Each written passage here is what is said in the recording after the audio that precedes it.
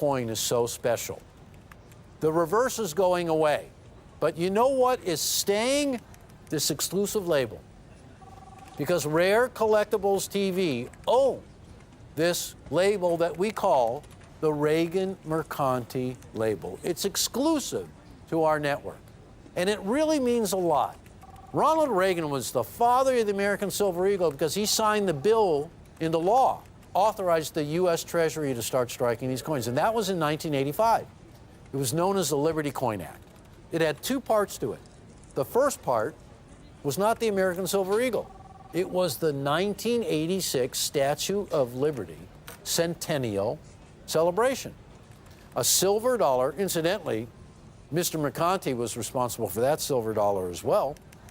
A silver dollar was issued, and what they call a rider to the bill, an addendum, if you will, was also signed into law. And that second part of the law authorized the American Eagle program. Now, it's been going strong since 1986. The obverse is featured Adolph A. Wyman's masterpiece of the Walking Liberty half dollar, and the reverse, a tribute to the original heraldic eagle design, turn of the 19th century design on silver dollars. Well, that is all going away, and a new reverse will hit the scene in 2021. Well, you can imagine, in this year of the mint being closed, how pent up the demand for this coin is. Have you guys been watching our show? We have featured a silver eagle that is known as the emergency release. And what that simply means is that the U.S. Mint, because they were striking no coins, went back to their archives, to their stockpile, and they released some coins from 2017 that they were holding. Those coins have been highly sought after just because there was nothing available in 2020 from the U.S. Mint. Finally, a small trickle of the current dated silver dollar. And lo and behold, it's the last one ever. This small trickle is coming to Rare Collectibles TV in this form. Let's take one more look. $229 for a perfect Proof 70 Ultra Cameo. San Francisco strut. Very limited maximum mintage of 200,000. When you look at the 1994, that mintage was 372,000. And a 1994 in a perfect Proof 70 grade with an autograph by John Mercanti is nearly $4,000. That mintage is substantially higher than the cap on the mintage of the 2020S. Have you guys ever heard of the term registry set or a registry coin? To put it simply, really what it is an opportunity for us collectors to brag about how fine our collection is, to put together a set that then gets rated by NGC. And they assign a point, in a point system, they assign points to every single issue in that collection that you submit as a registry. And the ultimate goal is to be the #1 holder of the registry set for, let's say, the Morgan dollar, or the Walking Liberty half dollar, or the Peace dollar, or the Lincoln cent, or the American Silver Eagle dollar. Now, NGC has recognized by recording our populations of our exclusive label, this Reagan Mercanti label, they are now recording the populations separately from all the other Mercanti autograph labels. Ours will be the only label that has those individual designations. This is information that will allow you to put together the finest registry sets attainable. This exclusive label with a Proof 70 grade is all Rare Collectibles TV. And one of the reasons why we love this label is the connection. The connection between Ronald Reagan and John Mercanti was a really amazing one. John Mercanti first came to work at the United States Mint in 1974. His tenure at the U.S. Mint lasted all the way to 2010. He finally became just the 12th chief engraver. And that's how he retired. But his career featured things like this. You see that Ronald Reagan that was created by John Mercanti when he was at the U.S. Mint. He sculpted that. Reagan became president when Mercanti was at the U.S. Mint. Mercanti was at the Rose Garden during the signing of the Liberty Coin Act that authorized these coins. His connection to Ronald Reagan, timeless. So Reagan appears on our label because that bust that you saw that was sculpted by Mercanti became that label. That artwork was based on that sculpture he did. And he signed it, each one of those. So the connection that John Mercanti had to Ronald Reagan and to the United States Mint and to this silver dollar, timeless. But his reverse is being retired. So 2020 is the last year.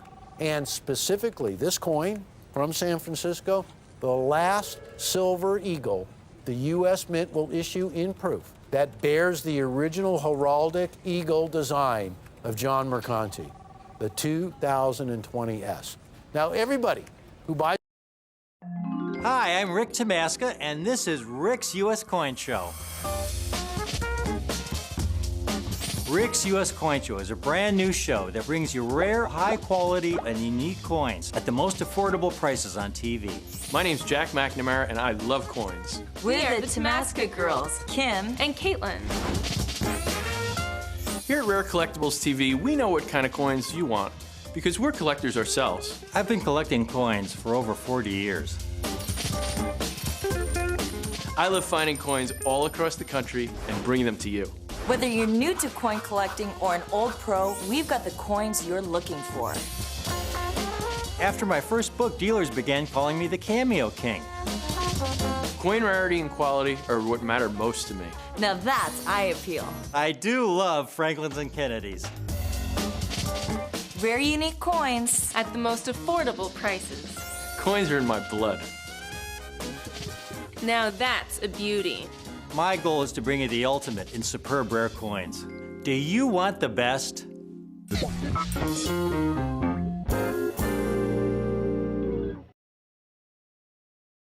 Wonderful opportunity to buy a really rare issue of a Kennedy half dollar, and there's so much history behind this. I want to get right into it right now. This is going to be one of the most unique opportunities to own the first ever Kennedy half dollar, and the story is just so filled with history and opportunity and excitement, actually. You don't often get an opportunity to trace the origin of every single coin in a deal from when it first hit the scene, basically when it was struck, right to the time when Rare Collectibles TV bought this deal. But this is what's happening right now, and it involves the world's most popular United States half dollar, the Kennedy half dollar. Well, ladies and gentlemen, I want you to take a look at what we're talking about, because this is a coin that absolutely has such a great story behind it. I want to let you all know I chased these coins for over 15 years. I had always dreamed about owning this legendary bag, because that's what this bag is. It is actually a discovery bag that was a mint-sewn, complete bag of 2,000 Kennedy half dollars issued in 1964. And you haven't even heard half the story, ladies and gentlemen. Well, I want to get you all going in the right direction, and that direction is really to the telephone right now. Here is why. I want to read you a little bit of an article somebody wrote into one of the major numismatic publications, Numismatic News, and the title of this inquiry was, wasn't there a 1964 Kennedy half dollar that sold for $18,000? And the answer to that question was yes. It was a remarkable sum for a coin that was just 5 years old. Ladies and gentlemen, that coin that sold for $18,000, it was at an auction. It was in 1969, $18,000, and canceled at the post office. So the envelope that the coin was stuck to bore the date of March 24th of 1964. And I saw a press release that showed the mint director firing up the coining presses to begin issuing the brand new Kennedy half dollars. So this coin that was purchased for $18,000 was one of those very first Kennedy half dollars that hit the scene. And to make it even more exciting, as they interviewed the person who bought the coin, he indicated after the sale that he had been prepared to go as high as $30,000 for that coin. Now, why am I telling you about this coin? I'll tell you why. Because I want you to take a look at these coins right here. And you'll notice that they're extremely rare because they are a discovery bag. But the discovery was amazing because on this mint-sewn bag was a label. And the label had a date. And there it is right there. And the date predated that $18,000 auction coin in 1969 by quite a few days, as you can see right there. Now, that label came from the United States Mint at Denver. And it was affixed to that bag. And the bag was mint sewn, not just mint sealed, but mint sewn with a sewing machine across the top. Now, you will see this bag being opened up by the president of Numismatic Guarantee of NGC. And that moment made history because it absolutely authenticated that bag as being from March the 19th of 1964. We owned every coin in this bag, ladies and gentlemen, but I want you to know there were only 2,000 coins. And as I stand here right now, you are watching for what could be the very last time an opportunity to own one of these coins from the discovery bag of March 19th of 1964. And it comes with a great certificate. These have all been certified. These are Mint State 63, uncirculated, first year, 90% silver Kennedy half dollars. And folks, the story gets even better because that coin that came from that bag that was dated March the 24th of 1964, that one coin that sold for $18,000, well, just 2 years earlier, that coin brought $2,000, and that was 1967. Think about it. $2,000 in 1967 was a whole lot of money. It is today. $18,000 by 1969, 2 years later? Wow. Well, folks, every one of these coins, every one of them came from a bag that was mint, sewn, sealed, that dates earlier than that bag. Draw from it whatever conclusion you will. What I think, my opinion, these quite possibly are the earliest known Kennedy half dollars that can be documented. It's amazing to have any Kennedy half dollar remain in a bag, and from 1964, mint sewn, sealed up, and never opened up until you saw NGC do it just recently. That in itself made historic numismatic news. And I want to let you know, we are offering these coins out of the discovery bag.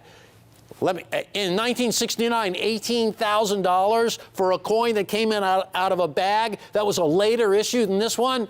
Wow. So today, that coin is worth untold thousands of dollars. So I ask you, what is an earlier version worth?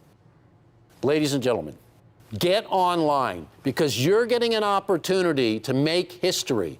$495.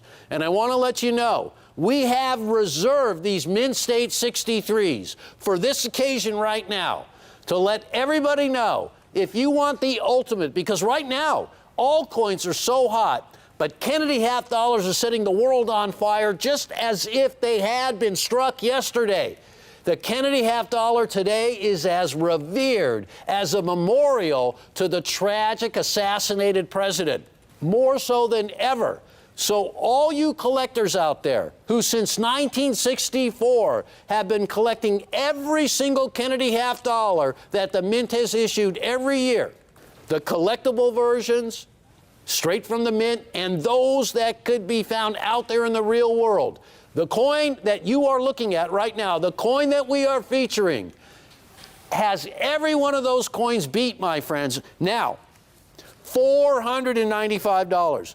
Let me just lay a little groundwork here. The Kennedy half dollar is an extremely popular coin. I want to show you just a little bit of why this is such an amazing deal. The Kennedy half dollar in itself, you know, nobody sells more Kennedy half dollars than Rare Collectibles TV. Rick Tamaska has written books about the Kennedy half dollar. Collectors not only buy the 1964, but every issue since. And we put together amazing collections of these Kennedy half dollars in multiple different ways, in proofs, in uncirculated, in date runs. And we have sold thousands of these collections to collectors. But this opportunity is so limited, ladies and gentlemen. There were only 2,000 coins in this bag. Now, take a look at why this is pretty exciting. Because you got to get in on this deal, because I'm going to jump out of my skin over this one. And I know you're going to feel the same way. Take a look at the mintage of these coins struck by the Denver Mint in 1964. And don't forget, this was the first year and the only year of a Kennedy half dollar in 90% silver that was to be released into circulation. There are only 2,000 coins available, and I want you to look at the approximate percentage of 1964 Ds in first day of issue business strike coins. Look at that. Look at the percentage of occurrence. It is extremely low, ladies and gentlemen. A fraction of a fraction of a fraction. In 1964, the last proof set was issued by the Philadelphia Mint. And proof production was transferred to San Francisco, and so the Mint took a 3-year hiatus of issuing proof Kennedy half dollars. And in the meantime, for 1965, 66, and 67, they issued special Mint sets, SMS, 65, 66, and 67. We'll take a look at this one. This is a rare 1964 SMS Kennedy half dollar. Now, I'm showing you this coin because it truly is rare. And look at the price that it brought at auction, $108,000.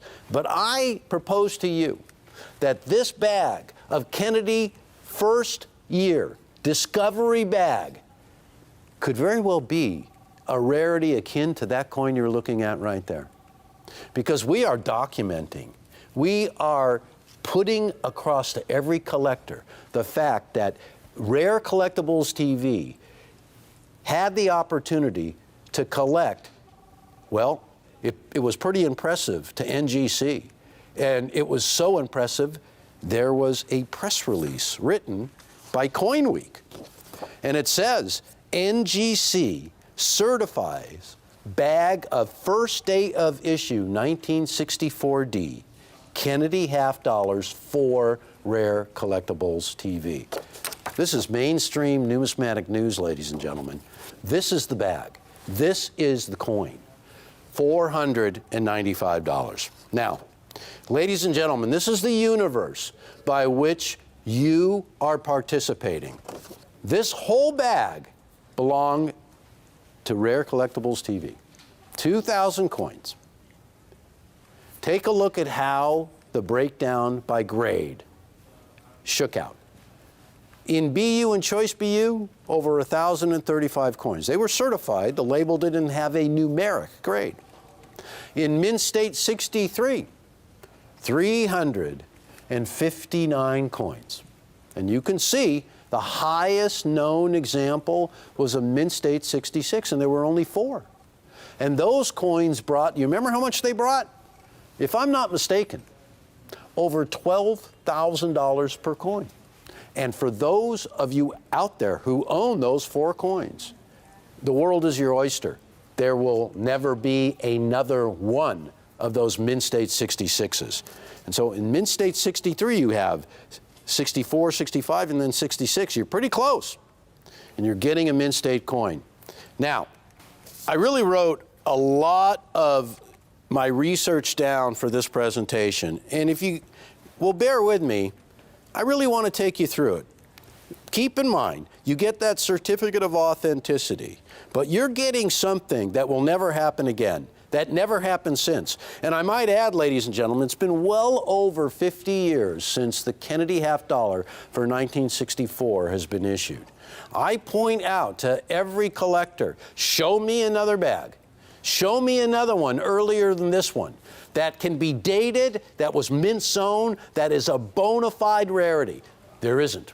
One has never surfaced. And believe me, if they existed, they'd be out there. This is unique. So, I want to go over all the points. The Kennedy half dollar was the most prolific half dollar ever issued by the United States of America. But that's only half the story, because for every Kennedy half dollar that the Mint released into circulation, they got scooped up right away. You never see them. Only collectors have them. And my connection to this bag, perhaps of anybody, anywhere in the world, is so close, I want to tell you about it. I have a very, very good friend whose father was actually the owner of this bag. He was an old-time coin dealer. And I had heard about this bag, about 10 or 15 years ago. And I was chomping at the bit to get it. I wanted it. I mean, it was something that you only dream about, to be able to own something that has so much rarity and so much history and a track record, and you can point right to its origins. I mean, this is pedigree. This is a lineage that you get in no coins. And when you can get them, when they're a pedigree that can be assigned to a certain place in time in history, when it made its appearance and you can connect the dots all the way to that moment, wow, that's what you call history. That's what you call the connection. And that's what this bag had for me. And I wanted it. I wanted it really bad. I wanted us to get it. And this was years and years ago. We could not swing the deal. But I'll tell you what, my hat's off to Jack McNamara and Rick Tomaska and Greg Thomas, because this bag came to us not too long ago, and I couldn't believe it. I was flabbergasted. When I heard about it, I said, "No, it's impossible. I know that bag. I know where it is. I know the owner of it. It can't be. I know where the proposed earliest bag has to be. I know it." I almost fell over when it turned out to be one and the same bag and we had it. It just blew me away. But it's why I'm standing here today. Imagine being a collector and being able to own something that has been put aside, put away for over half a century, never disturbed. And as it turns out, its rarity would be assured if it was just any old 1964 mint-sewn and mint-sealed bag of original 1964 Kennedy half dollars. But this is a very, very special bag. So the press release that the government originally issued had a bag that was dated March 24th of 1964. Now, as we all have seen, this bag had a few days earlier government tag on it. The history of the Kennedy half dollar's collectability comes from the tragic morning of November 22nd, 1963, when Kennedy was assassinated while riding in a motorcade in Dallas, Texas. I'm sure you all are most certainly aware of this. But almost immediately, a coin was proposed to memorialize the fallen president. And on the day in April of 1964, when the coins first went on sale, At the Treasury in Washington, D.C., demand was unprecedented. There were 70,000 coins that were to be released that day by the Treasury. There was a limit of 2 rolls per person, 40 coins. Thousands of people lined up to get these coins, ladies and gentlemen, and within hours, they were sold out, and thousands of people had to be turned away. But not even half the story. They were gone in a flash, and still the lines of thousands of collectors remained. And more coins were struck, and more people lined up to get them. And by the time everything was said and done, the mint could not keep up with the demand for this coin. All told, between Philadelphia and Denver, there were nearly 500 million of these Kennedy half dollars issued. And I'm going to stand here and tell you right now that you are looking at some of the very earliest ones. And I don't just speculate on this. I've made a good case for it. And you see it in black and white. And I think the Kennedy half dollars, that tragic event, it had changed the world. But it was one of those events, one of the earliest events, that was actually broadcast live on TV. And I think that has contributed so much to the demand for the Kennedy half dollar, especially the original one, because it's a memorial to the fallen president. And if you were around back then, you might remember where you were when you heard that Kennedy had been assassinated. I remember it very well. And you probably remember what were known as the 4 dark days of history. Between the time when Kennedy was assassinated, Johnson was sworn in as president on Air Force One, and the nation mourned the president. 4 days. Almost immediately, in fact, 5 days after Kennedy's assassination, the Treasury Department contacted the Mint and said, we want to issue a new coin to the fallen president. And so, Gilroy Roberts and Frank Caspero, 2 famed Mint employees, already had a design. And here's the part that really connects it all together. You see the picture of Kennedy approving in 1961 his inaugural medal. And you'll note that the design of the inaugural medal, well, the obverse, Kennedy's profile, was done by Gilroy Roberts, and the reverse by Frank Caspero. So it was natural that the 2 men who actually got approval from the president himself to produce the inaugural medal used that same design that was approved by Kennedy with a minor tweak to the reverse. The presidential seal became bigger. So Kennedy approved the inaugural medal, and the design of the inaugural medal was used on this Kennedy half dollar. Jacqueline Kennedy, the former First Lady, was instrumental in selecting the half dollar as the recipient for the new Kennedy design, because she laid it out perfectly coherently to the Mint. Remove Benjamin Franklin from the half dollar. He was a great founding father, but he was never a president. And in fact, he'll remain on the $100 bill. So immediately, the coin went into production. Can you imagine? 5 days after the assassination of Kennedy, the nation was planning a memorial to the president that would endure forever. And this coin has become the epitome of a historical connection to an event, collected by numismatists worldwide. Kennedy had an effect on the whole entire world. It was Kennedy who in 1961 proposed to Congress, extolled Congress to authorize the billions of dollars that it was going to take to land a man on the moon. Kennedy's legacy, not just this coin, but the landing on the moon by the United States of America on July 20th of 1969. An event that changed the world, that was celebrated by most of the world, that was watched by most of the world. 1969. So the connection that Kennedy has is so vast. Not just the moon landing, but a lot of other parts of Kennedy's administration have really gotten a lot of play these days because the Kennedy half dollar is behind all that. We're numismatists, which means that we appreciate the connection of history and rare coins. You're not going to get a rarer coin of a Kennedy half dollar than this one, folks. Now, that might just be my opinion, but let's look at all the facts. Imagine, it's the early days of 1964, and the Mint has announced that they will be releasing the first of the Kennedy half dollars. And it's March 24th, 1964. And the world is lining up to try to get some of these great coins. Nobody in the world would have anticipated over 50 years later that a bag would surface that was mint sewn, and that's a big deal, sewn by the United States Mint at Denver before the bag left the mint, sewn on a sewing machine, and then banded up with that tag from the U.S. government that described what was in that bag. So Kennedy obviously became the father of the space race, the man who actually was responsible for the United States of America beating the USSR to the moon. Because don't forget, originally they beat us into space.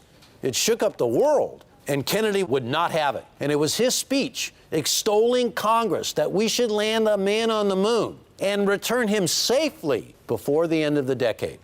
This was accomplished by a huge amount of dedicated Americans, over 400,000 people working on this project, the most dangerous space flight ever attempted, and one of the earliest. There was so much writing on this. There's so much history here.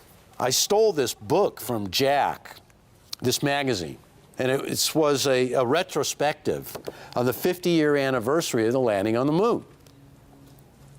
And I think what was so great about it was all the interesting photographs of the astronauts returning home and how they were greeted like heroes.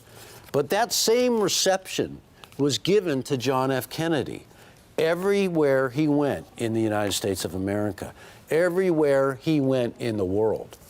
We look at everything that came from that, the technology we have today. And in the end, the story, which is so vast and so historic, always comes back around to one man, the man who sat at the top, the President of the United States, who could make it happen. And he did. And of course, it's easy to say the rest is history.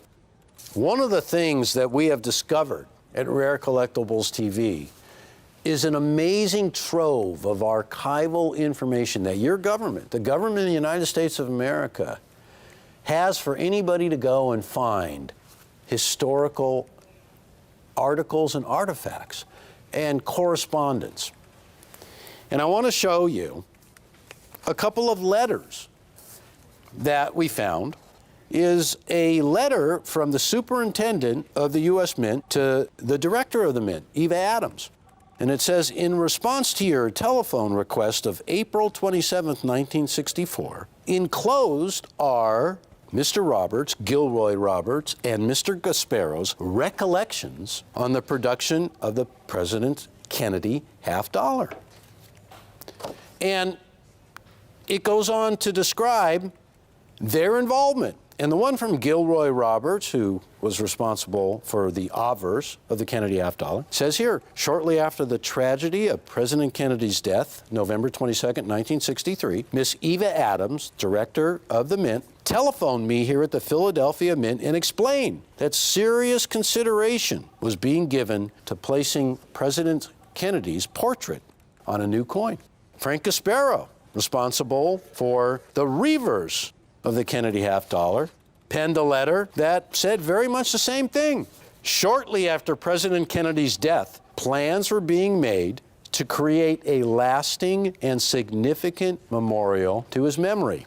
Those words are epic because that's exactly what happened. It was the ultimate in design, it was the ultimate in history, and for this coin, this Kennedy half dollar, this is the ultimate in rarity. And I have to tell you, ladies and gentlemen, all the evidence that we see, all the history, all the archival information from somebody buying at auction in 1969, a Kennedy half dollar, not as old as this Discovery bag, mind you, same date, spending over $18,000 to acquire that coin. And I'll tell you what, history has been so kind to the Kennedy half dollar. Its legend its demand, it tugs at your heartstrings. And that's why collectors today, numbering in the absolute millions, still collect the Kennedy half dollar. And not even still, collect the Kennedy half dollar more aggressively than ever before. But this is a unique opportunity, and I want to let you know once again, I don't think this opportunity is going to last very much longer. These are the very last coins that we've been saving for just an occasion like this. There are brand new Kennedy half dollars being issued right now from the United States Mint for the collector, and I love them. They're silver like this one. They're gorgeous. They have the same designs, that tried and true design that has never wavered. But these coins, ladies and gentlemen, represent a time in history when these coins were struck to be released into circulation. They never made it. Millions of people in 1964 had the opportunity to buy the original Kennedy half dollars. This particular group, which predates almost any that I've ever seen, was not being offered. Nobody had a chance to get it. Believe me, it would have been scooped up in 1 second had they known about it. But today, as it is being discovered, we can offer it for $495. Now, earlier I showed you a 1964 Kennedy half dollar that came from a very rare special mint set. Now, they were not supposed to exist, but a few did. When they can be found today, they bring an amazing price, over $100,000. But I want to ask you, with all the history and all the connection and that path that leads us straight to this coin, how do you describe one of the earliest versions, one of the earliest issues? Well, I'll tell you how you describe it. Value, rarity, history, and the ultimate numismatic version of a Kennedy half dollar. $495, certified, complete. Not just are they certified, but we offer this certificate with that glimpse of that label from that great day when NGC opened up this bag for all the world to see. Only here on Rare Collectibles TV, and I want to thank you a lot for watching, and remember, $495 for a Discovery coin from the Discovery bag of Kennedy half dollars. Thank you so much for watching.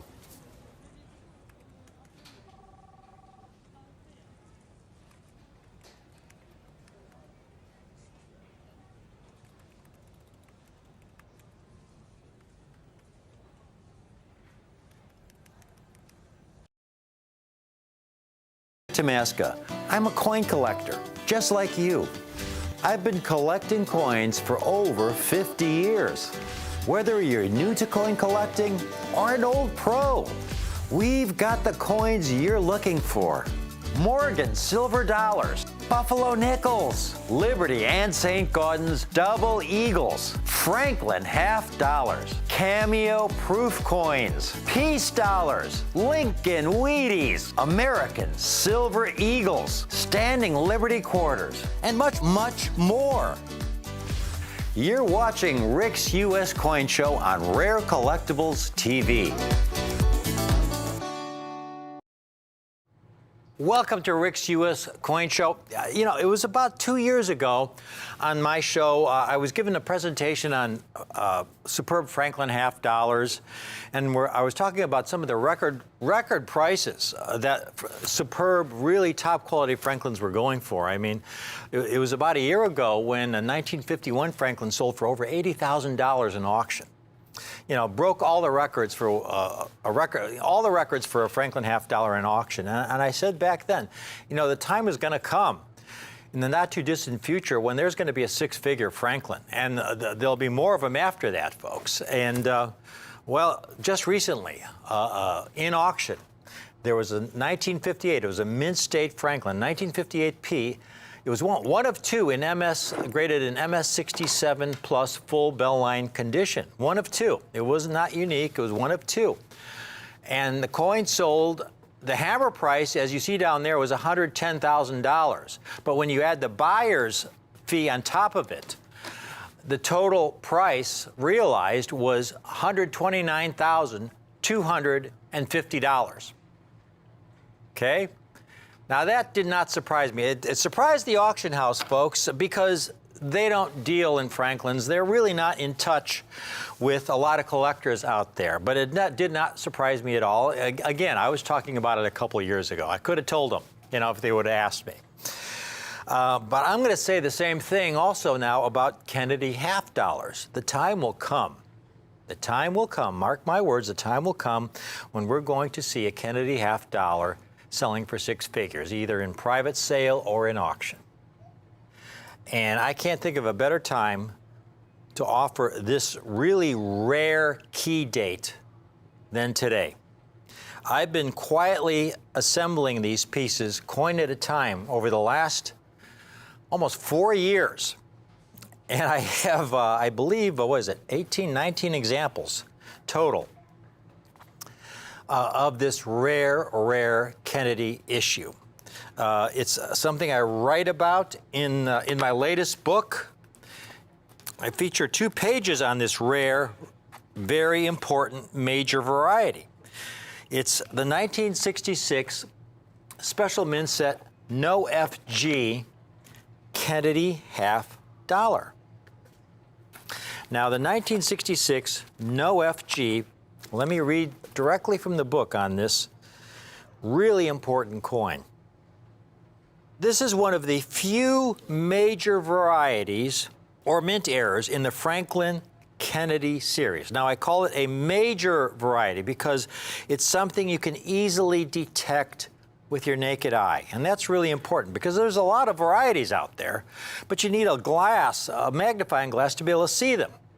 This is a major variety, so that it's recognized in both the NGC and PCGS registries. If you're building a Kennedy half set with major varieties, this is a coin you need for that set.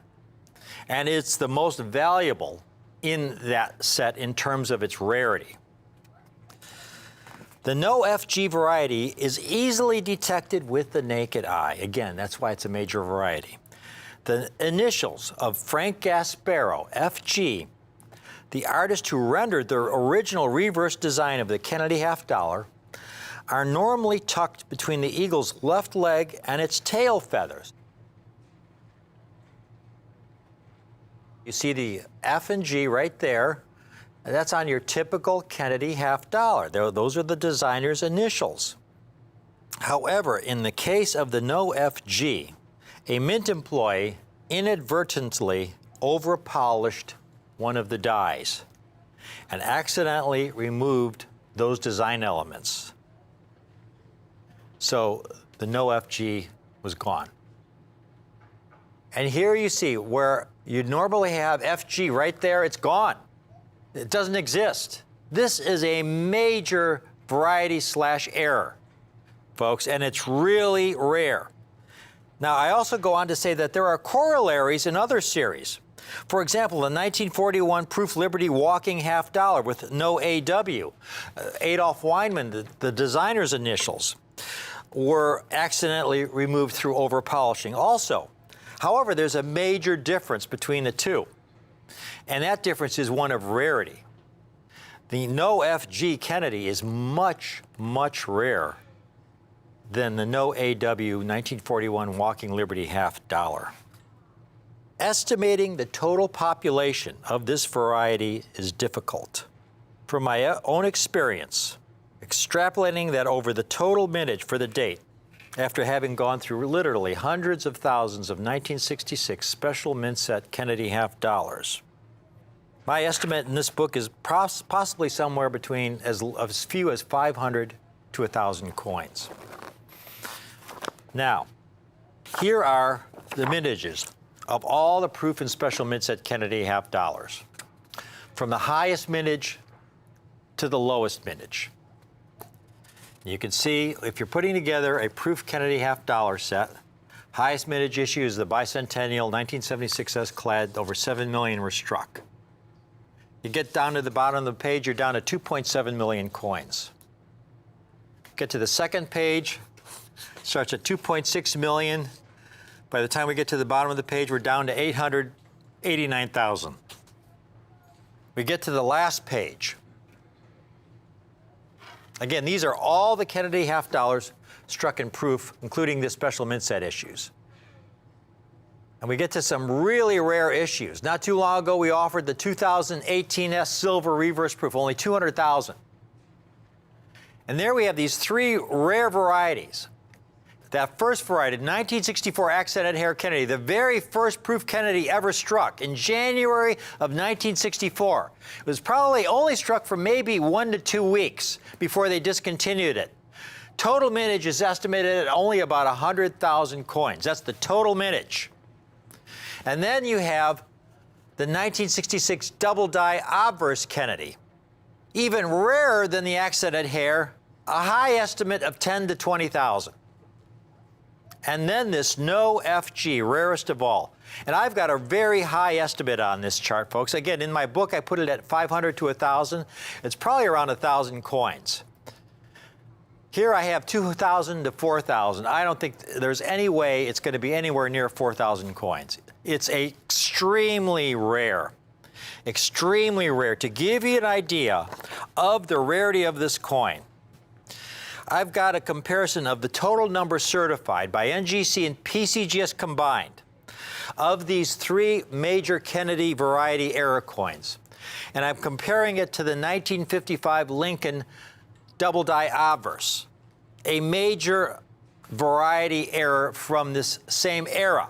The 1955 double die obverse, here's a picture of one of these. Extremely rare, extremely valuable. The example you're looking at, folks, is a superb specimen. It's probably an MS65 red. It's probably a $30,000 to $50,000 coin. Extremely rare. Here are the total number of examples graded. This is the combined NGC and PCGS populations, all grades, everything from circulated to the highest mint state grade. The 1955 Lincoln double die obverse, they've graded around 8,500 examples. Again, that piece you looked at, we had the picture of, is about a $30,000 to $50,000 coin. Here's one in MS64. It's still a $16,000 coin. But here's one in AU condition. It's circulated, it's brown. You know, your typical Lincoln cent, you know, how it easily colors. It's still over $2,000 in circulated condition. Here's one in lower grade circulated condition. It's still over $2,000. Now we finally get just below $2,000. Here's an XF45. Now, most of your 1955 double dies are either in AU condition or uncirculated condition, because as soon as they were discovered in 1955, people put them away. I mean, they didn't go in circulation for very long. So this is a very, very low grade for a 1955 double die, and it's still almost $2,000, folks. And again, going back to our population table there, you can see how many have been graded, certified in all grades. Again, they've graded around 8,500 examples. If you want one, and even the lowest grade, it's a couple $1,000s. Now, I'm really excited about the accented hair because, again, they struck about 100,000. They've graded, certified about, 19,000 in all grades. A lot of those coins were melted down. 100,000 no longer exist. Maybe 50 to 60,000 exist, and most of those coins are heavily spotted. They're not even gradable. So you're only seeing 19,000 graded. And that's why the accented hair, when I can get one in gem condition, I love offering it on this show. It's one of the great Kennedy half dollars. It's a tremendous, tremendous value and opportunity. The coin I haven't offered in a long, long time is the 1966 double die obverse. And you can see why. Only 2,000 graded. Just about 10 times rarer than the accented hair Kennedy. And now you look at the no FG. 529 coins. That's it. 529 coins, all grades, NGC and PCGS combined. And here's the distribution. All examples graded MS65 and higher. 168 graded in MS65. Only 202 in 6.6. only 62 in 6.7, and only 3 in 6.8. Now, folks, when my last book came out, there weren't any in 6.8. I had acquired a couple of those 6.8s from a collection that had been put away for a long, long time, and that's it. Those are the total populations. Now, you can see the importance of the NoFG when, for example, we look at the PCGS set registry. Again, you have the NGC and PCGS set registries. You can find these on the PCGS and NGC websites. These are registries where collectors can enter their collection, their Franklin collection, their Kennedy half collection, their Morgan dollar collection. Depending on the quality of the coins, determines the ranking of their set. And many of my clients have received #1 rankings in the NGC or PCGS registry. Here's just one award one of my clients received for the finest, back in 2014, for the finest known Proof Barber half set. #1 ranked Proof Barber half set in 2014. I have many, many awards for my clients for sets like this. And Barber half dollars, Franklin half dollars, Kennedy half dollars, Walking Liberty half dollars, Morgan dollars. To give you an example of the importance of the 1966 NoFG, when you go onto the PCGS website and you look at how each of the dates are weighted on the registry, the weighting system was something that I helped PCGS and NGC determine when they were setting up their registries about 20 years ago. You'll see most of the dates get a weighting of 1. And I told them the accented hair, is a rare coin, and that deserves more weight than the regular variety. And the same thing with the double die obverse. Now, the only coin in that whole set to get a weight of 3 is the 1966 NoFG.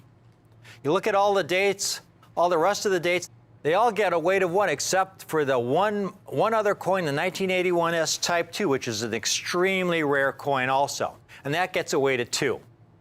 All the other dates, you go through the sets, they all get a weight of 1. So you see, almost all the coins in the Kennedy set get a rate of 1 except for those few major varieties, 81 S Type 2, and the only one to get a 3 is this NoFG. Here's one last chart. We're looking at those 3 major Kennedy variety errors. Those 3 rarities. You can see the total populations of the accented hair Kennedy coins, where in 6.5 they've graded over 3,000 in 6.5, 5,300 in 6.6, 6,300 in 6.7, and 2,100 in 6.8, and even some 6.9s. And look how much rarer the double die obverse is. Over 10 times rarer in most grades. But the NoFG is off the charts, folks.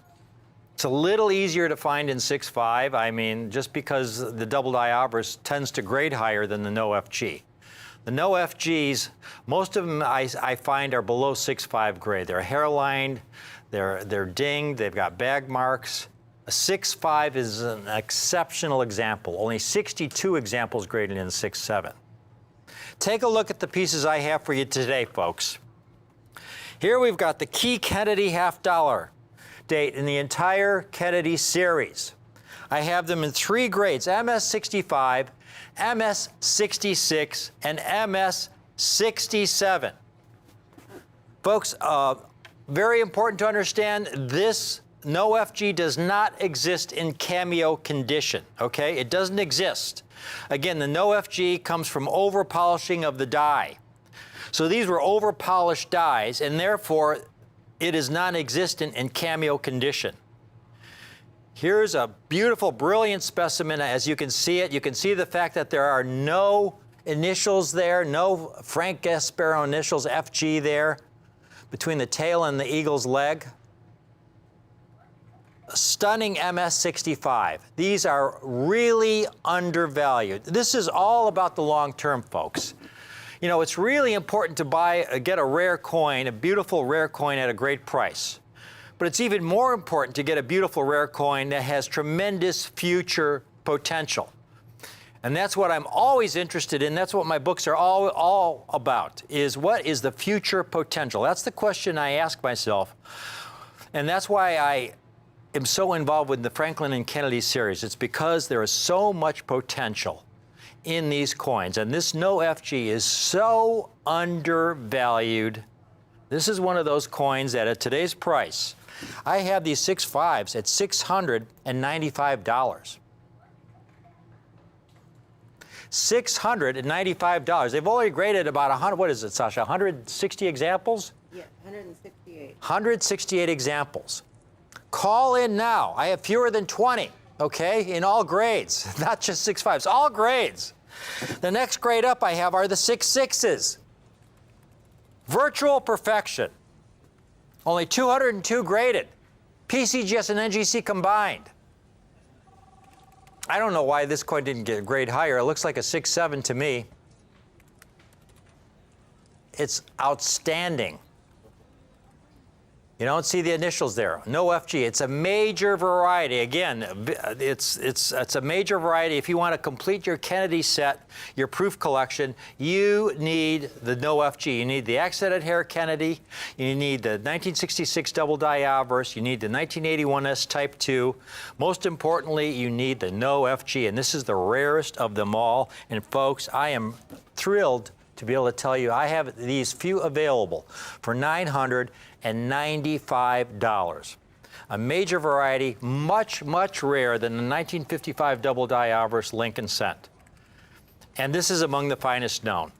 Again, put that in perspective. They've graded over 8,000 double die obverse Lincoln cents. Lowest grade examples are still around a couple $1,000s. Here you're getting a 1966 no FG Kennedy, a major half-dollar series. One of the most popular series in all of U.S. numismatics. Among the finest known, and it's only $995. This has the potential to be a $10,000 plus coin. Easily, easily. And finally, take a look at these 6.7s. I only have a couple. This is extraordinary. Of all, I've been doing this, folks, for over 35 years. I've looked through hundreds of thousands of 1966 SMS sets. I've probably found one no FG that ever graded MS67, and that was about 15 years ago. This is spectacular, folks. Think about this. Among the finest known, only 62 graded. This should be a $25,000 plus coin. Someday, I predict it will be.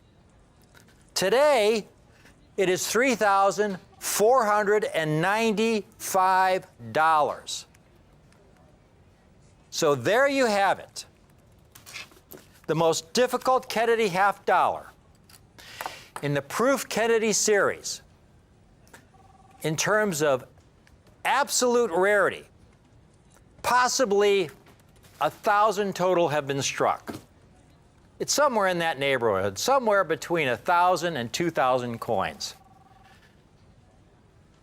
Could be a few more, but you know, no one knows for sure. But all I can tell you is after going through hundreds of thousands of sets and doing the math and how many I have found over those many, many years, my estimate is somewhere around 1,000, maybe 2,000 coins in existence.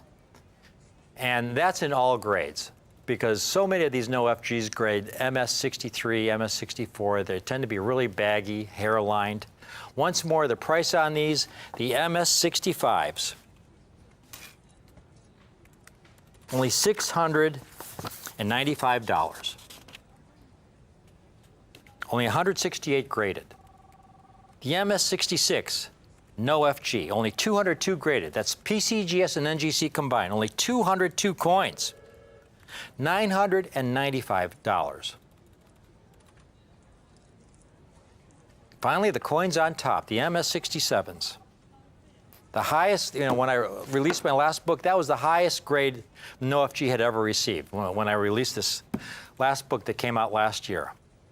MS67, $3,495, only 62 graded. I hope you're able to take advantage of this. This is about future trends in numismatics, folks. Again, there was a Franklin that recently, as I predicted a couple of years ago, sold over 6 figures, over $100,000. Time will come when you'll see a Kennedy half dollar selling for over $100,000. These no FGs, it's you know, the rarest Kennedy half dollar in the entire series. tremendous, tremendous long-term potential. These, to me, are a bargain at these prices today, because over the long term, these coins have incredible, almost unlimited future potential. I hope you can take advantage of it. Thank you for watching.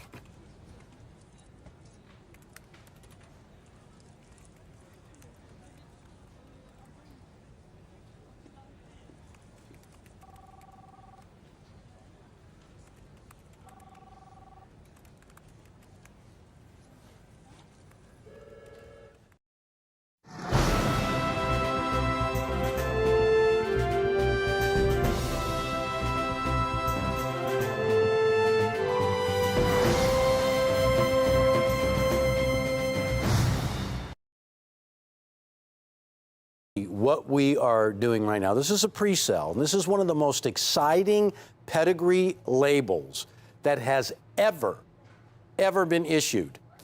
This is the first ever of the Kennedy half dollar of its type, and for this year, 2021, is the first time that these exclusive advance releases labels have been issued. This is the biggest news right now in the entire world of coin collecting and of certified coins, and this is what it's all about. I want you to take a look at the picture that we have. Now, we're waiting, but we are in a little bit of a different position than everybody else who's waiting for these coins to come. Because we, in a way, got a backstage pass on these coins. There are just a handful of companies in this world who have literally been handpicked by the United States Mint and in collaboration with Numismatic Guarantee Corporation, you know them, they are the grading service that has granted us exclusive rights to the Reagan Mercanti label that we have on all of our Silver Eagle coins of perfect grade. Well, what's happened is, dare I say it, even more exciting than that. This has never been done before. We're talking about 2021, and every one of these half dollars of the Kennedy half dollar are solid silver. And they're also pure silver. And of course, before 2019, there had never been a pure silver Kennedy half dollar before. Also the grade, let's not forget that, they're Proof 70 Ultra Cameo, and you cannot get a higher grade because it's indicative of perfect condition. And you cannot get a higher designation of the cameo effect of the coin, that mirrored background and satiny foreground of the coins. The ultimate designation for any proof coin in the history of striking coins has been Ultra Cameo. Nobody does Ultra Cameo better than the United States Mint. So what I'm hoping I'm getting across to you is the quality of these coins are unsurpassed, the grade is the highest ever, and the label of advanced releases that just a handful of companies around this world have access to. I started to tell you that really what this is a backstage pass. It's a quick route to the front of the line. Advanced releases is something that has never been done before, and I really want to read you the exact definition of this so I don't get anything wrong, because this is brand spanking new. You have seen it, by the way, on the Silver Eagles, but you have never seen it before on the Kennedy half dollar. And the other thing I want to tell you is I have been searching high and low.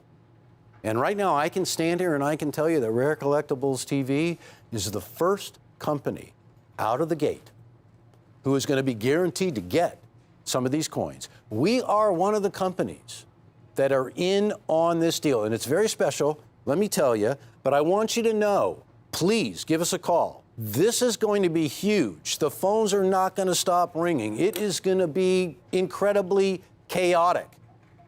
But right now, while there's still a little calm before the storm, get on the line to get one of these coins. We are talking about not $1,500 or $2,000. You know, when these issues that are so special first hit the market, you see a mad dash for them, and people will be out and just to pay anything just to be guaranteed to get one of these coins.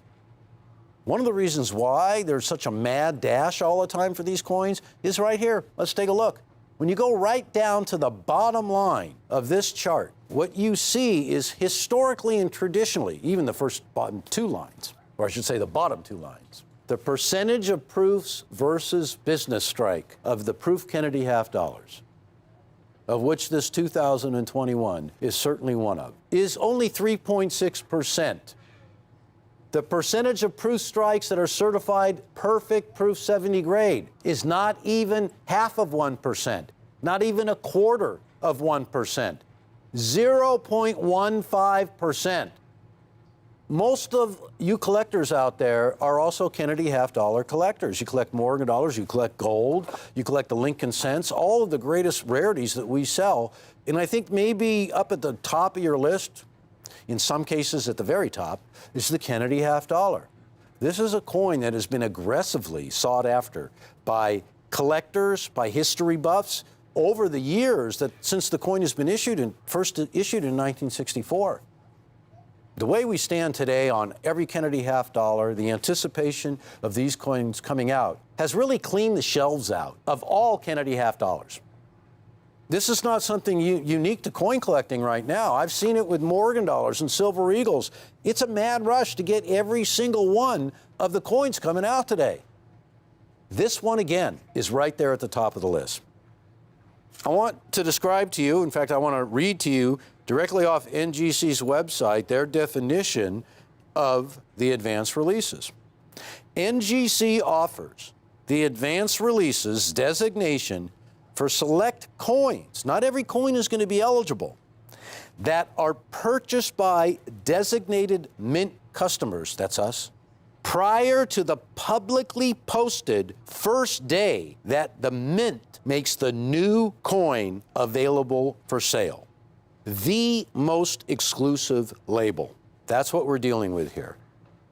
Now, you may have heard that a small handful, a group of dealers like us that purchase quantities from the U.S. Mint almost on a daily basis have been granted some special access to these labels and really invited to move to the very front of the line ahead of everybody else to get the very first of these coins. And if that it wasn't enough, the label of advanced releases speaks to the fact that days before the public notice of release is when we get a chance to get the coins. So naturally, everybody wants one. It's never been done before. $289. I really fear that there's not going to be enough of these coins for all the millions of collectors of the Kennedy half dollar. This table that I'm holding in my hand is from 1964 all the way to the present time. And it features mintages from every single year. And you know something, folks? You take a look at them, and there's millions and millions of coins. Well, every one of these coins are for the collectors, though. They're all proofs. The business strikes, if those figures were up here, it would go on for pages and pages. It would be like a small phone book. And there's millions of those collectors. But when you look at these coins right here, folks, these dates, these mintages, you can bet that each and every one of those coins represents a collector. That's what you're up against. Now, we know that they never make millions of these coins. The coins have small mintages year in and year out, especially lately. There's a lot of evidence of that. We anticipate that this year as well. But I will tell you this is the most exclusive label for the following reason. You have to be invited to get in on this label. We had to be invited. It's not open to everybody. It sounds a little bit like favoritism, doesn't it? Aren't we glad? Aren't we glad that Rare Collectibles is in a position where we get so much product from the U.S. Mint because it's because of you collectors, because there's the demand for it, that we were invited to partake in this. Ladies and gentlemen, $289. And I want to also tell you that as I stand here right now, and believe me, my compatriots here, we all spent lots of time trying to find if we were the first. And we were. So I am proud to stand here and tell you, it's not easy to be first out of the gate with something so exclusive. But I have to tell you, we did it. And timing, timing means a lot. Timing is everything. Well, I think that saying, that cliche, timing is everything, was made for this deal. It really was. You are right now in the right place to get a pre-sale, to get advanced on the advance. Something that nobody else in the country is telling you right now. I can guarantee you an advanced releases label. I can guarantee you the highest perfect condition graded cameo coin, ultra cameo, you're ever gonna have in your collection. I can promise you that as the market takes off, and we've seen it before, I can name countless of examples where one day it's here and the next day it's boom. I can promise you a locked in price of $289. If you can swing it, get as many as you can, because you're not gonna regret it. But you are if you don't. I'm telling you right now, again, I've seen it a million times. You look back a couple of years, man, why didn't I get that 1995 W proof when I could have gotten it in the gold set for absolutely nothing? A $25,000 coin today. Don't regret it. This is an exemplary opportunity of how Rare Collectibles has really its finger on the pulse of the market. You can see a winner coming down the track from a long way, right? Because it's got the lead. This coin, ladies and gentlemen, is it. Don't miss out on it. It's a rare opportunity. We were invited, and you are now invited. Listen, I got to wrap this up, but I want to let you know that for $289, you're going to get the finest examples, and you're going to get the most unique issue of the Kennedy half dollar in a darn long time. And let us not forget also that you will own a really special coin and the third in the series of the pure silver Kennedy half dollars. Thank you so much for watching Rare Collectibles TV. Don't go anywhere because you know there's going to be a lot of good stuff coming up. And I will see you all really soon. Bye now.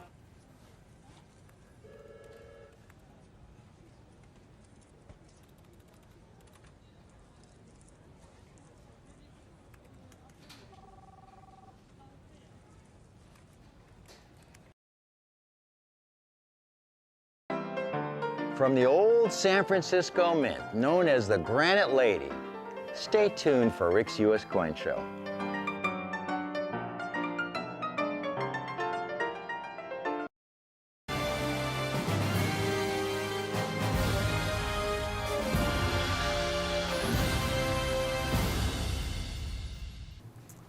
Welcome, welcome, fellow collectors.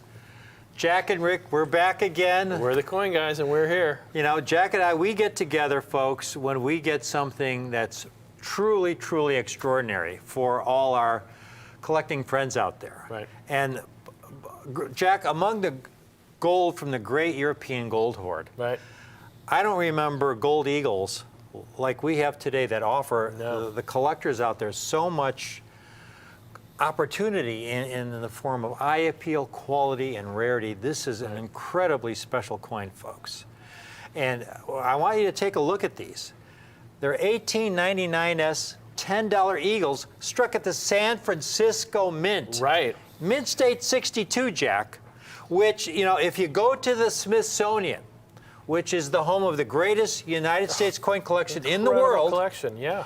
You go to the Smithsonian and you want to look at the greatest coin collection in the world, and you look at their 1899s. It's a Mint State 62. Same grade as this. And that's our national treasures.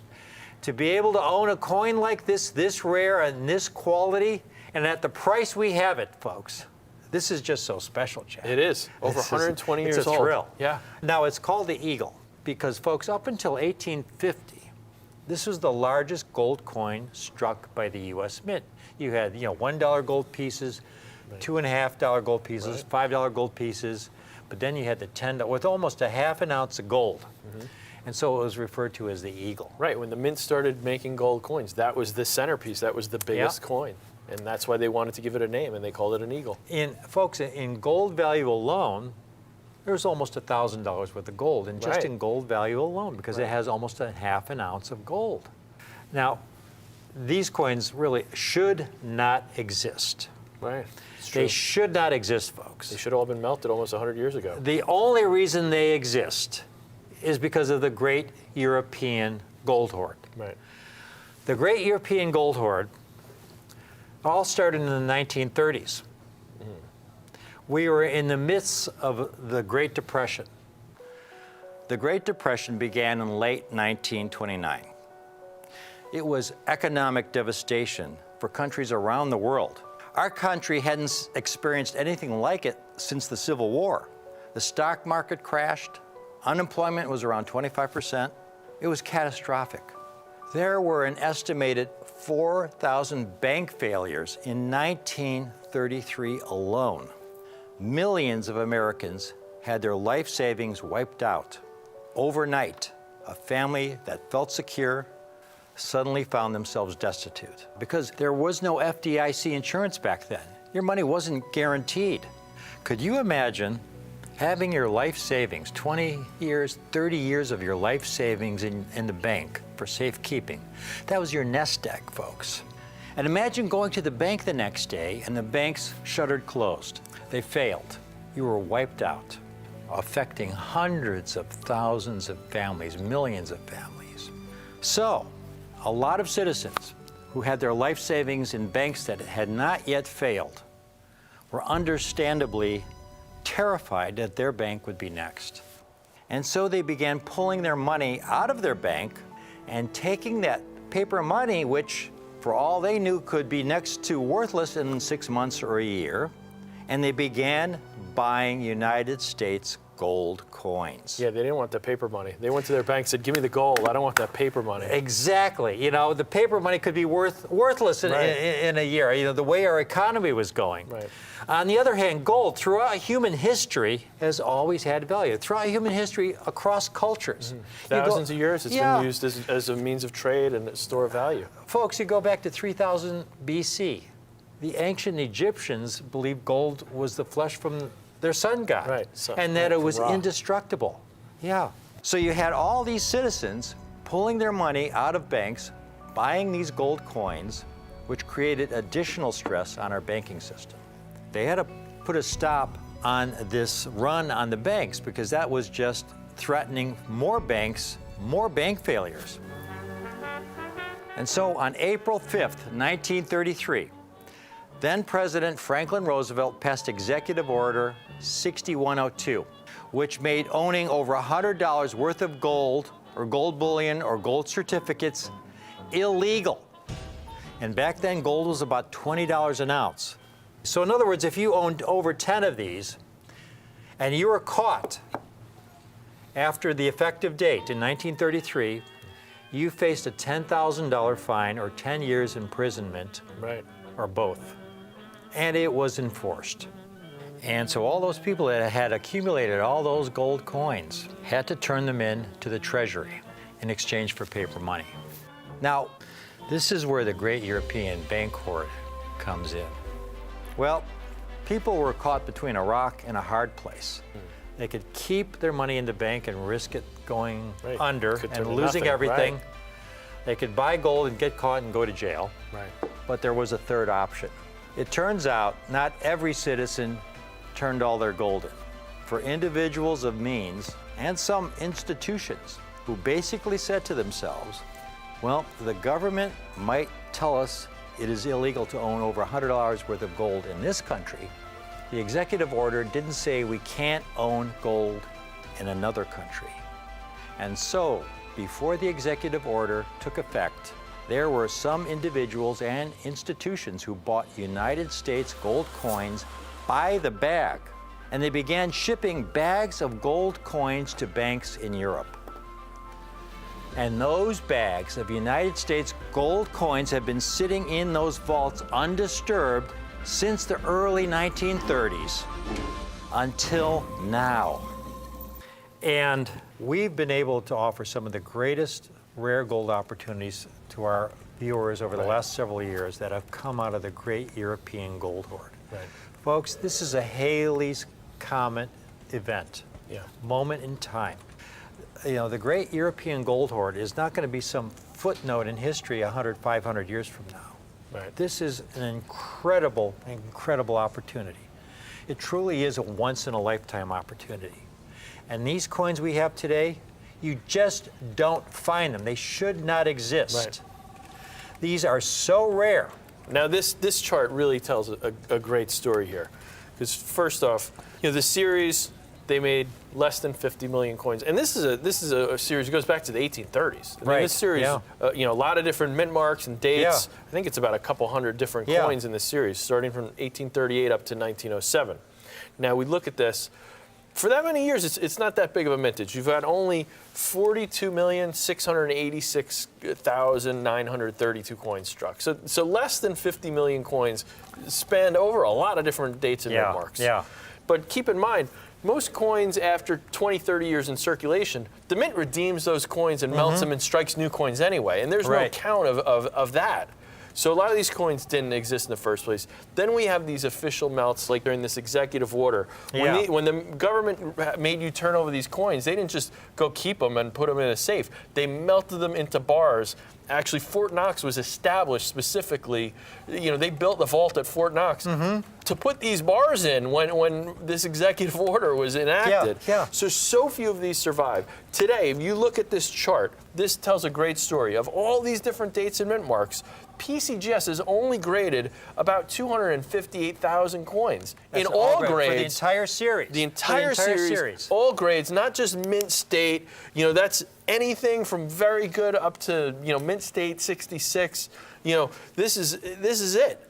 So for only 258,000 coins, it is a minuscule, tiny fraction of the amount of coins that survive. That's far less than 1% of the Yeah, total mintage. far less. Folks, that's Yeah. all grades. Circulated coins. Right. Remember, folks, these coins were not made for collecting back then. They were struck for commerce. They were meant to be spent. So the mint tried to produce the most coins possible without a lot of concern about the quality.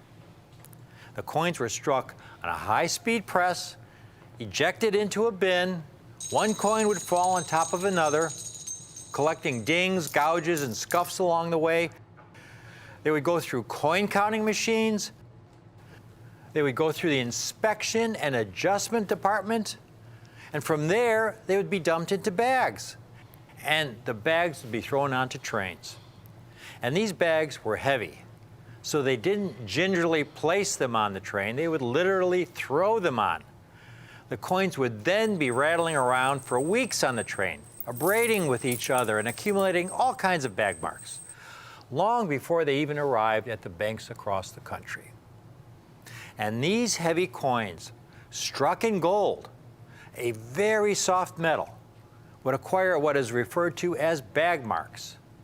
And you can see from looking at this example, here's a typical double eagle. And you can see from the deep cuts and gouges, simply from abrading and colliding with other coins. Look at the deep cut along the rim and a deep gash in Liberty's waist. This coin is not even gradable. Here's another one. And you can see a deep cut along her upper cheekbone there, a deep scrape at the bottom part of her neck and back of her head. Again, this is all from contact. These are large, heavy coins. And this is why it is so hard to get high-quality, uncirculated coins, and why it's so exciting when we have these coins in this outstanding quality today. But folks, this is not any old Mint State 62 $10 Eagle. It's a San Francisco mint. Yes. And the Great point. thing about the great European gold hoard is that most of the gold coins coming out of those banks in Europe were struck at the Philadelphia Mint. Right. Understandably, the Philadelphia Mint was the closest mint to the East Coast. Right. So it was a short trip to the East Coast to get on a ship to cross the ocean. You rarely find gold from the great European gold hoard struck at the San Francisco Mint on the other side of the country. Right. Almost all the gold remained on the West Coast, and very few gold coins have survived, the process of... Much less, yeah. Yeah. To give you an idea how special this is, we have a chart here of showing the $10 Eagles, many of which we've offered in the past, but they're not nearly as rare as what we have today. Only about 250,000 in every date have been certified. And you can see the great majority are those earliest dates at the Philadelphia Mint. Yeah, this is showing all those P mints from that last 15 years of the series, and you can see that San Francisco Mint. Even though the mintage is higher than some of those Philadelphia all about, issues, it's so about how few survived and ended up in the hoard. Look at the populations in any mint state grade. All the P mints from that end of that series are over 1,000 coins, and some you see over 10, over 20, almost 30,000 coins that have survived in mint state for that 1907. You look at this coin, less than 700 graded by PCGS in all grades. And in the grade we have here, MS62, again, look at, you have coins at the top of that chart where there's over 10,000 graded, which is still a tiny amount with the number of coin collectors there are today. I mean, these are still pretty rare coins. Those are, But you get down to the bottom of this chart and look at this coin we have here today. Only 315 coins certified in mint state 62, the same grade as the Smithsonian has. Only 315 coins. And even the number next to it. In all grades of mint state, only 700 coins. In other words, folks, this is a coin that's rare in any condition. That number, it's about 1 in 1,000 certified in this condition. 1 in 1,000. And 1899S, it's all about this incredible condition rarity. We have, folks, just over 100 examples. In other words, about 1/3 of the total population that just came out of the great European gold hoard. 1899 San Francisco Mint. This is extraordinary. Mint state 62, meaning it's really a nice uncirculated example. It is a solid Jack. mint state example. 60 or higher on the grading scale is considered brilliant uncirculated. Mint state coins, coins with no wear, coins that never went into circulation. This is solidly in that category. This is a 62 coin. In other words, folks, these are as if they were in a bag. If you had a typical bag, say, that had 1,000 1899's $10 eagles, the baggiest examples would, grade MS60 with a lot of bag marks. These are among the finest surviving specimens. How a coin like this could survive in this condition, again, among the finest examples from a bag. Struck over 120 years ago at the San Francisco Mint. This is a once-in-a-lifetime event, once-in-a-lifetime opportunity, and there you see that S Mint mark right at the very bottom, meaning it was struck in San Francisco. This, folks, again, this is a Halley's Comet event, and the timing, the window of opportunity couldn't be more perfect. There was an article that came out, major publication, is it time for a new perspective on generic gold? Now, what they're talking about when they say generic is the most common gold. The most common dates. The S Mint is a much, much rarer $10 eagle. But here's the sentence to focus on in this article. And this is what we have been telling our viewers now for several years. There has not been a time in recent memory when pre-1933 gold coins were obtainable for so little over spot. Now, by spot, what they mean is the current value of gold. Spot is the day's price of gold. Right now, folks, gold is, $1,800, $1,900 an ounce. I remember around 20 years ago when gold was $350, $400 an ounce. There were a lot of gold coins back then, common dates, that were selling for 10 times their gold value. And here we have gold at around $1,800, $1,900 an ounce. And these 1899 S's, just about a half an ounce of gold. And gold value alone, it's around $900. Almost $1,000 worth of gold there. This is the best part of all, Jack. Again, we get first crack at these opportunities that come out of the great European gold hoard. And we hand select the deals we want and don't want, that we feel are best for you folks, our viewers. And this is a must-buy opportunity. 1899S Smithsonian quality. Same grade as the Smithsonian coin. This is a coin that would be a great opportunity at $39.95. But it wouldn't be our best price. Our philosophy from day one, and it's the key to our success, is that when we get a great opportunity, that we pass our good fortune on to you. And folks, we have these today. $29.95 would be an exceptional price. while we have these, a limited time opportunity, we just have over 100 examples, which is phenomenal. Yeah, it's like a third Never of in my lifetime, Jack, did I think we'd be able to get these. Incredible.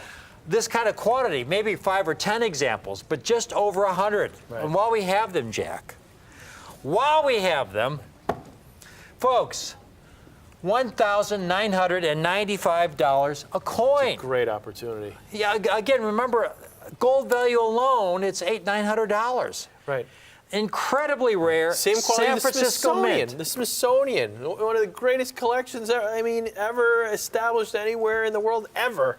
And it's the same quality as the Smithsonian. Our San national Francisco collection. Mint. San Not Francisco Philadelphia Mint, San Yeah. Francisco Mint. There are so few San Francisco Mint $10 Eagles Right. because so few of them made the trip from San Mint to the East Coast to go to one of those Right, banks right. in Europe. And- That's, right. that's why we say these should not exist. Right. It was one of those few bags. Right, and so few tens on top of that. I mean, most of the coins Yeah. that were transferred, people are trying to transfer a large sum of money. You go with the highest denomination. So the majority Yeah. were the $20 double eagles. That's right. The tens are much harder. the double and then eagles, on top yeah. of that it's an S mint. That's right. Wow. That's right. And it's available on the 2-payment option. Right. Because again, folks, this is one of those opportunities that we present now. We get so many people who will call in a week later, and we no longer have the coins. Right. So if you can't swing the entire amount today, all you have to do is put half down. Right. Half down of only $997.50. And we'll put one of these 1899S Smithsonian quality $10 Eagles aside for you in our vault with your name on it. And you pay the balance in 30 days. Right. This is just such a sensational opportunity. Folks, sometimes some things that seem too good to be true really are true. Right. There was the story, it was just over a year ago. An individual found an 1854S $5 gold piece. $5 gold piece, which is about a quarter ounce of gold. And that's a blow up of the coin. And here's a reverse picture. And there again, you see that most important San Francisco Mint mark at the bottom. He showed it to a couple dealers who told him it was probably counterfeit. Right. He sent it to NGC for grading. And here's how it came back. The coin was genuine. It was a real 1854S, extra fine 45, meaning it had been in circulation. It had some light circulation, Right. some light wear. It wasn't a mint state coin. He put the coin in auction. Sold for over $2 million. Very, very rare. Now, there's only a handful of those in existence. Right. But these 1899Ss, folks, they're really, really rare. And at $19.95, they're really, it's our best price. You know, it's our, you know, we have a great opportunity that came our way, and this is what we love to do most, is pass our good fortune on to you. This is a once-in-a-lifetime opportunity to get the 1899S Liberty, turn of the century, Yeah. struck in the 1800s, struck at the San Francisco Mint and Smithsonian quality, Jack. Right, exactly. And such a low population. In this grade, the same grade as Smithsonian, only 315 coins certified Yeah. by PCGS. And in all grades, So tiny. 700. Yeah. All grades, All folks. grades. In any condition, this is a really rare coin. If you found it in some, jeweler's case and it was worn and it had cleaning all over it, and it would still be worth a premium because it's an 1899S. Right. Coins that should not exist. The only reason they exist is because they were in a vault in Europe since the 1930s. Right. It's called the Great European Gold Hoard. It was a result of the Great Depression, and very, very few San Francisco Mint issues were shipped to those banks in Europe. Almost all of the $10 Eagles were struck at the Philadelphia Mint, which was located on the east coast of the country. Right. San Francisco, very, very few gold coins made it across the country to those banks in Europe. This 99S is a coin. We've offered some great gold coins before, folks.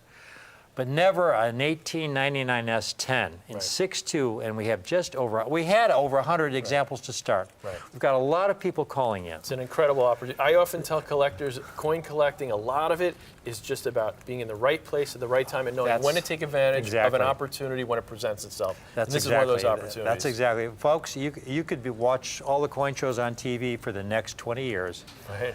You will not see an 1899S gold opportunity like we have today. It truly is a Haley's Comet event. Please take advantage of this. This is a national treasure. There's so much historic importance to this. This is our history, our culture. It's what our country is all about. These are coins you want to hold on to, pass on to your kids, your grandkids, and keep in the family. Right, make it your legacy. These are coins here, these 1899S $10 Eagles. These are coins that are going to be very good to you. From Jack and I, the Coin Guys, Thanks for watching. thank you for watching.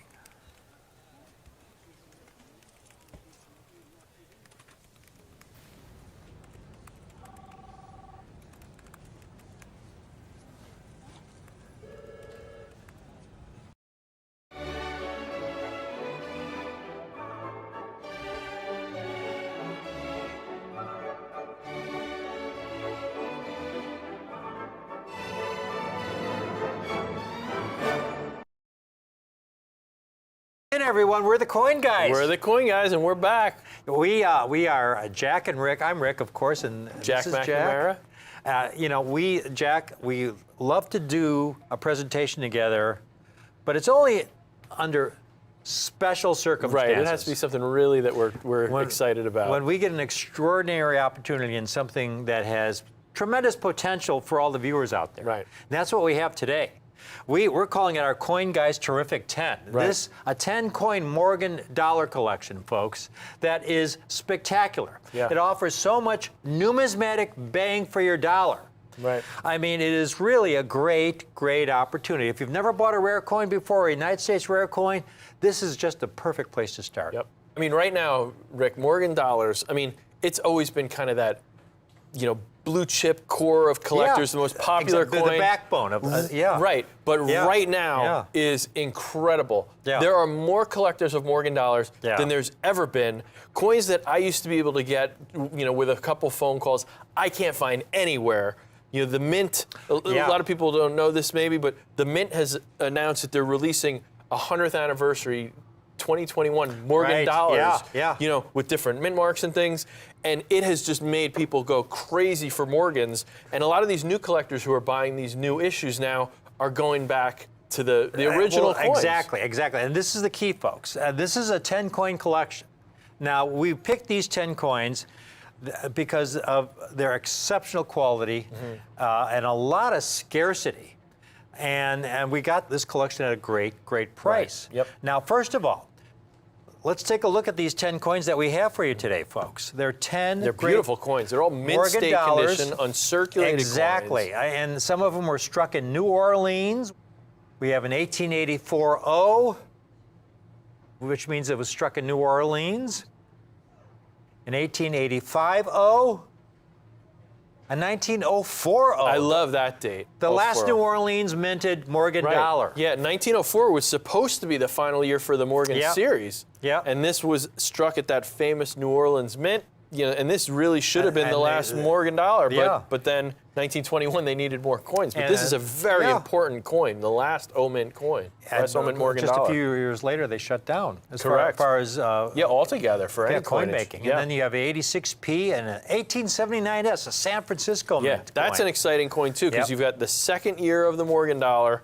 There's a lot of demand for these S Mint coins because the San Francisco Mint is known for exceptional strikes, razor sharp strikes, incredible luster. This is a coin too that there's so much demand for right now. I was just really struggling to find any of these coins. And then we get to some coins even rarer, and we'll be showing the audience information about the rarity of these coins. But we have another 1898 struck at the New Orleans Mint, 98 O, and a 1902 O. Right. A very tough coin. And an 1889 struck at the Philadelphia Mint. And then finishing it off, these two coins, Jack, I mean, the fact that we could offer these last two coins in the set at this price is miraculous. Yeah, these are tough coins. A 19010, I remember going back 35 years when I was specializing just only in Morgan dollars. Even back then, 19010s in uncirculated condition were hard to find. Yep. Really tough coins. And we have those today in this set. And then the last coin, the rarest of all, an 1882 Philadelphia Mint. Yeah. Jack, the fact that we were able to get these last two pieces is just, it's a dream come true for Right. collectors. Right. Now, first of all, the key to Morgan dollars, folks, as we first learned, Jack, when we first started specializing in these coins, it's all about condition rarity. Right. When we're talking about rare coins, Right. there's two kinds of rarity. There's coins with absolute rarity, which Right. are coins that are rare in any condition, like Right. the 1913 Liberty nickel. Right. They only made 5. 5 coins. So even if you had the lowest quality example, the poorest example of the 5, it's worth millions, Correct. millions of dollars. Absolutely. And then there's condition rarity, which Right. is, when we're talking about rare coins today, we're usually talking about condition rarity. Right. Correct. And that's a coin that may be common in lower grades because they struck a lot of them, Right. perhaps in the millions. But there are very few survivors in uncirculated condition. Think about that, uncirculated condition, Right. meaning they were struck, they went into a bin, went through a coin counting machine, they went into a mint bag, Right. and it's like they never made it out of the mint bag into circulation. Right. They somehow got put either in a bank vault or somebody went to a Yeah. bank when it was brand new and put it away in their drawer or in their collection. These are coins that literally over 100 years ago never made it into circulation, have no signs of wear. They may, like you said, have a few marks or things from just the process of how they're made and counted and sorted.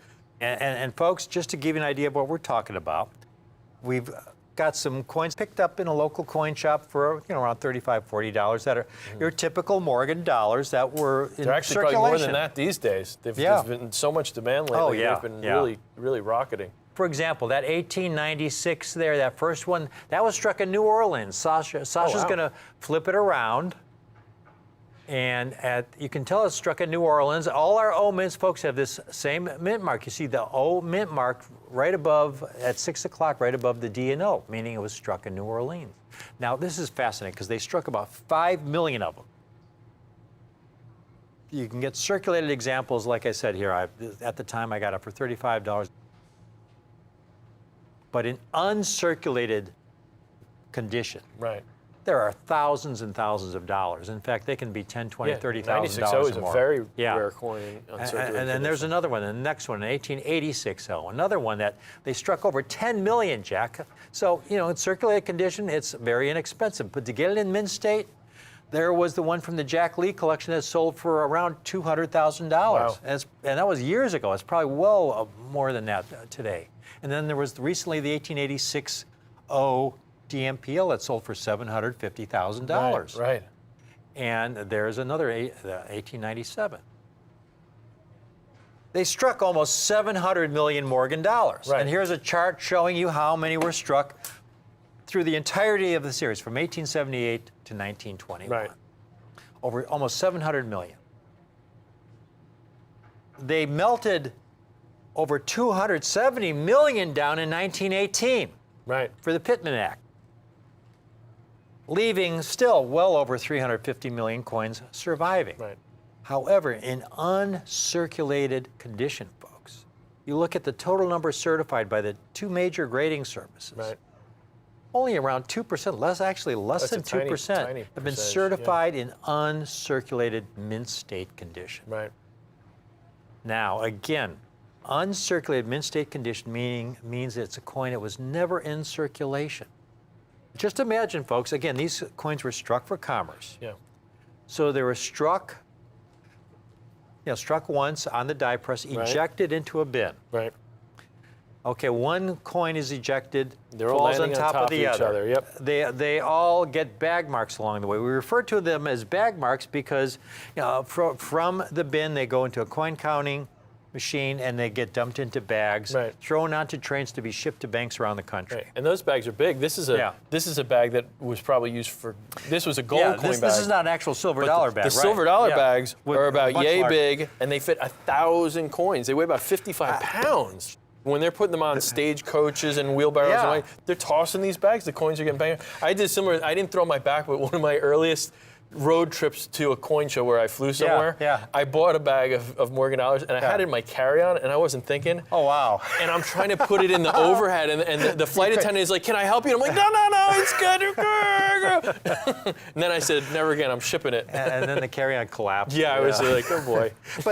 But so the point being, folks, again, we refer to them as bag marks, but a lot of these Morgan dollars actually developed a lot of marks along the way before they went into the bag. Correct. So it's part of the whole process from the time they're struck, one coin falling on top of another into the bin, through the coin counting machines, then getting dumped into the bags. Right. We refer to them as bag marks, but it's the minting process. Right. And all Morgan dollars end up with marks. Correct. Because of the way they're Absolutely. struck. Right. The key is to get them uncirculated and in nice uncirculated condition, because when you get a typical bag of Morgan dollars back then that never made it into circulation by some miracle, Yeah.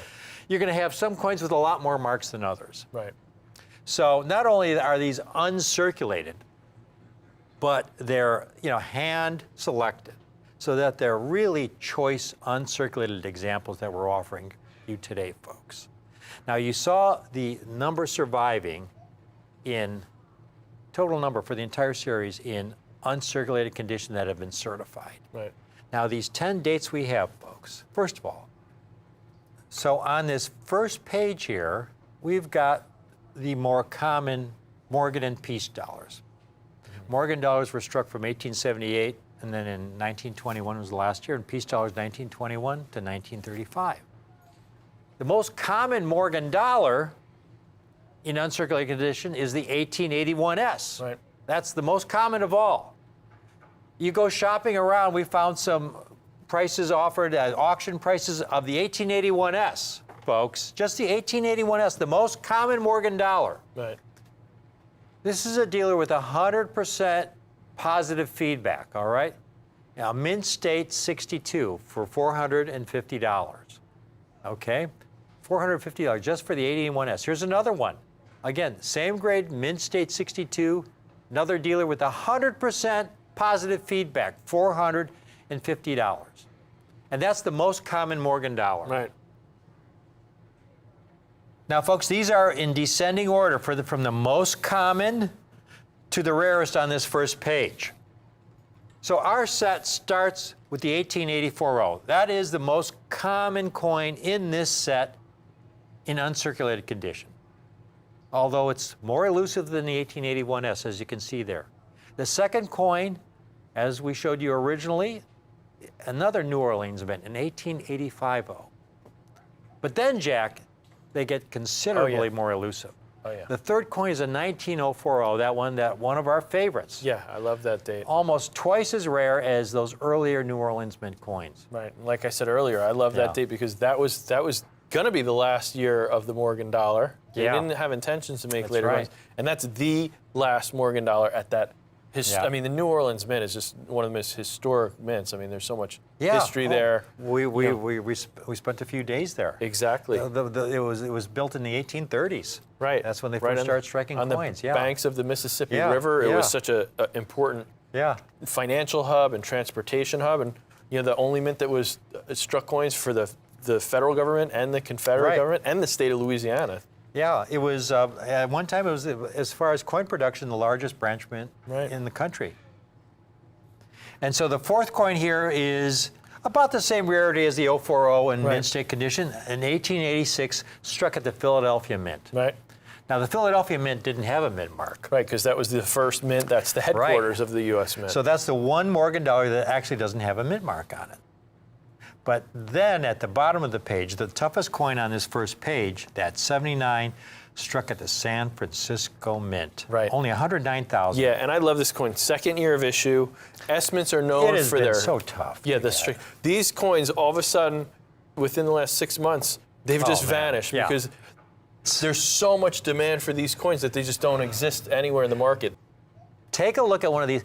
San Francisco Mint struck some of the most beautiful Morgan dollars. Incredible. Look at this, Look Jack. at that. The Look at luster the of the strike. strike. Whew. Yeah. To survive It's a with blazer. so few marks, it's miraculous. The and the luster's strike. awesome. The strike is awesome. That is a blazer. This is a brilliant uncirculated choice Morgan dollar, folks. To survive in this condition, this is what makes this such a great collector special. And I love that we got a coin from the 1870s in here, too. Yes.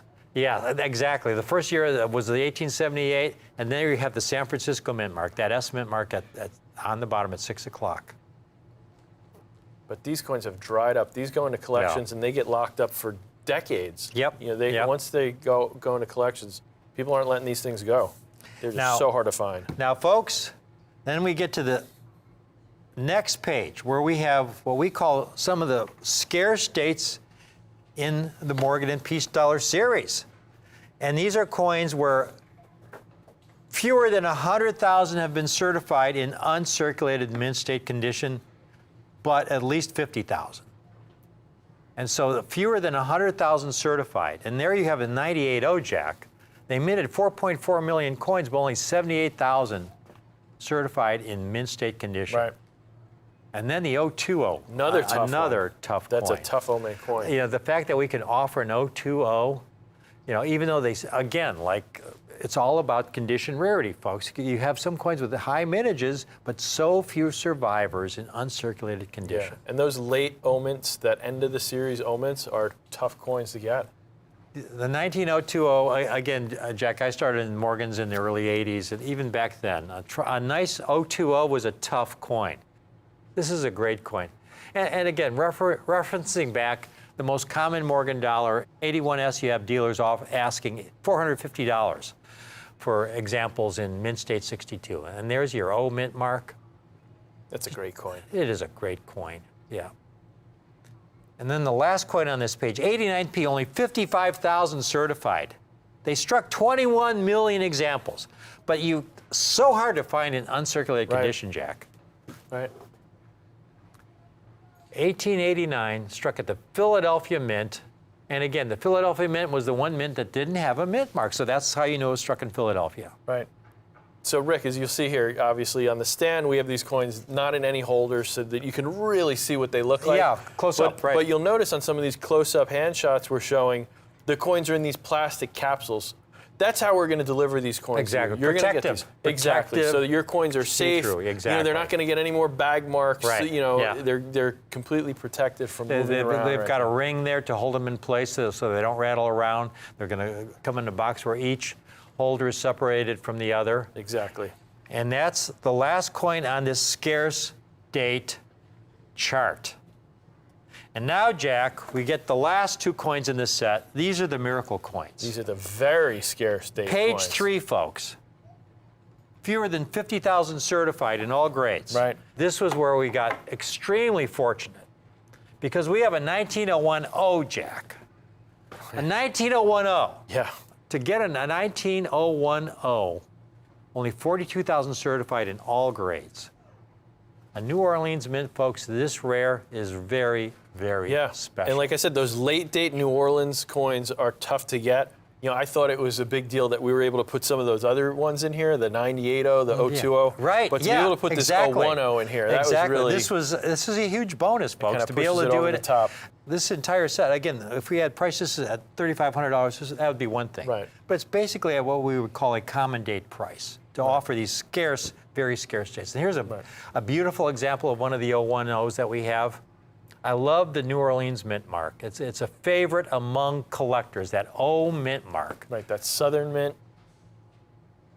Last struck coins in the early 1900s. This is one of the last years they struck any coins.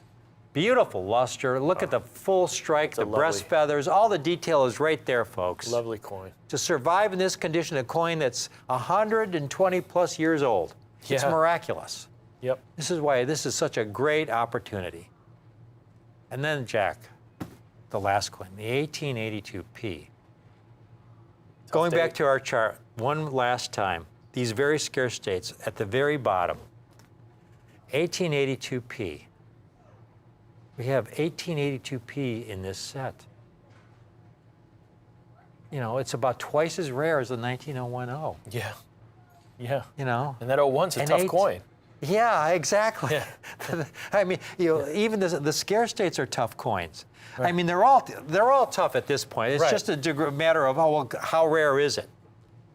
1882p. We've got an example here to show you. Again, struck at the Philadelphia Mint.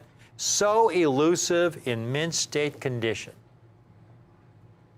Again, all Morgan dollars will have marks because, again, Yep. the nature of how they were made. This is not like a modern mint proof coin where they individually strike it and they hand put it in a Yeah. holder for a collector. The mint's only goal here, their only job was to make coins, for Yeah. circulation. It wasn't to make them for collectors and keep them pristine. It was they want to do a good job, make the best Right. coins they could, but they needed to literally, by law, make millions of these every month. That's right. Yeah. Jack, even 50 years ago, mint state condition was not a big concern at the mint as long as it was uncirculated. Right. And this is where we get to the mint state grading scale Right. that we referred to. We showed you the viewers that 1881S and mint state 62.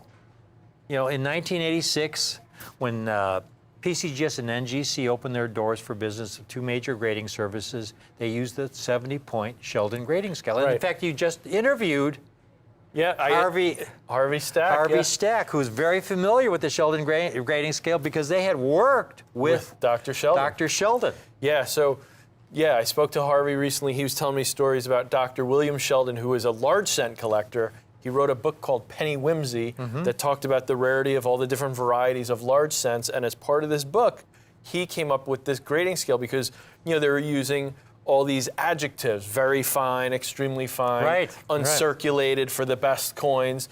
And he was trying to make it more definitive, and he used this numeric scale, and he made a 70-point scale where 1 is you can barely recognize it, 70 is it's absolutely Like our perfect. Cirque Morgans might be an 8 or a 10 or something. Right, right, exactly. The Yeah. circulated ones might be very good 8 or Yeah. very good 10, or, Yeah. if you're lucky, you get an extremely fine 40. Yeah. That's a pretty nice coin. Yeah. You don't see those in circulation. That's a Right. coin that didn't circulate long. But the uncirculated coins, which in the old days they'd call brilliant uncirculated, those coins got a grade of 60 or higher, mint state 60 or Right. higher. So when the grading service started, like you said, in the 1980s, PCGS and NGC, they were trying to really make a standardized way of grading because it was the Wild West and, people disagreed on Yeah. the grade. So they wanted it to be everyone using the same scale. So they went back to this core that Dr. William Sheldon came up with in the 1940s, I think, 40s or 50s. And they used that as the basis for the way we grade coins today. So today, an MS-60 or higher is a coin that never went into circulation. Right. If you got a bag of silver dollars, the MS-60s would probably be the coins with the most marks in the bag. Right. You're going to get the kind of coins that you're seeing here that are going to be really nice mint state examples, hand selected. And that's the beauty of this set. And now again, at 3,500, Jack, this would be a great set.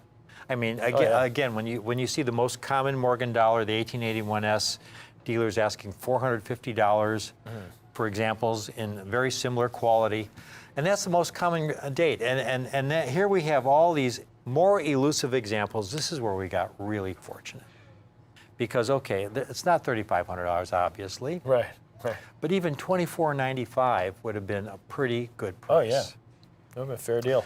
Folks, at $19.95, this is a fabulous collection. It's less than $200 a coin. Right. For coins like that include 1879S on page 1.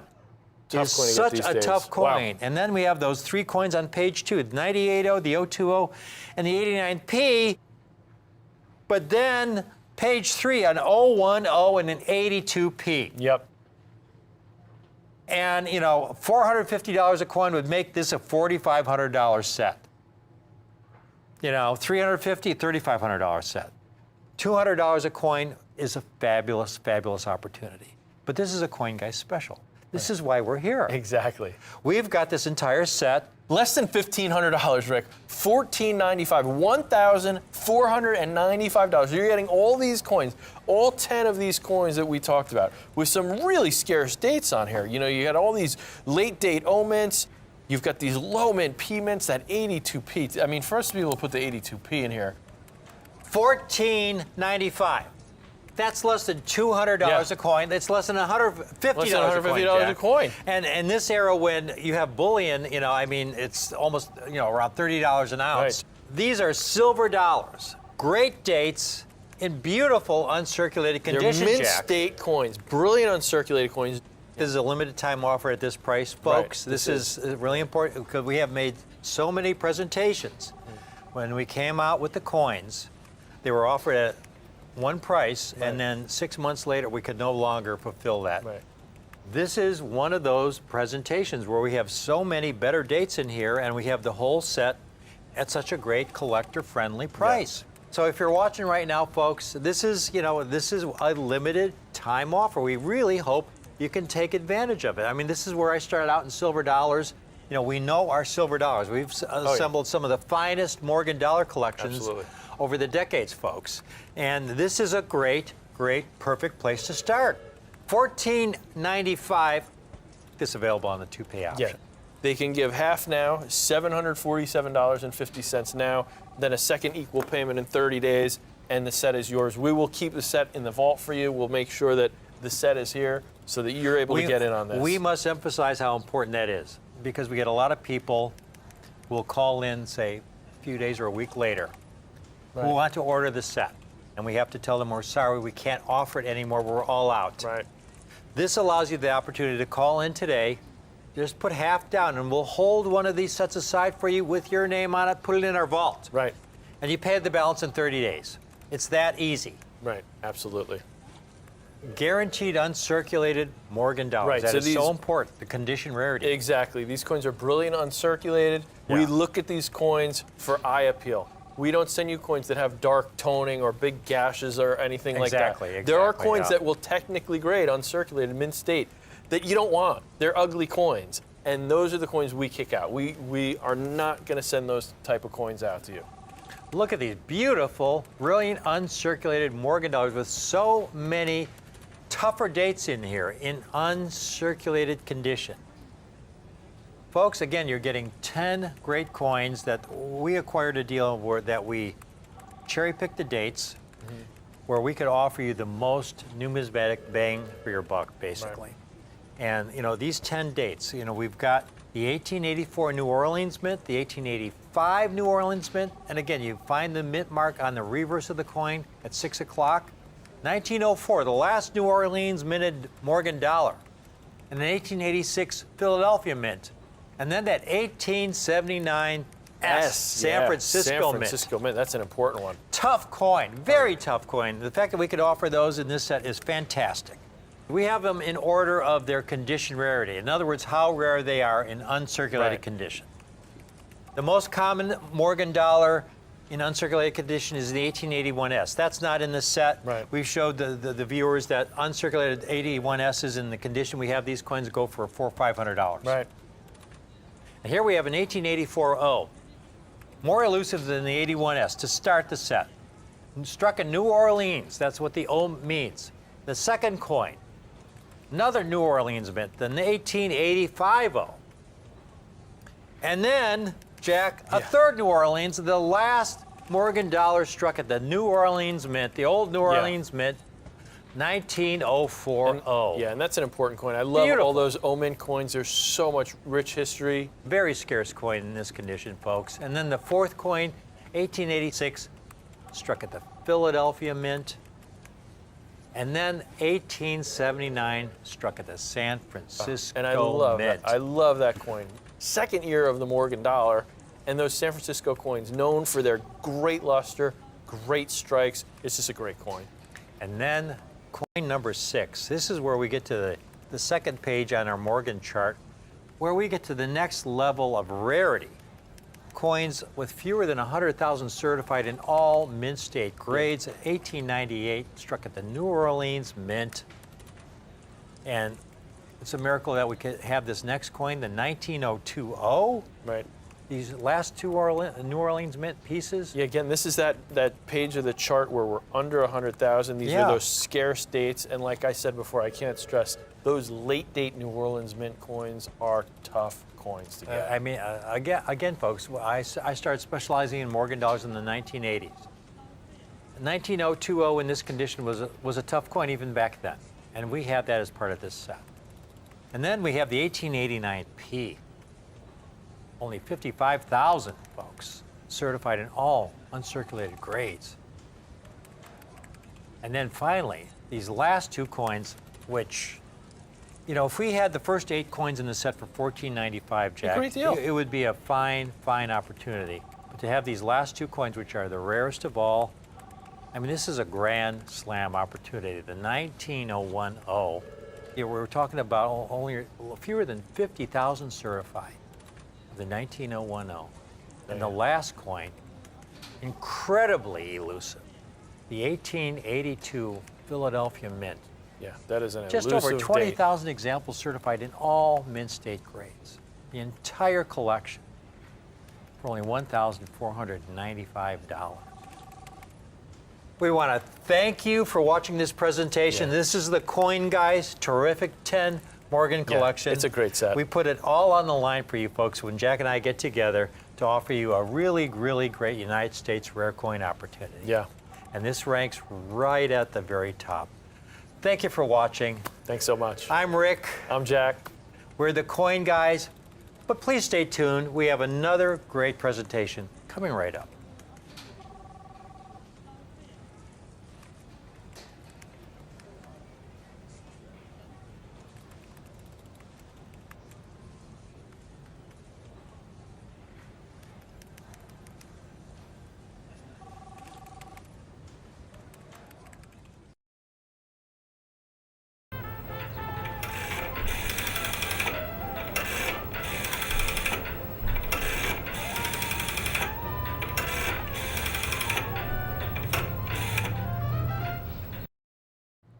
When I was a kid growing up, Ike was president, the 34th president of the United States of America. And I really didn't think much about Ike because I was a little kid. And you know what? I think most people thought Ike was so beloved because he is the man who won World War II for the United States of America and really the world, because he was the 5-star general in charge of the D-Day landing on the beaches of Normandy, France, that began the invasion of Europe and subsequently of Germany to end World War II. You know who else really paid attention at that time to Ike? Frank Gasparo. Now, Frank Gasparo worked at the U.S. Mint. Frank Gasparo is responsible for the Ike dollar. But this is a special Ike dollar. This is the Ike dollar, the one and only one that was issued to honor the bicentennial of America. In fact, it's a dual-dated coin. It's 1776 to 1976.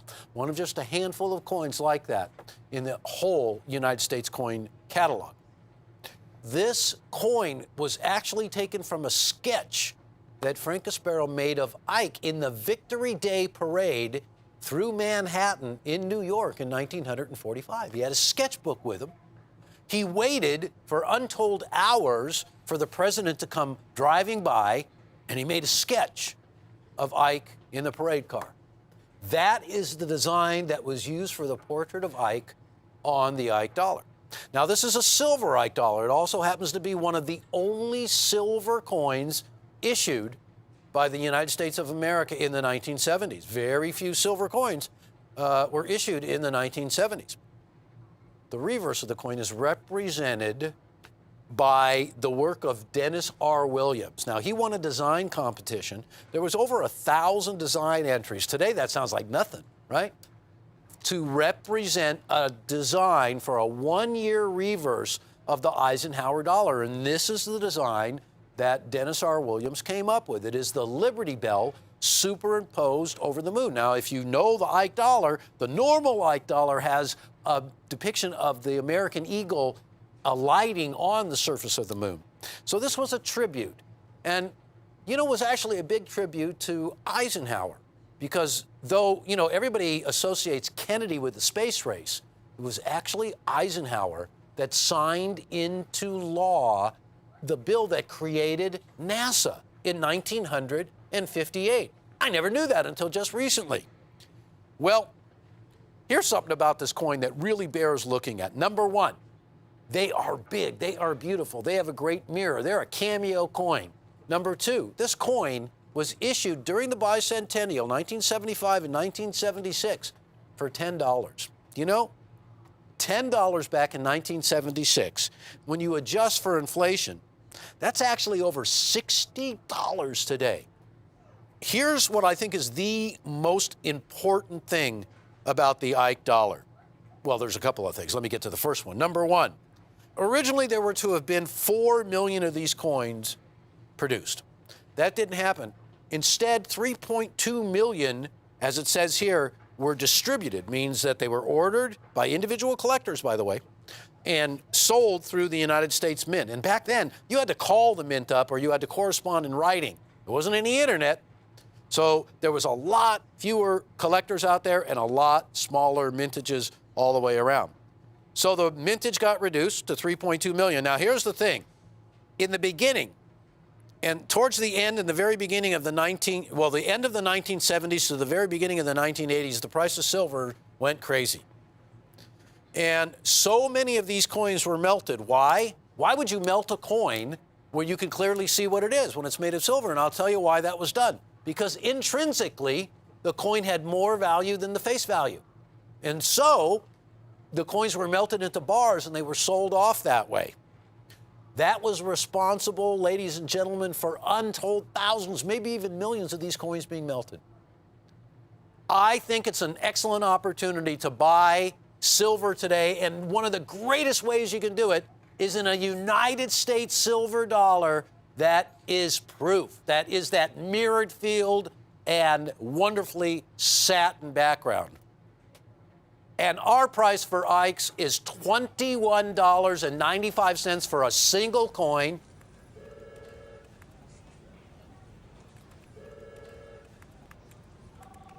Here's a special deal, a roll of 10. That's a half a banker's roll at $19.90 each. That's $199 for the roll of 10.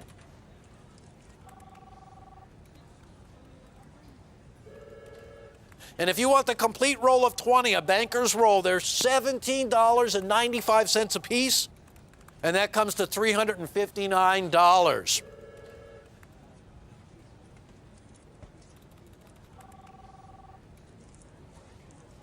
And I want to make sure I haven't left anything out here. Let's always remember that Ike had such a connection to us landing on the moon because it was Ike that created NASA. And of course, Ike will forever be remembered as the 5-star general and 34th President of the United States and one of the largest silver dollars, or I should say one of the last large silver dollars the U.S. ever issued. Here it is, folks, at $21.95 for a single coin, or a really big discount, a roll of 10 at $19.90 each, $199, and a full banker's roll of 20 at $17.95 a coin, $359. Thanks for watching this Ike presentation. Don't go anywhere. There's a lot of good stuff coming up.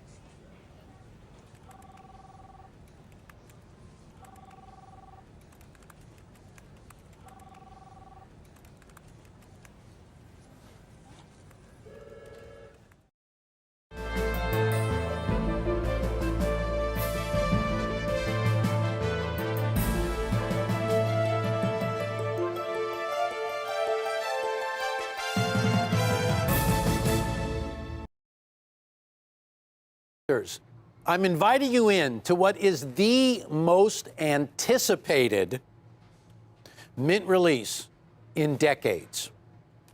After 35 years, the United States Mint is retiring John Mercanti's heraldic eagle reverse on the American Silver Eagle dollar after 35 years. Now, this news has been greeted in an amazing way because, ladies and gentlemen, we have the final issue of this great silver dollar, the 2021 Type 1 American Silver Eagle dollar in a perfect proof 70 ultra cameo grade with our exclusive label And I want to tell you folks out there, this coin, as we speak, is setting records. In fact, it set every record you could possibly set for a sellout of a coin. What you're looking at right there, ladies and gentlemen, is completely sold out right now. We have 1,000 of these coins, and that's it. And after they are gone, folks, they're gone. Because what you're looking at was the quickest sellout of an American silver dollar, really of any coin I have ever seen. In less than 5 minutes, over 325,000 of these coins were sold, and they are all gone. If you don't order one now, you're not going to get one.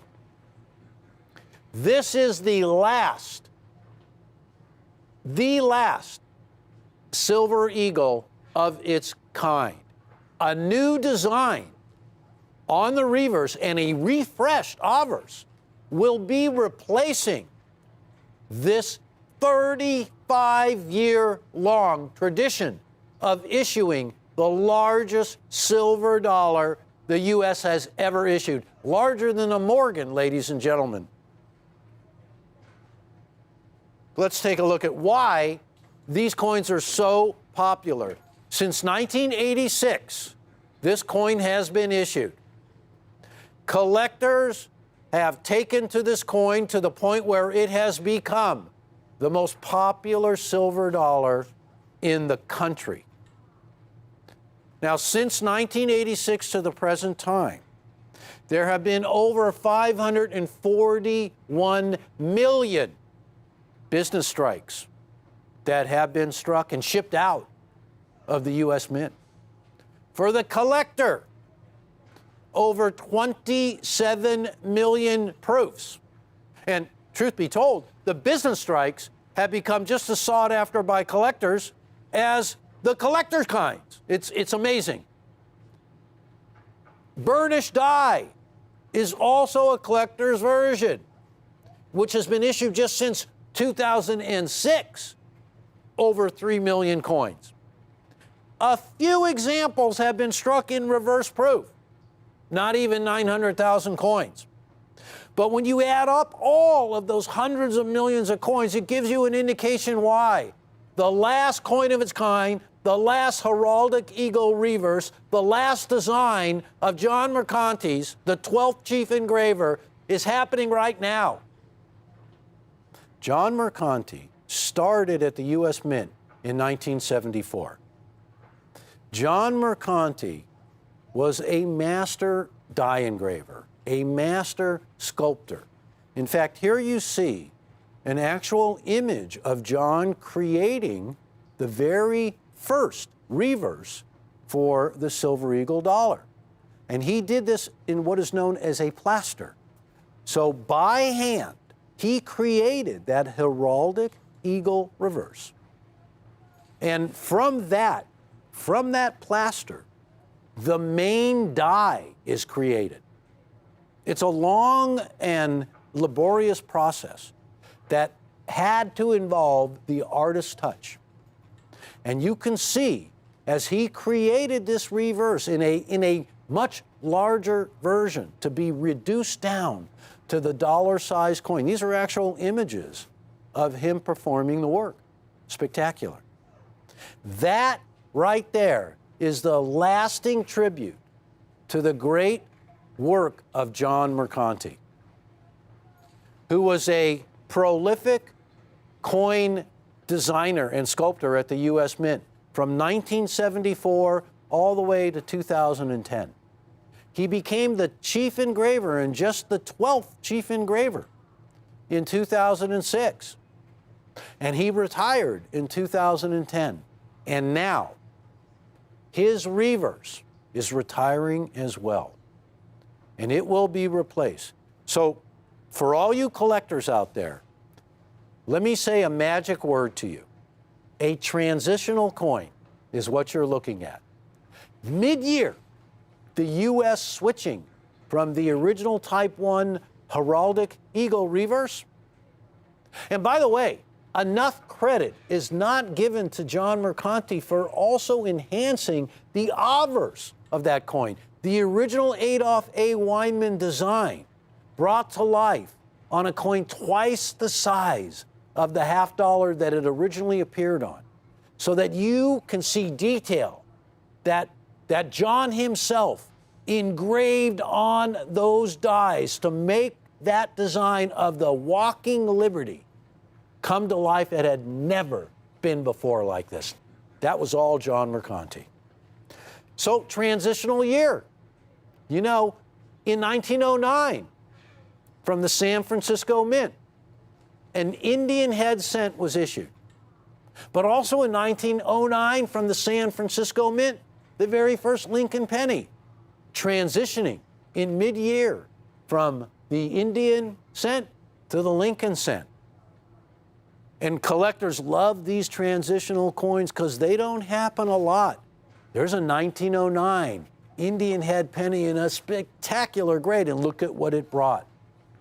And here, issued the same year, is the 1909 Lincoln penny, transitioning from Indian to Lincoln in the same year.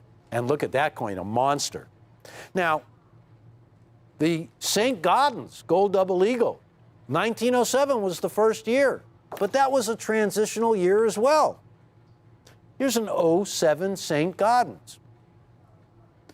But in 1907, the Mint also issued a 1907 Liberty $20 Gold Double Eagle. Transitional year. You could really say that this year will be a transitional year for the Silver Eagle dollar, and you're getting an opportunity to buy the last one before they transition to Type 2. 1921, Morgan dollar transitioned into the 1921 peace dollar. So there have been a couple examples in the history of numismatics when there have been transition, same date of a coin, same face value, different design. There has never been as much interest in a transitional coin as there is in this one. The series, ladies and gentlemen, that has gone on for 35 years is ending now, right now. There is a final mintage figure on this coin, and they were just released. I'm talking about moments ago. Incredibly, over 325,000 of these coins were scooped up in one day. We're lucky. We have 1,000 coins in perfect proof 70 with a final tribute label to John Mercanti, autographed by John Mercanti, with our exclusive Reagan Mercanti artwork.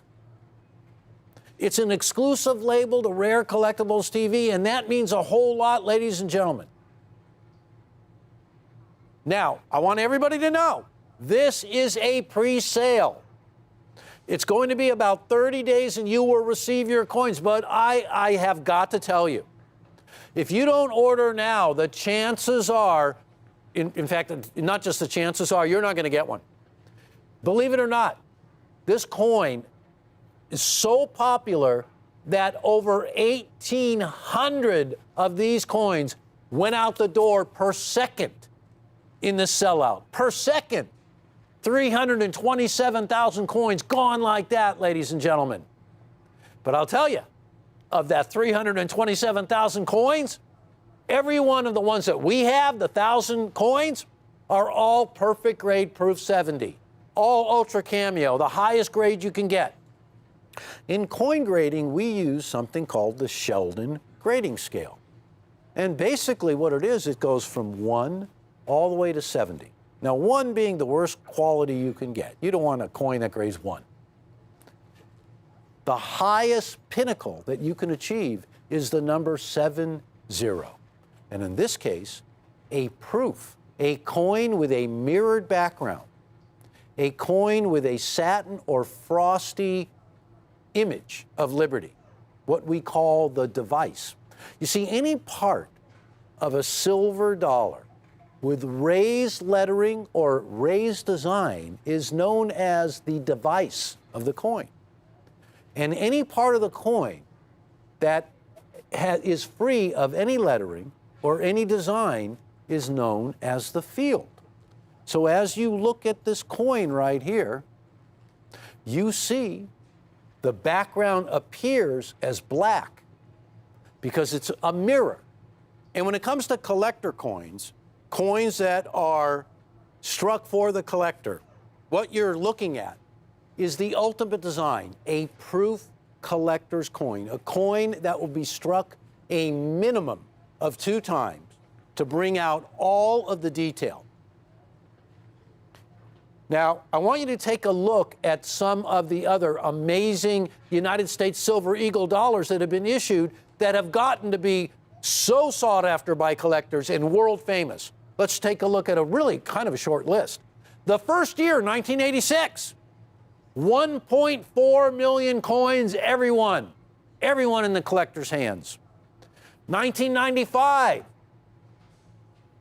1993, and 1994. I put that one on the list because it is one of the lowest mintage of regular issues of the proofs that the Mint has ever issued. Key date.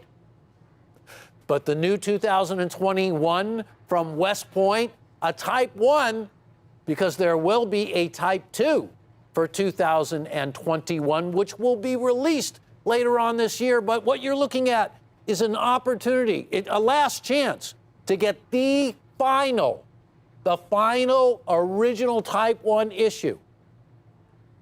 Now, the mintage is really low. It's even lower than a 1994, which is a key date in the series. And take a look. The mintage of the 1994, 372,168. The 2021, 327,440. Now, take a look at this.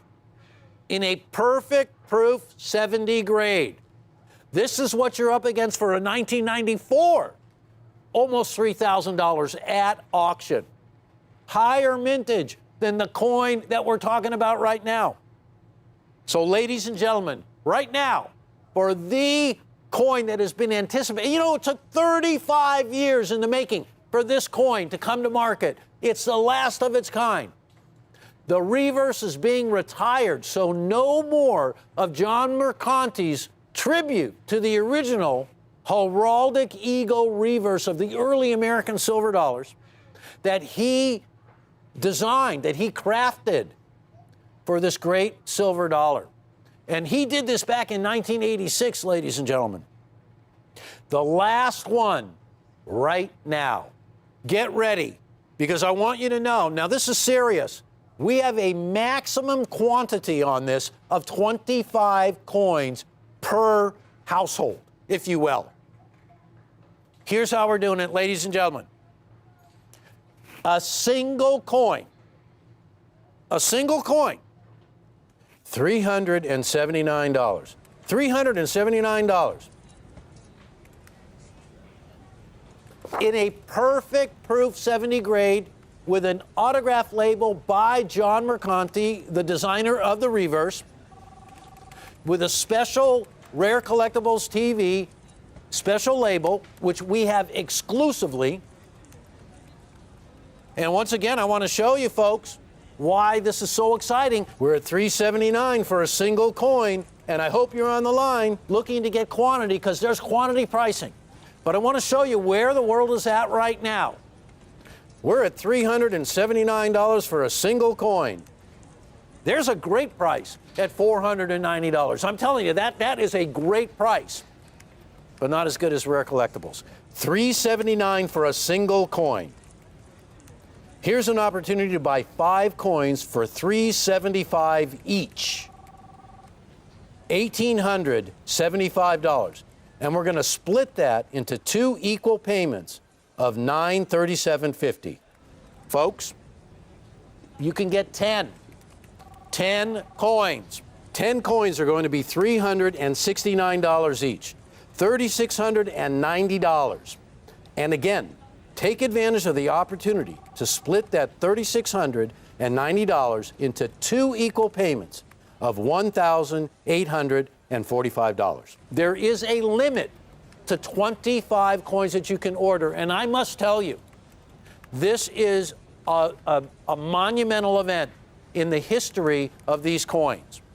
Number one, it's the last one. 35 years, this series has been going strong, and you are looking at the final example of the reverse. And forevermore, from 1986 to 2021, will be called Type 1. Mid-year of 2021, a Type 2 will be issued with a new reverse and a new designer of that reverse. But here is an exclusive opportunity. We only were able to get our hands on 1,000 of these coins. And judging by the fact that in one day, over 325,000 of these coins disappeared from the mint, sold out, they're not going to last. I got to tell you, folks, I am prevented from owning even one of these coins, but you got to take advantage of this. $379. Now, why does everybody like this coin so much? Number one, it features the design of the original Walking Liberty half dollar that was created by Adolph A. Wyman in 1916. This design was brought back under the Liberty Coin Act, signed by Ronald Reagan in 1985. That was the law that was passed that allowed the Treasury to begin striking the silver dollar. And they have struck the silver dollar since 1986. The series has been going strong since 1986. And we have thousands and thousands of collectors, mega thousands, who purchase the entire collection from 1986 all the way to 2020. And we offer that in a perfect Proof 70 grade and also in a Proof 69, near perfection grade as well. We cannot keep enough of those complete collections in stock, ladies and gentlemen. This is the final addition to that collection. So right off the bat, we only have 1,000 coins. You got to have this coin. It's the last one. Collectors all over the world have come to get this coin. This is groundbreaking. This has never happened before. As I am talking to you right now, ladies and gentlemen, this issue didn't even last 5 minutes. Can you believe that? Totally gone, a low mintage, lower than the 1994. And I keep saying that because that 1994 is a key date coin. And they sell for almost $3,000 at auction when one comes around, if you're lucky enough to be the final bidder. So this is the opportunity to get in ground floor on this coin. Because don't forget, what we're doing here is a photograph, because this coin has yet to arrive at our doorstep. But we can guarantee that you will be part of 1,000, well, more than 1,000, because we're letting folks right now, and this is probably going to be the only opportunity to do this, to purchase up to 25 of these coins, to put these away, because if ever there was a coin that deserves to be put away, this is the coin. 35 years in the making. A retiring reverse that was done by the father of the reverse of the American Silver Eagle, John Mercanti, just the 12th chief engraver at the U.S. Mint. He started at the U.S. Mint in 1974. And John Mercanti retired in 2010. The original John Mercanti reverse that he crafted in the very beginning of the program in 1986 has graced the reverse of this dollar since that time. No more. This is the final issue. So no wonder the coin sold out in record time. No wonder over 327,000 of these coins went like that. Now, as I was saying, we have the highest attainable grade and designation for these coins. A perfect Proof 70 Ultra Cameo. That black and white contrast that you see displaying on the coin is the Cameo, in this case, Ultra Cameo. And it is the highest designation. So you're getting the finest quality attainable. There will be no higher quality or higher grade. Collectors all over the world have come to get this coin. This is groundbreaking. This has never happened before. Over 500 million mint state Silver Eagles have been issued. And I just want to give you a little idea of the staggering amount of coins as a total and per year. And the reason why I'm showing you this is because these are the coins by which collectors have gravitated to, have bought right off the bat, have put into complete collections. Now, these are mint states. The amazing amount of these coins that have been struck at the U.S. Mint and shipped out, over 500 million coins.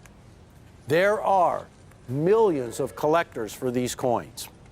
And so many collectors are compiling complete collections that this coin, now what we're talking about here is a proof. I'm illustrating just how many millions and millions of collectors there are by showing you some of the mintages of the business strikes, which has become so collectible themselves. And I want to show you also the collector's versions. Now, you remember I mentioned that over 27 million of these special coins that are struck a minimum of 2 times, and the mint goes above and beyond to create the ultimate silver dollar. And I want you to take a look. Every year, collectors order directly from the U.S. Mint, and take a look at the amount of coins that collectors are purchasing of these silver dollars every year. But something that will never be able to be said again for these type 1s. That 2021 W proof with a mintage of 327,440 gone in one day. If that doesn't tell you something, ladies and gentlemen, nothing will. And we have them. You're going to want to get 30 or 40 of these. There's a limit of 25. This is very important. If you buy a single coin, if you buy a deal of 5 or you buy a deal of 10, you will receive this unbelievable book. This book was authored by John Mercanti. Miles Standish contributed as well. There's a foreword that was written by Michael Reagan, and one of our great friends of the show as well, a great coin philosopher. And this book has the entire history of this great silver dollar. And this book will take you through the creation, through the striking, through the design, through the stories, just some of the great work that was done by John Mercanti. It just has everything. And this is complimentary with every single order that is placed. If you buy a single coin, the lot of 5 or 10, you're going to get this great book. Finally, this coin comes with an exclusive label. And this is a big deal, folks, because RCTV is the only company with this exclusive label that is autographed by John Mercanti and features artwork that was derived from a sculpture of Ronald Reagan that John Mercanti did himself. So it all ties in. Ronald Reagan, the father of the American Eagle program. John Mercanti, the designer of the heraldic eagle reverse. The final issue in this 35-year series ends right now on this show with this coin. So don't miss out. $379 for a single entity. And also don't forget, this is a pre-sale. You will receive your coins in about 30 days' time. But one thing you will be guaranteed, you're locked in. No matter what happens, you are guaranteed a perfect Proof 70 issue, or 5 of them, or 10 of them, or a total of 25 of them, for a great price. So last time, last call, $379 and a book for a single issue. 5 coins, $1,875. That's $375 a coin. You could split that into 2 equal payments. You also get the great book. And for a lot of 10, the price drops to $369 per coin. Per coin. $36.90 for 10 coins, and you can split that into 2 equal payments of $1,845. And you will get a book there as well. Ladies and gentlemen, today has been a historic day in numismatics. If you don't get this now, there's a great chance, especially for the price that we're selling at, you will not get one at all. Because remember, 1,800 coins per second went out the door at the U.S. Mint. We were in line. We got them. We got some. Don't miss out. Don't wait, because they are going. So, ladies and gentlemen, thank you so much. Stay tuned for more great coins. And wow! What else can you say? Wow! Thank you for watching.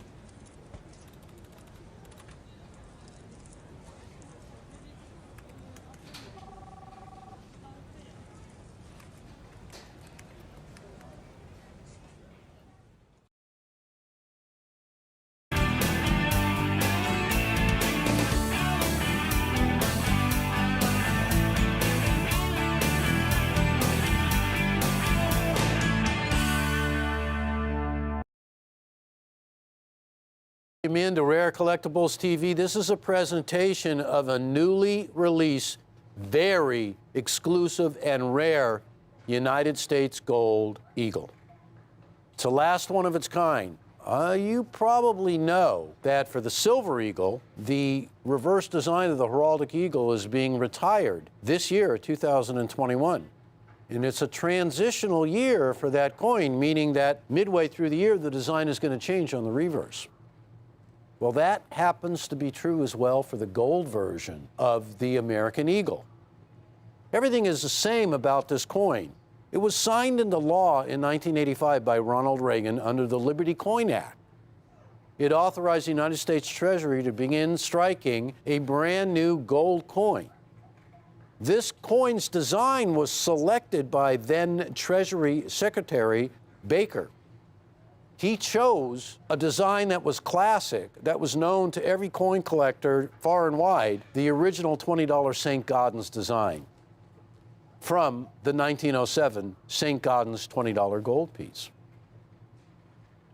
Now, right off the bat, let me tell you something about this design that's a little bit different than the coin that was issued in 1907. First of all, this coin is a bright finished proof, which means it has a mirrored background, and the image of Liberty striding forward is done in satin. And it's known as an ultra cameo. In fact, this coin happens to be in a version that did not even exist in a traditional St. Gaudens. And I think that's one of the things that collectors love about the Gold Eagles. They exhibit a design that is reminiscent of the original St. Gaudens, but in a quality that had never seen before, in a finish, a bright proof. Now, previous to this coin being struck in proof, the only chance of getting a St. Gaudens in proof was a matte finish. 1985, Ronald Reagan signing the Liberty Coin Act into law, and by 1986, this coin became part of the history of the United States numismatic catalog. Now, I have 15 pages of facts and figures here in terms of mintages that really go through the whole entire history of the Gold Eagle program, the American Gold Eagle program, and it begins in 1986. And that program is responsible for issuing a regular issue, and then there are collector's versions as well. Collectors of this great issue have made it so popular that they will collect just about any issue from the U.S. Mint that involves the American Gold Eagle series. What has just been released for 2021 is the most special issue of this long series that has ever been released. Here is the opening page that I really want to show you, the opening table that goes through the mintages from 1986 to 1999, all struck at the West Point Mint. And I want you to take a look at the right-hand column because the very first year, 1986, was the highest mintage of all, where almost 500,000 coins were struck. Every single one of those 500,000, or 446,000, are spoken for, and they were from day one. And as you can see, as the years have gone by, a lot of the die-hard collectors have hung into the program and collected them year by year. And the folks who in the very beginning just wanted to get one because it was so novel to have such an amazing specimen of one of the most beloved coin designs ever issued, the $20 gold St. Gaudens, that they were really heavily collected. Now, I want to let you know something. The figure that you're about to see and the coin you're about to see is the absolute rarest example of this coin in this size that has ever been released. That is setting the world on fire. And I should also tell you, this coin is completely sold out. The mintage is very small, and they're all spoken for almost instantaneously. And when you see the mintage figure, you're going to understand why, and you're going to want one yourself. Now, I will tell you before I let the cat out of the bag that the figure you're about to see for the mintage of this coin doesn't tell the whole story, because what I'm holding in my hand is a pedigreed coin where it is an absolute flawless example. It is the highest grade. It is a perfect Proof 70 Ultra Cameo. It is the highest grade known, Proof 70, and that is indicative of a coin that is in perfect condition, absolutely flawless, under magnification of at least 5 times. So you can really see by the image on your screen the perfection that jumps out at you. When you're looking for something that cannot be equaled in terms of quality, this coin hits the mark. What about another category, rarity? All the years that this coin has been issued, and has continuously been issued since 1986, except for 1 year. Do you all know what year? Of course you do. It was 2009, and the reason why the coin was not released in 2009 is because there were gold shortages that year, and the law states that the regular issue has got to be struck first, fulfill all those requirements for demand, and if there's any gold left over, the collectible will be struck. Well, for 2009, there was no gold left over. Keep that in mind. Very important to what's going on today. The very last line tells the whole story. In fact, words really aren't necessary for the remainder of this presentation, because when it comes right down to it, the coin that I'm holding in my hand and the coin that is up on the display was struck by the U.S. Mint to the tune of only 4,422 coins. Now, I want to explain this very concisely. I want you to take a look at the label of the coin, and I want you to notice everything that it says on it.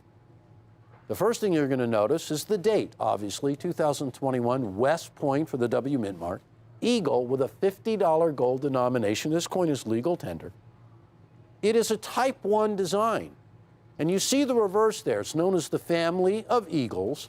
And that design has graced the reverse of these gold coins since their inception in 1986. But it's going away. The coin that I'm holding in my hand is the absolute last one.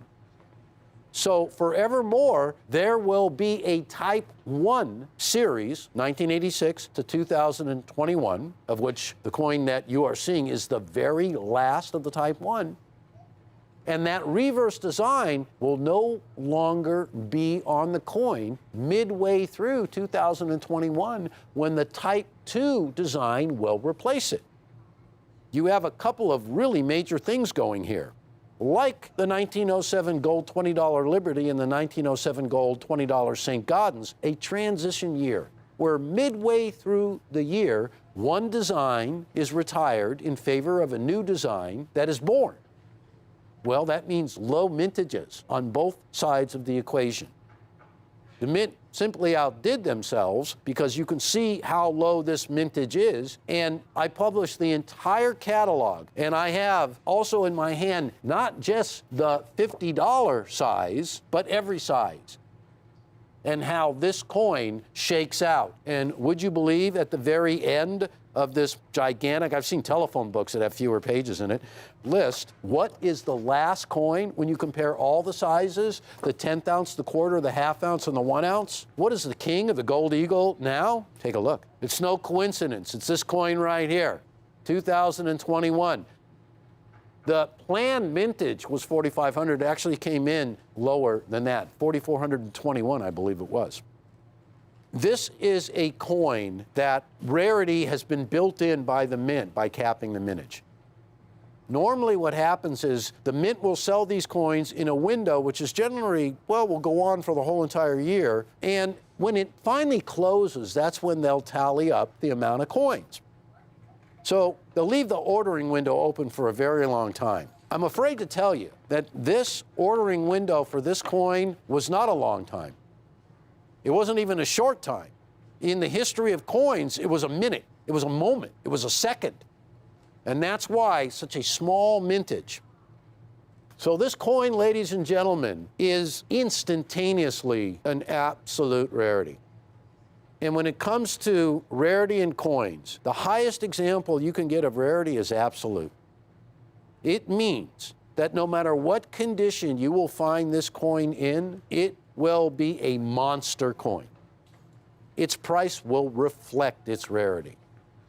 Now, I'm the guy who stands up here all the time and tells you that nobody beats Rare Collectibles TV when it comes to rare coins, because our passion is coin collecting.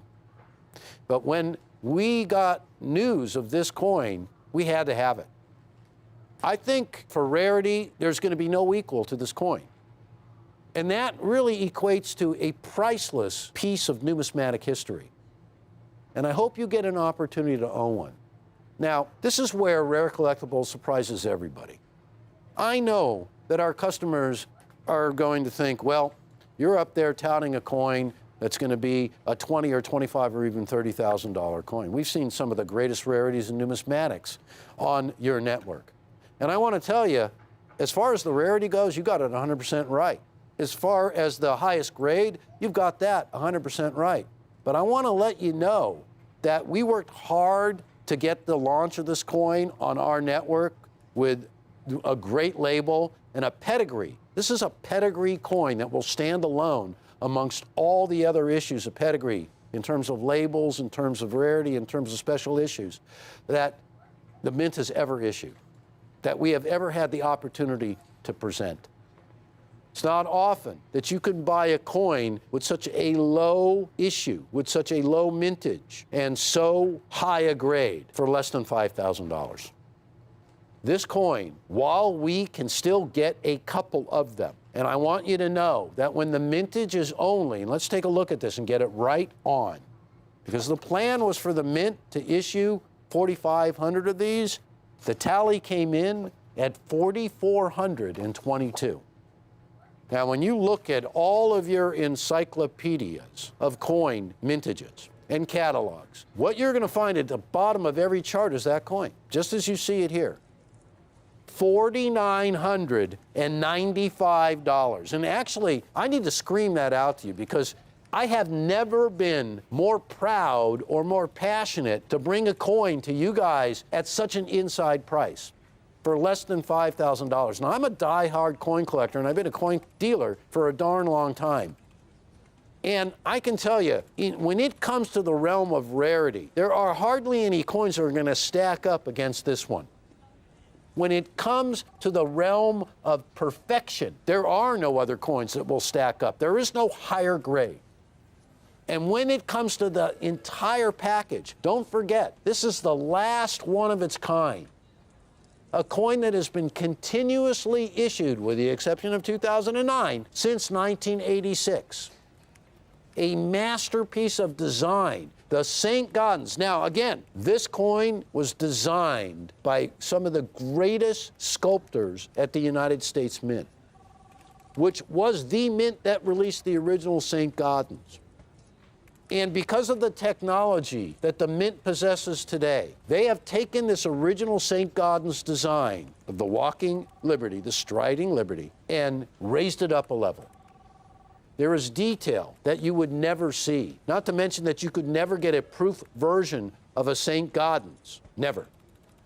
So the design, the detail, the strike, the relief, the way the image rises above the surface, everything illustrates detail that Augustus St. Gaudens himself imagined on the coin, but you were only able to see on the ultra high relief or the high reliefs, the very few of the very first coins that were released. As a regular issue in terms of strike, this version of the St. Gaudens is just a masterpiece, folks. So let's get that right out on the table first. There has never been a proof gold St. Gaudens with this look. It is the very last one, and I want to take you back to the very first one, because there is always an interesting backstory to every coin. Now, if the lowest mintage isn't enough for you, or the highest grade, or the pedigree of this date, how about this? And I never knew this until just recently. So there's always room for the acquiring of more knowledge in numismatics. And I think this little tidbit of information really is important. So I pulled this article, and it said the backstory to this design is not well known even among coin dealers and collectors. The design was the culmination of a 6-year journey for the designer of the coin, Tucker Frost. It began when she heard Ronald Reagan's acceptance speech at the 1980 Republican National Convention. The design you see right there was from a sculpture that she did that was given out by Ronald Reagan to a lot of dignitaries at the convention and at the very beginning of his first term, including the 52 former Iranian hostages. So it was her idea when she heard that the U.S. Mint was looking for a reverse to grace this new coin, that this idea of the family of eagles, this design of hers, would be adopted for this coin. Now, this was proposed in 1981.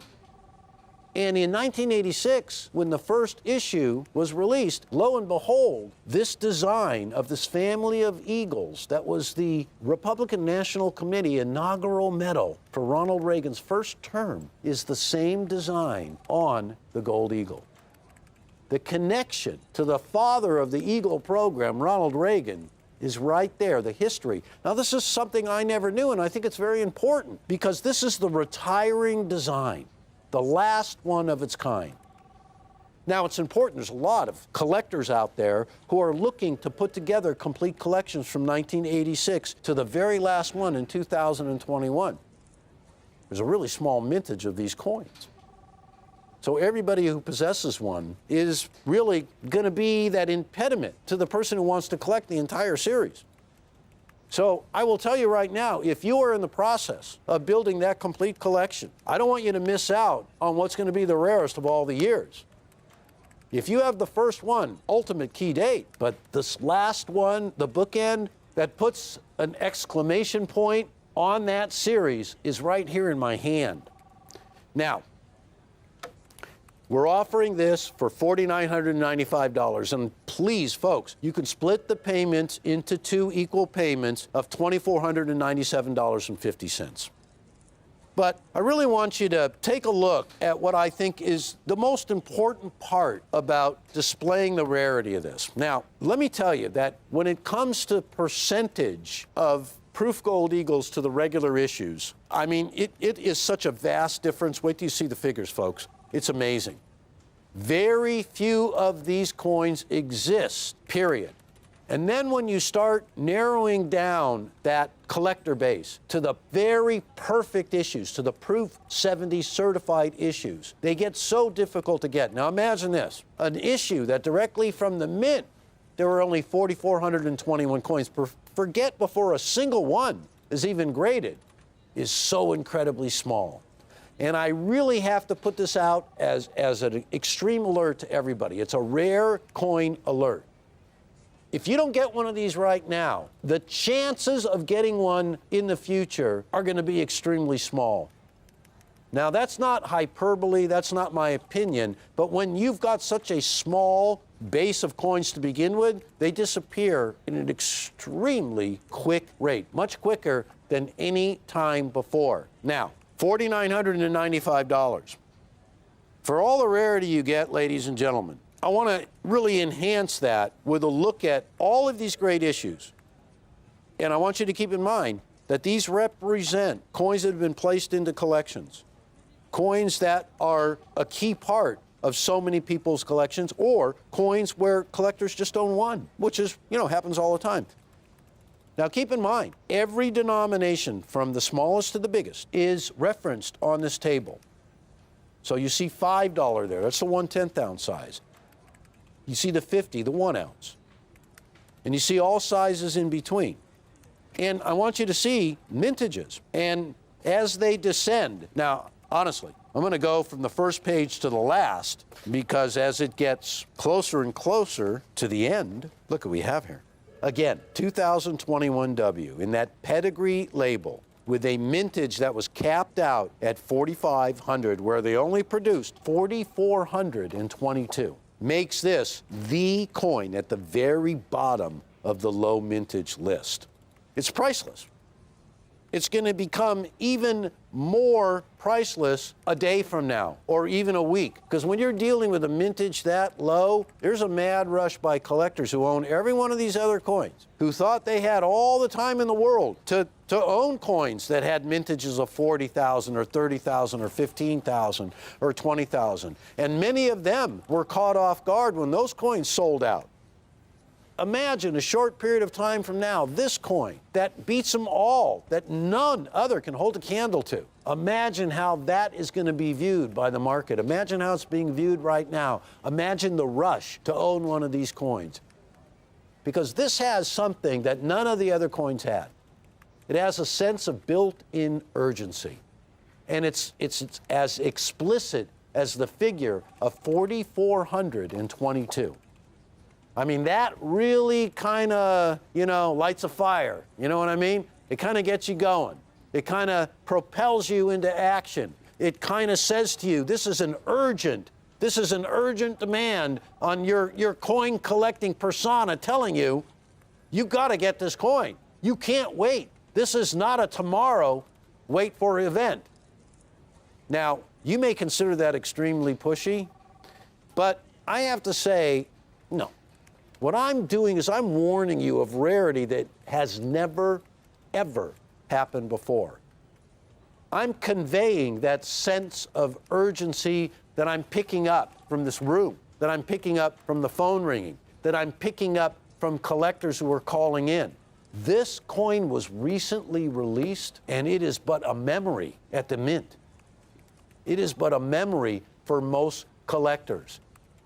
And I'll tell you what it is more than anything. It is the #1 coin on top of everybody's want list who collects these coins.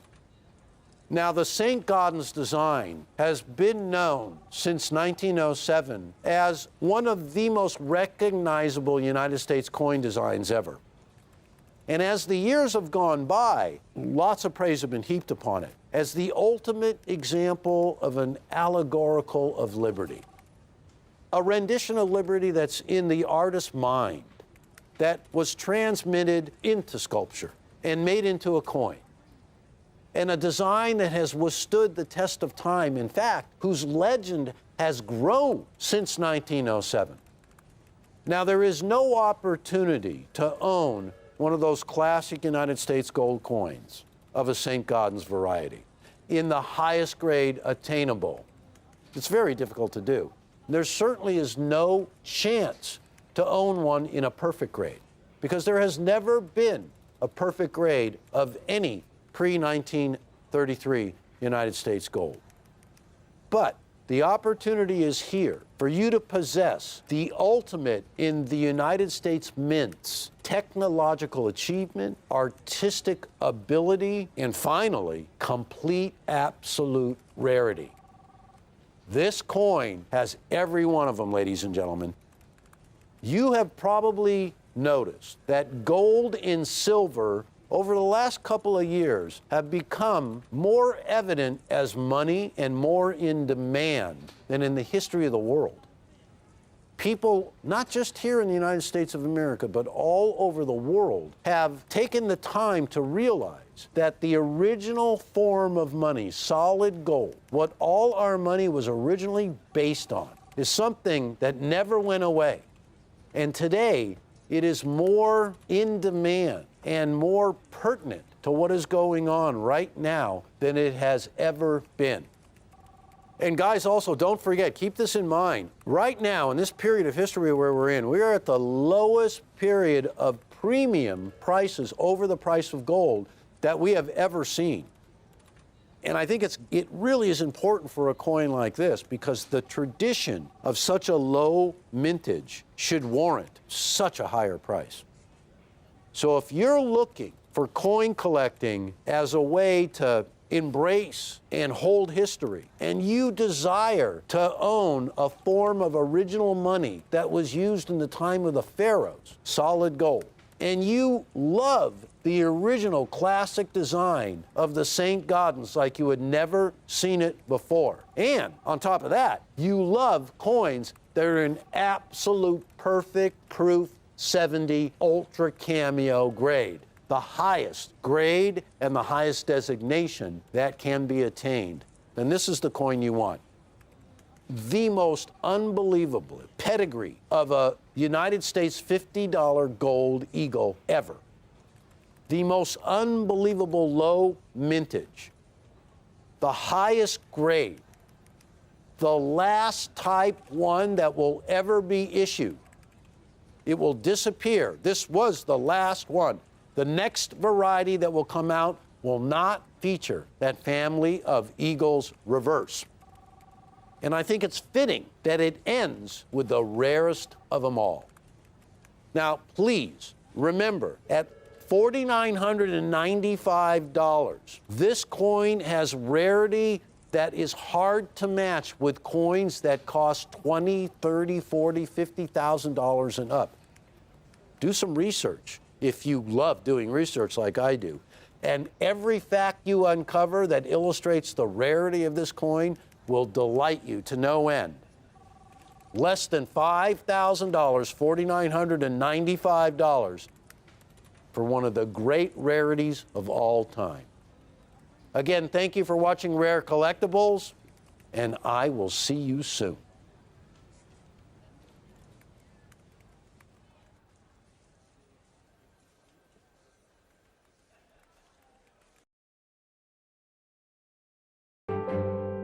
There is nothing I enjoy more than helping our clients build the coin collections of their dreams. Are you looking to assemble a complete collection of coins but are having difficulty finding the rare ones you're missing? Do you need guidance in locating and acquiring high-grade, high-quality examples of certain hard-to-find coins? That's why Rick's U.S. Coin Show has introduced the Private Advisory Coin Team. Rick and Jack deal with many high-end coins for private collections that are not shown on our regular TV show. And now you can have access to these coins too. With the collective wisdom of our team and the breadth of our relationships at Rick's U.S. Coin Show, we have access to the most prestigious private collections, coin shows, and dealer inventories across the country, all to help you build a numismatic coin collection of your dreams. The Private Advisory Coin Team is for those collectors who seek those ultra super rare and hard to find coins that you only read about in numismatic books. If you're interested in learning more about some of the rarest and most valuable coins known, call the number on your screen and tell our customer service representative you would like to be connected with a member of the Private Advisory Coin Team. And be sure to keep watching Rick, Jack, and James on Rick's U.S. Coin Show. Hello, welcome to Rick's U.S. Coin Show. What I have for you now, these came from Harry the Hoarder's collection. Of course, that wasn't his real name. I used to joke about it. He always used to get a kick from that nickname I gave him, but he was a prolific collector. And he collected large quantities. He was a visionary. The guy was putting away proof sets from the late 60s, early 70s. And he had just incredible select proof sets from this era. The last year, these proof coins were struck at the Philadelphia Mint with this old flat pack design, these 1964 proof sets, the finest specimens that, again, this man was very, very selective. He had an incredible grading eye. I talked about how he had bags and bags of original 1955S Lincoln cents. Now, that was the last year the wheatback Lincoln cent was struck at the San Francisco Mint. He had bags of these from mint-sealed bags of 5,000 coins. He went through them, submitted the finest examples to NGC. Now, the highest grade NGC has ever given that date is MS67 red. Their current population, if you look on the NGC website, they've graded around 3,000 examples in MS67 red. None higher. Almost half of those came from Harry. This is how extraordinary his collection was. So when we're talking about these flat packs that he put aside, we're talking about something that's really a once-in-a-lifetime collector opportunity. He passed away in 2014. I just acquired all of his proof sets. I gave a presentation on the 1956 to 1963 Franklins in proof 6.8 from his hoard that we had graded. We sold out of those. I still have some proof 68s left, but I'm all out of the 1962s, the 1958s. So many of these dates. The Franklins of all years, 1950 through 1963, are in really high demand and high grade condition.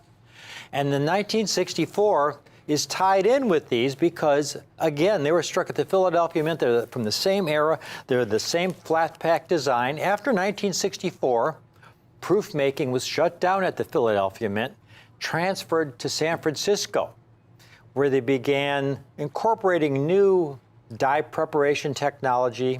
They began using a new kind of hard plastic packaging that better preserved the coins. The quality improved once proof making was transferred to San Francisco.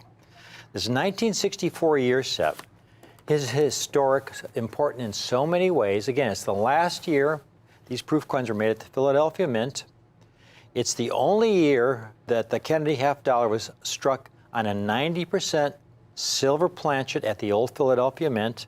And again, using these old technologies, this old packaging. Now, folks, they made less than 4 million proof sets in 1964. You have to understand that point number one, when President Kennedy was assassinated in late November of 1963, this was an event that the entire country witnessed because this was the first time we had presidential assassination in the age of TV. And I remember as a little kid, every day when my dad would come home from work, we'd be watching the evening news, and we'd be seeing the events of that week. You know, the day I remember distinctly where I was when he was shot. You know, I was in Mr. Nelson's math class, and all through the week, we were glued to the TV set. And it didn't matter if you were a Republican or a Democrat. I mean, my dad voted for Nixon. My mom voted for Kennedy. But he was our president. So the Mint rushed out this new Kennedy half design in 1964. Supposed to be the Franklin half, but Congress passed some special legislation in December of 1963 to change the design from Franklin to Kennedy. And so the first coins issued were the proof sets for 1964 with the Kennedy half dollar. And I remember when they first arrived at our local coin shop, I could barely get in the door. Now the original issue price of these sets, it was $2.10 when you ordered them from the U.S. Mint. Within a short time, these sets were selling for $20, just about 10 times their original Mint issue price. Now here's the thing, folks. In their haste to get these sets out, quality really suffered. Now, these 64 sets definitely were better quality than the 63 and earlier sets, but there are so many problems that they still encountered. Here's a set, for example. Now, you're expecting these proof coins that are supposed to be the state of the art. the finest possible representation of a coin design that Mint's able to produce given the technology of the day. So you special order your proof set from the Treasury. You wait maybe 2, 3, 4 months. It arrives, and all the coins have fallen together. They've all escaped through their compartments, and they're abrading with one another. Now, there's really nothing you can do about that. That's just one of the problems. Here's another set. You open it up, and you take a look at this, and it looks pretty nice. Much nicer than the other set. However, if you were to cut this coin out of the cellophane compartment, the Kennedy $50, you would see a really common problem that so many of these silver issues, the Kennedy, Washington quarter, Roosevelt dime, encountered. Milk spots. There's a huge one right in the middle of his cheek, but you can also see a lot of smaller spots around "In God We Trust" and on his neck. These spots were random. They were very, very common. Now, I left it in this envelope because if I had cut it out, you wouldn't believe that you could get such a coin, a proof coin that's meant to represent the state of the art from the U.S. Mint. But such was the case. You see, again, they were in a rush to get these out. One of the procedures was to wash all the coin blanks in a soap solution to get them as clean as possible. And unfortunately, they didn't do a very good job of washing all that soap residue off the blank. So you had this residue still on the blank when it went into the die. You had 200 tons of pressure coming down on that blank. And at that point, the residue was struck into the coin. They're one and the same. We actually had a chemical analysis done on these spots, and it's a residue from a type of soap compound.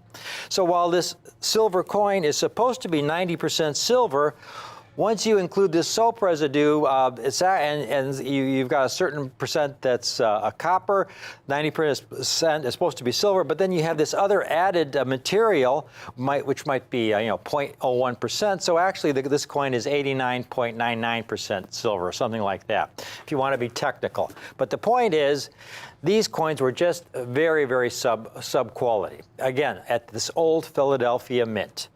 Now, Harry's collection. What I've got, again, this man was a genius. He was a visionary. He started putting these things away decades before they became popular. He put the nicest sets away. He didn't put these spotted sets. These were spotted sets I've accumulated from other collections. Every set I looked at of Harry's was magnificent. And so what I have for you today are the finest, most spectacular, complete ear sets from 1964 that you will ever see.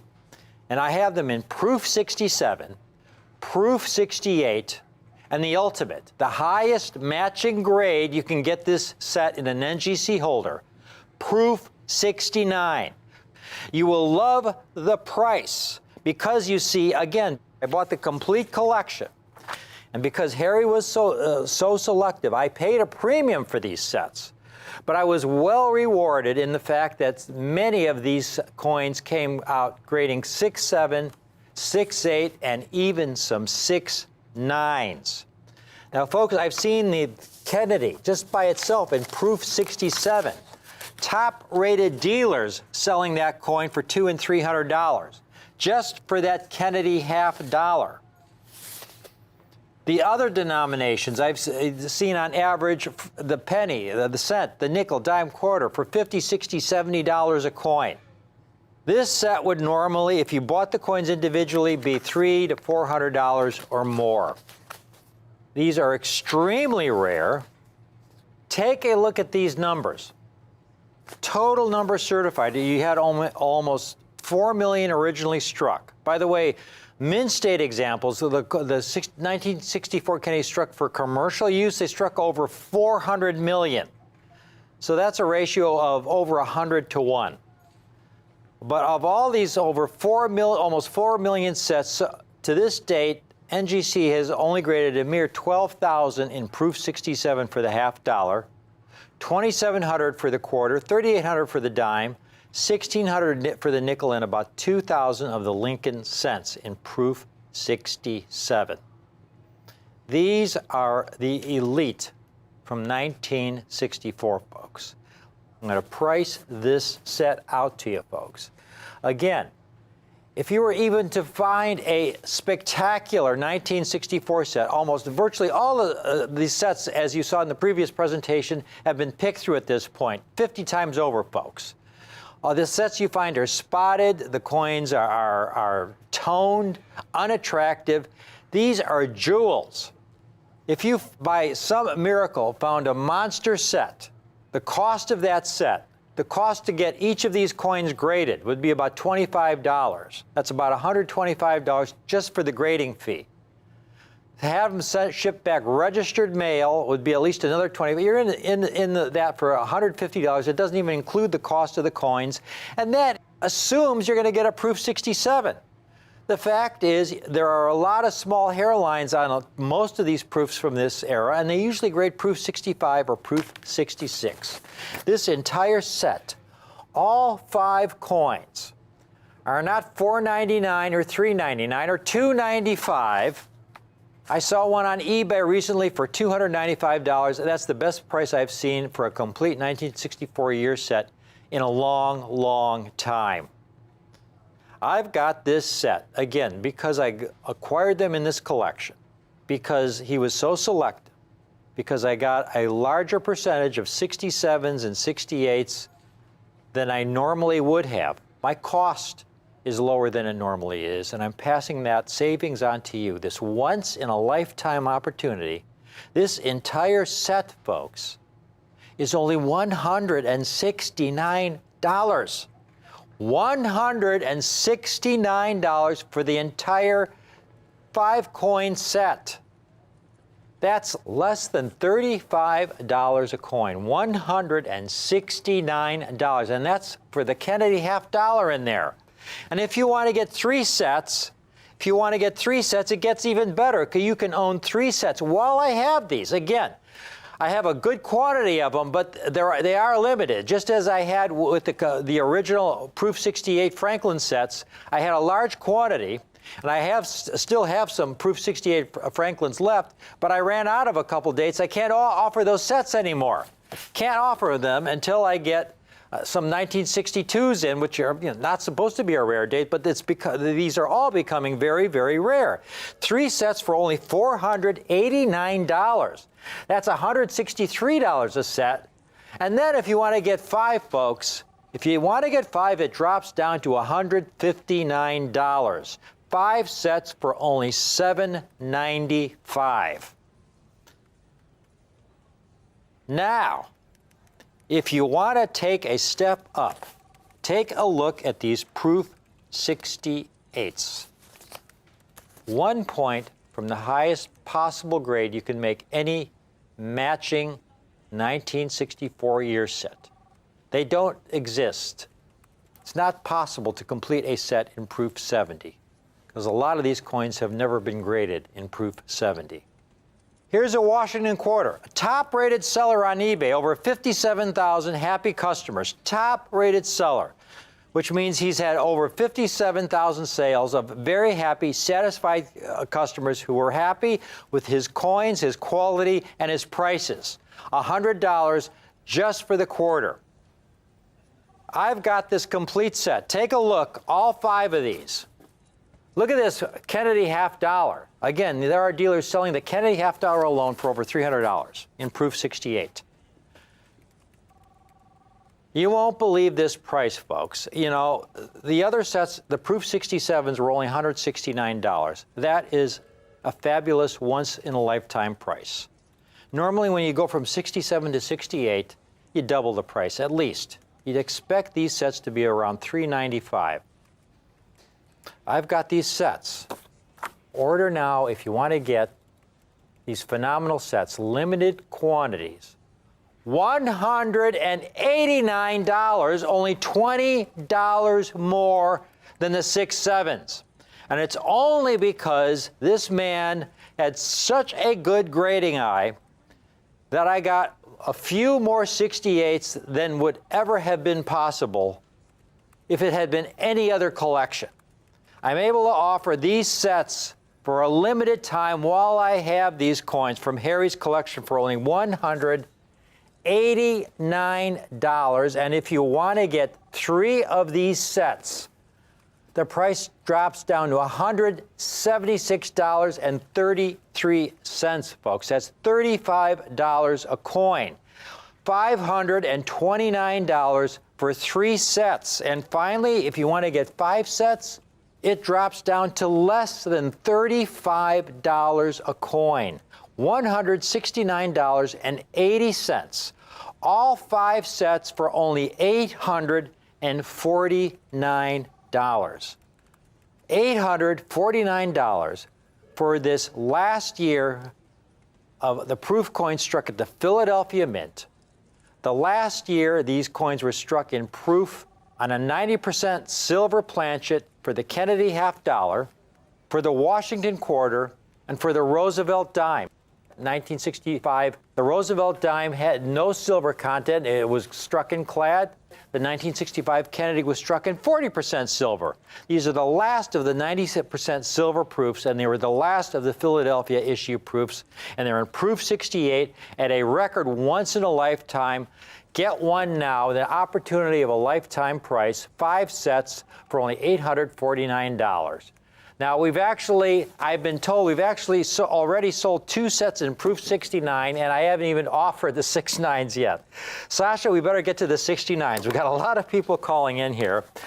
This is it. This is the top of the line. The top of the line. The highest grade matching set it's possible to complete. The highest grade Kennedy half dollar. Proof 69.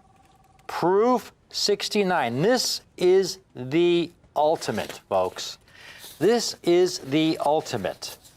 Finding these in proof 69. Folks, this is perfection. Perfection. I asked Rick Montgomery, one of the head graders at NGC, will they ever grade a proof 70 from this early era? He said, no, we won't, because they didn't have the technology. You look at this, this is perfection. They've only graded 3,500 Kennedy half dollars in proof 69, only 2,500 Washington quarters, 2,700 Roosevelt dimes. The Jefferson nickels, only 2,187 coins. The Lincoln set, only 1,699 graded in proof 69. The Lincoln set, again, a very problematical coin because it's struck in copper, over 50 years old, a copper coin. No toning, red condition, original red condition. It looks like it was struck yesterday. Highest grade.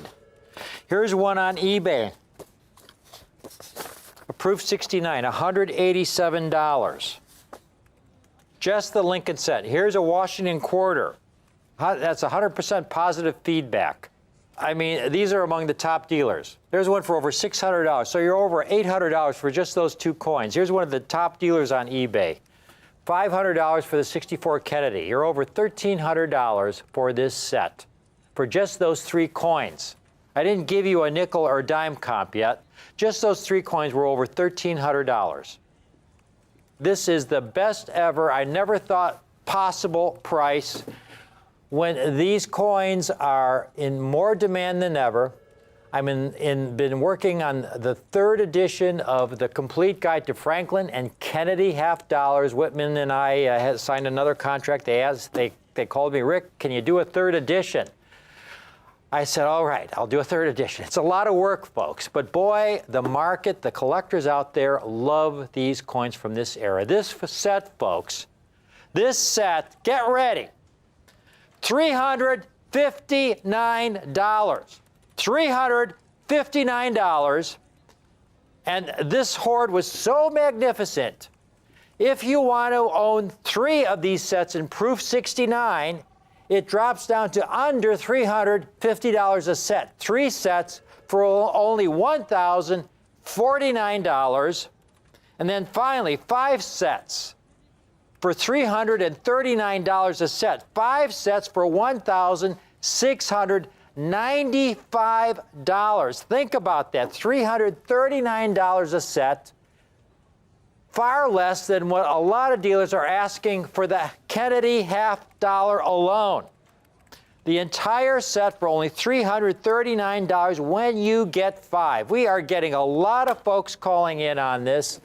This is the most exciting Kennedy year set in Proof 69 that I'll ever be able to offer. You get into the later years when they were struck at the San Francisco Mint, the quality improved. It becomes easier to get Proof 69 coins. There are exceptions. I mean, there were those some years at the San Francisco Mint when, for example, the Lincoln Cent suffered from a lot of problems with nicks and scratches in the field. And so the Lincoln Cent can be surprisingly difficult to get in some of those years at the San Francisco Mint. Notorious in 1971, 1972, notorious for marks. But the Kennedy half-dollars from this, the San Francisco Mint era, just phenomenal quality, much higher quality overall than the 1964 Philadelphia Mint Kennedy half-dollar, which is the key date in the set. It's the key date in the set. It's the biggie.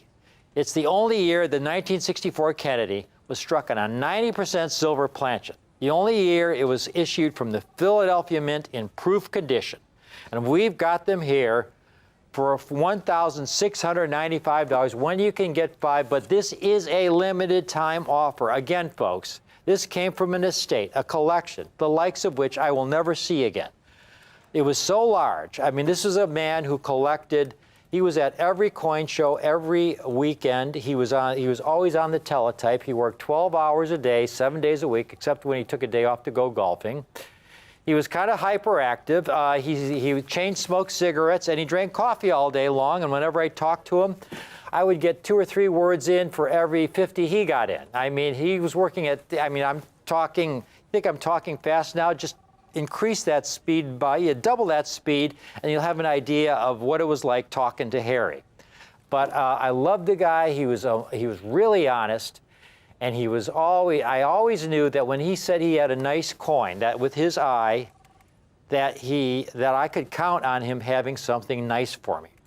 And this collection from him is just a dream come true for the collector of today. Please take advantage of it. Let's run through it once more. At the very bottom there, we've got these 1964 year sets. We have them in Proof 67 condition, which is an extraordinary grade. Dealers are selling the half-dollar alone for $250, $300. I've got the complete set for only $169.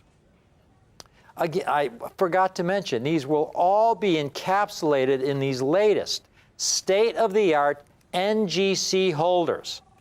These holders are sonically sealed. They're airtight. They're made from an inert material, so the coins will not tone. Additionally, the plastics used are the highest medical-grade plastics. They're much more difficult to work with. On the other hand, they will preserve your coins like you see them now. 20, 30 years from now, they will be every bit as magnificent as they are today. The 6-7 sets, only $169 for 1, $489 for 3, $795 for 5. These magnificent Proof 68s, and this is the buy of the lifetime here, because they're only $20 more, folks. They're not double the price. They're not double the price. They're only $20 more, $189. Don't just get one of these. Get 3 or 5 of these, because I do have a decent quantity of these. They will run out, but for now, I've got a decent quantity. I have 3 sets for only $529 and 5 sets for only $849. That's only $169.80 a set for 6/8. That's 2 sets in 5. 2 sets in 5. Thank you. 2 sets in 5. 2 sets in 5. And finally, these 6/9 sets, the top of the line. You can't beat quality. Here you have the highest possible matching grade in existence for this last year of the Philadelphia Proof Series. These beautiful, beautiful proof coins from 1964 for only $359. We have dealers selling just the Lincoln Cent alone for $150 to $200. Some dealers selling the quarters for $500, $600. The $50, $500. There was one set we saw on eBay in 6.9 for $1,300. And that was a dealer who had over 20,000 happy customers with 100% positive feedback. You know, he had over 20,000 people who liked his coins, liked his prices, been in business for many, many years, and we've got this set. Guarantee you will love this set. You will be so happy. $359 for one. While we have them, you can get 3 for only $1,049 and 5 for the incredible price of $1,695. Think about that. That's 5 sets for just a little bit more than that one top-rated eBay seller was selling a single set for. Right here on Rick's U.S. Coin Show. It's been a thrill. In this last year at the Philadelphia Mint, the only year with the Kennedy half dollar, these 6.9 sets for those once-in-a-lifetime, opportunity collector price of only $359 if you get one. And if you get 5, it drops down to $339. Got a lot of people calling in. It looks like we still have a bit of a queue here, but we will get you in just a moment. Just stay on there. Take advantage of this, folks, while I have them. This is a great opportunity. This is a window of opportunity for the collector of today to get some truly, truly beautiful, top quality, and truly rare coins at such a great, great price that gives you so much future potential. Thank you for watching.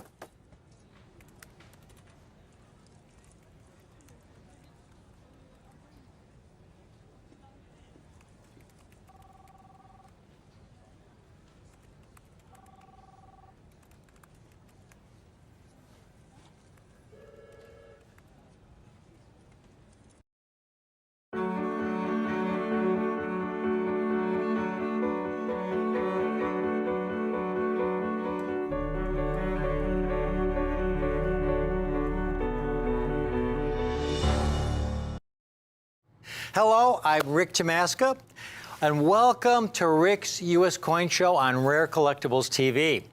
Now, it's a real thrill and honor to be here as your host.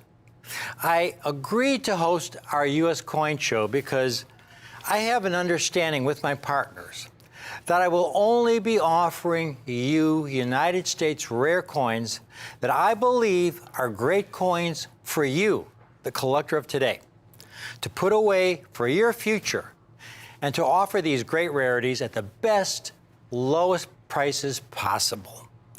I will never stand up here and offer you coins that I believe are not good for you to own. Now, there are so many different coin offerings out there. Some were recently struck in 2020.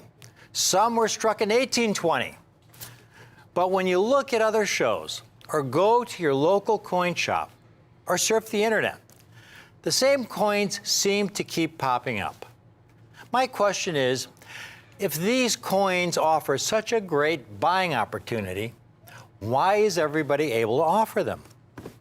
I mean, there are many, many truly rare coins that could possibly be offered on TV, but never are, usually because they are too difficult to acquire in any kind of quantity. They are too rare, too much work to find. And that's where my show is different. I'm a coin guy. I've been a coin collector since I was 10 years old. My goal here on Rick's U.S. Coin Show is to put in the hours, do whatever work is needed, do whatever it takes, use all my experience, all my contacts at my disposal to be able to offer you some of the kinds of rarities you never see, you never will see on any of the other TV shows or your local coin dealer. I have the knowledge and the experience, having written several books on the United States proof coins, with 2 more books in the works. But most importantly, I'm willing to do the work. And that last ingredient, folks, willingness to do the work, is the key ingredient. It's absolutely essential when it comes to locating truly rare U.S. coins.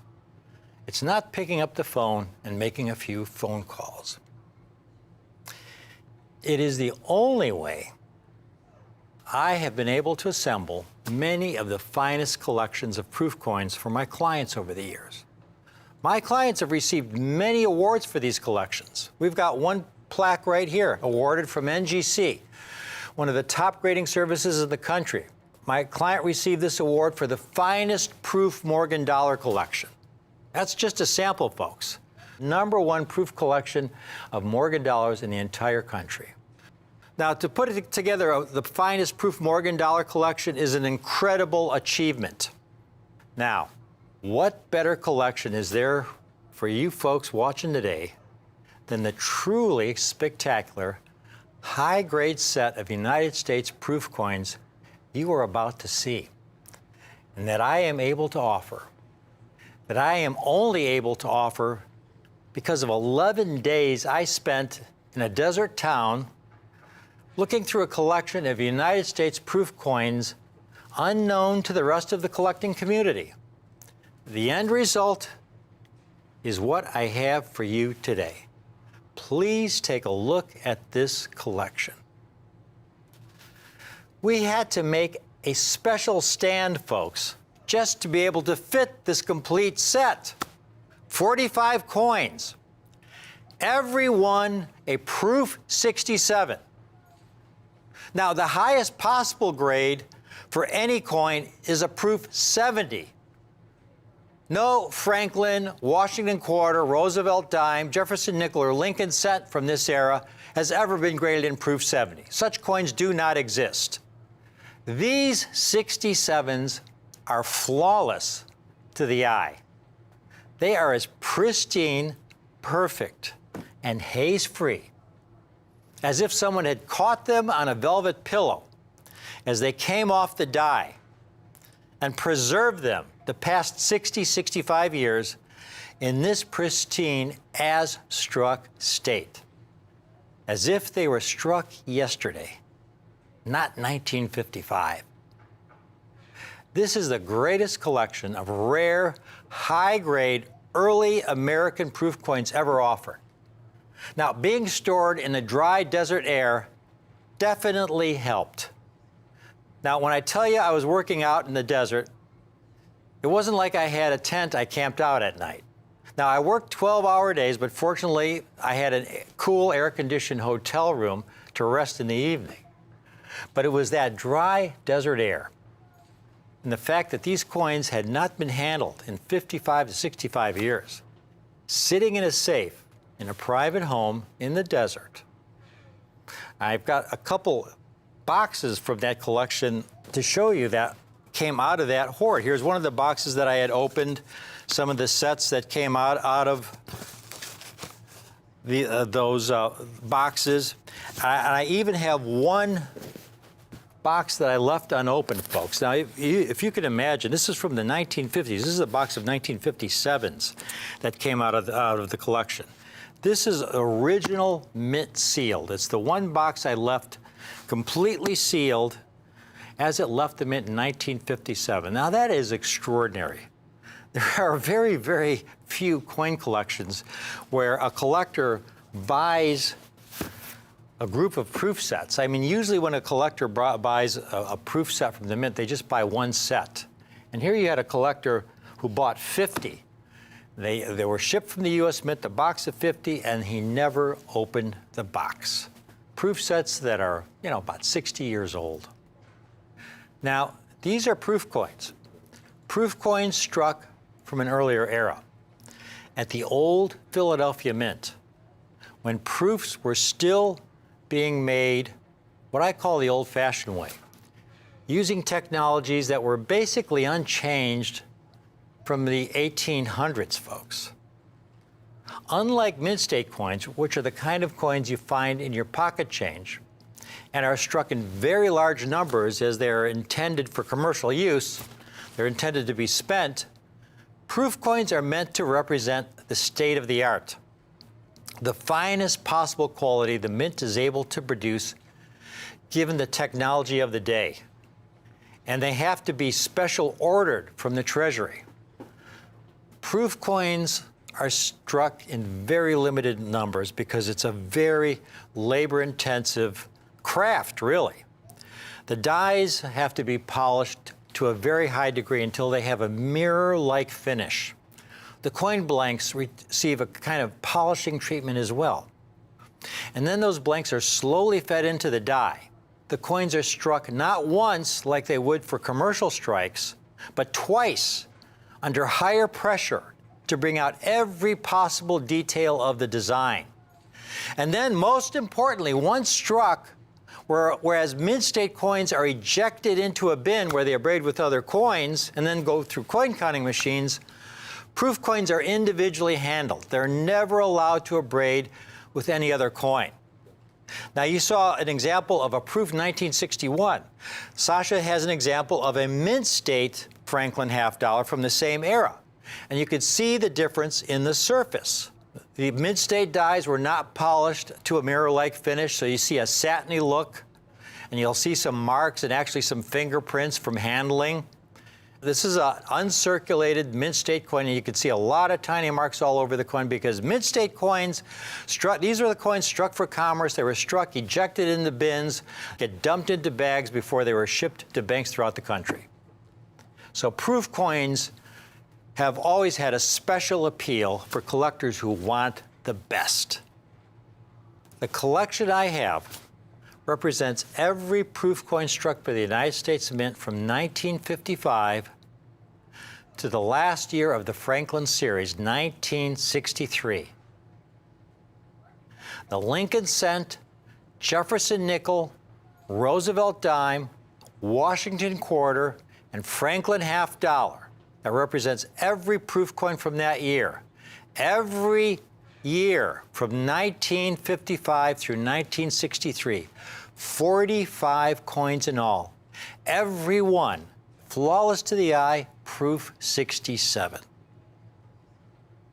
Folks, this collection, this set is extraordinary. But even more extraordinary is the price I'm able to offer them at. Every proof coin struck from 1955 to the end of the Franklin series, the last year of the Franklin series, 1963. You've got the Lincoln cent, Jefferson nickel, Roosevelt dime, Washington quarter, and Franklin half dollar from every year, all in proof 67 condition. Coins that are flawless to the human eye. They are absolutely as gorgeous and pristine as the day they were struck, 55 to 65 years ago.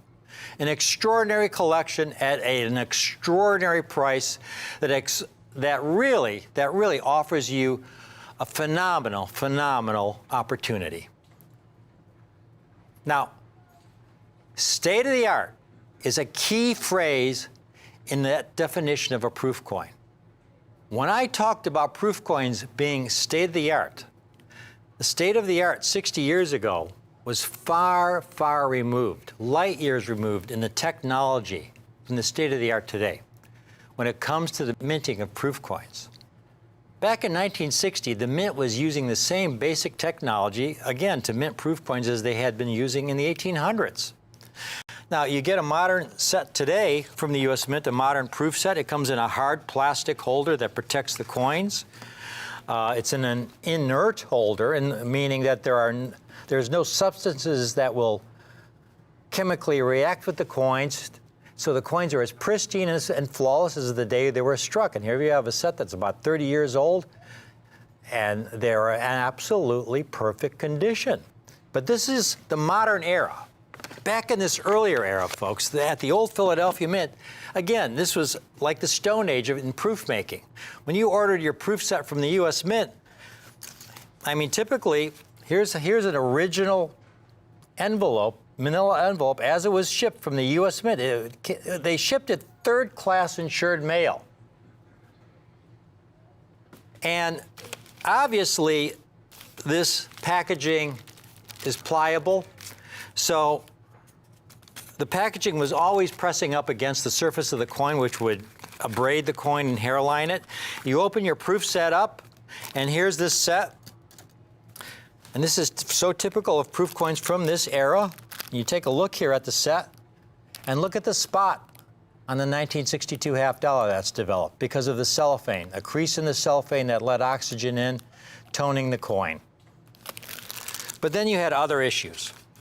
Here's a 1963 set. I cut this one open because one of the big problems they had in proof making back then, folks, I mean, the quality control back then was not what it is today. This is an original set, and this is how the half came from that original set. I've cut this set open to give you an idea of what this coin looks like once it comes out of the cellophane. And you look at all this spotting. And this is a familiar problem with proof coins, silver proof coins struck from 1958 to 1964. This was due to incomplete cleaning of the coin blank when they were preparing the coin blank for striking.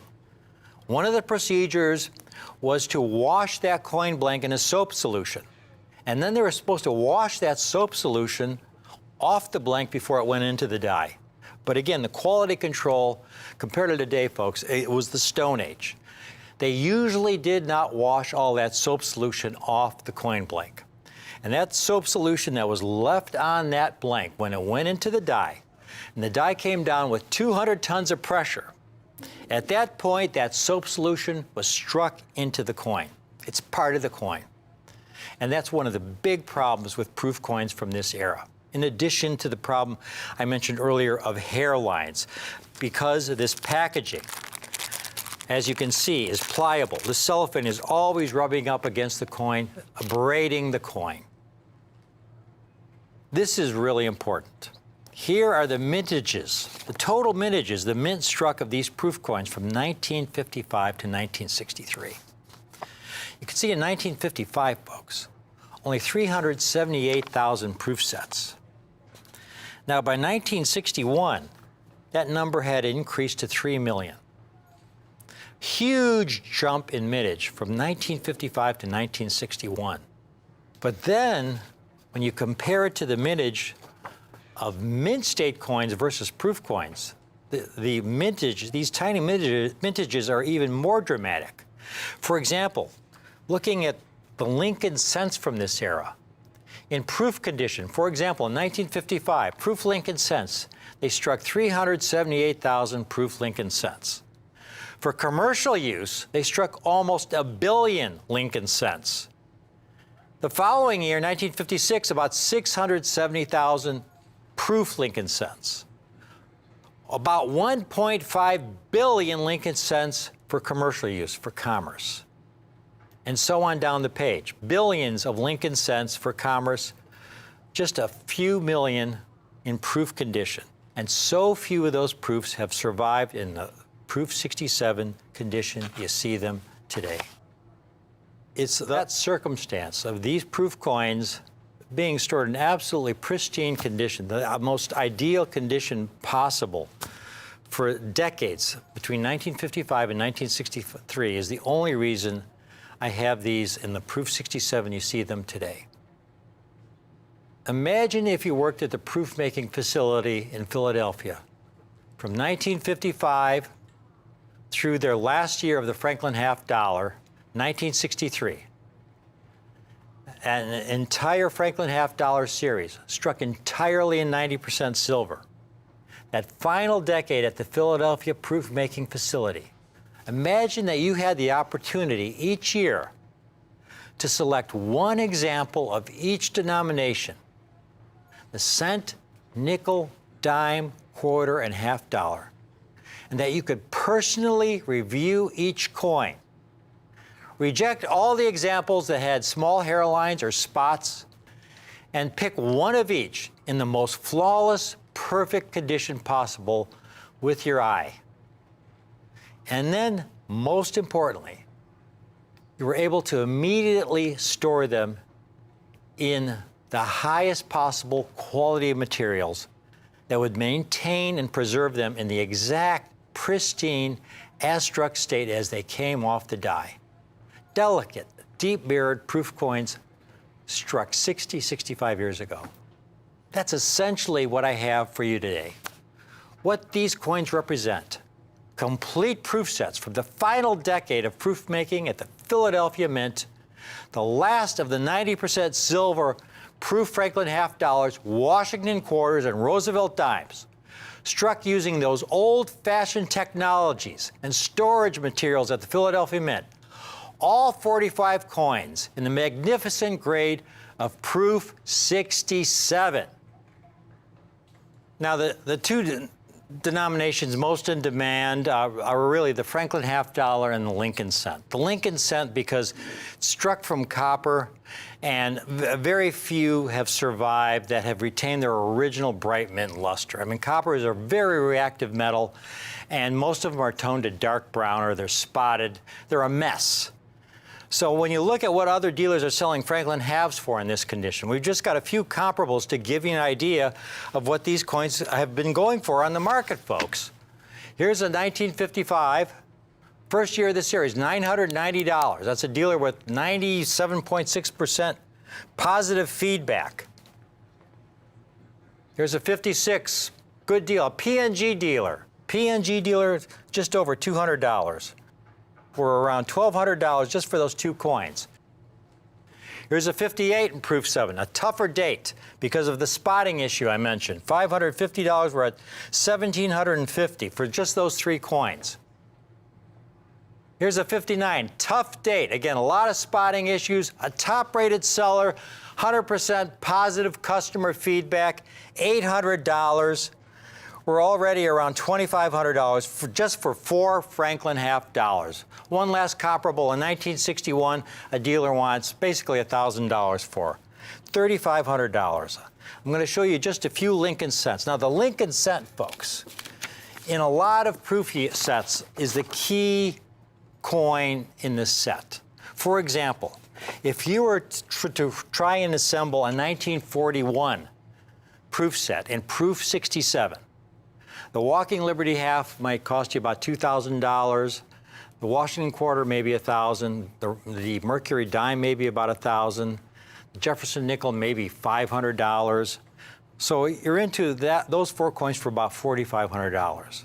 But then the Lincoln cent in proof 67. Here's one that sold in auction, $18,400. Here's another one that sold a few years later, $28,200.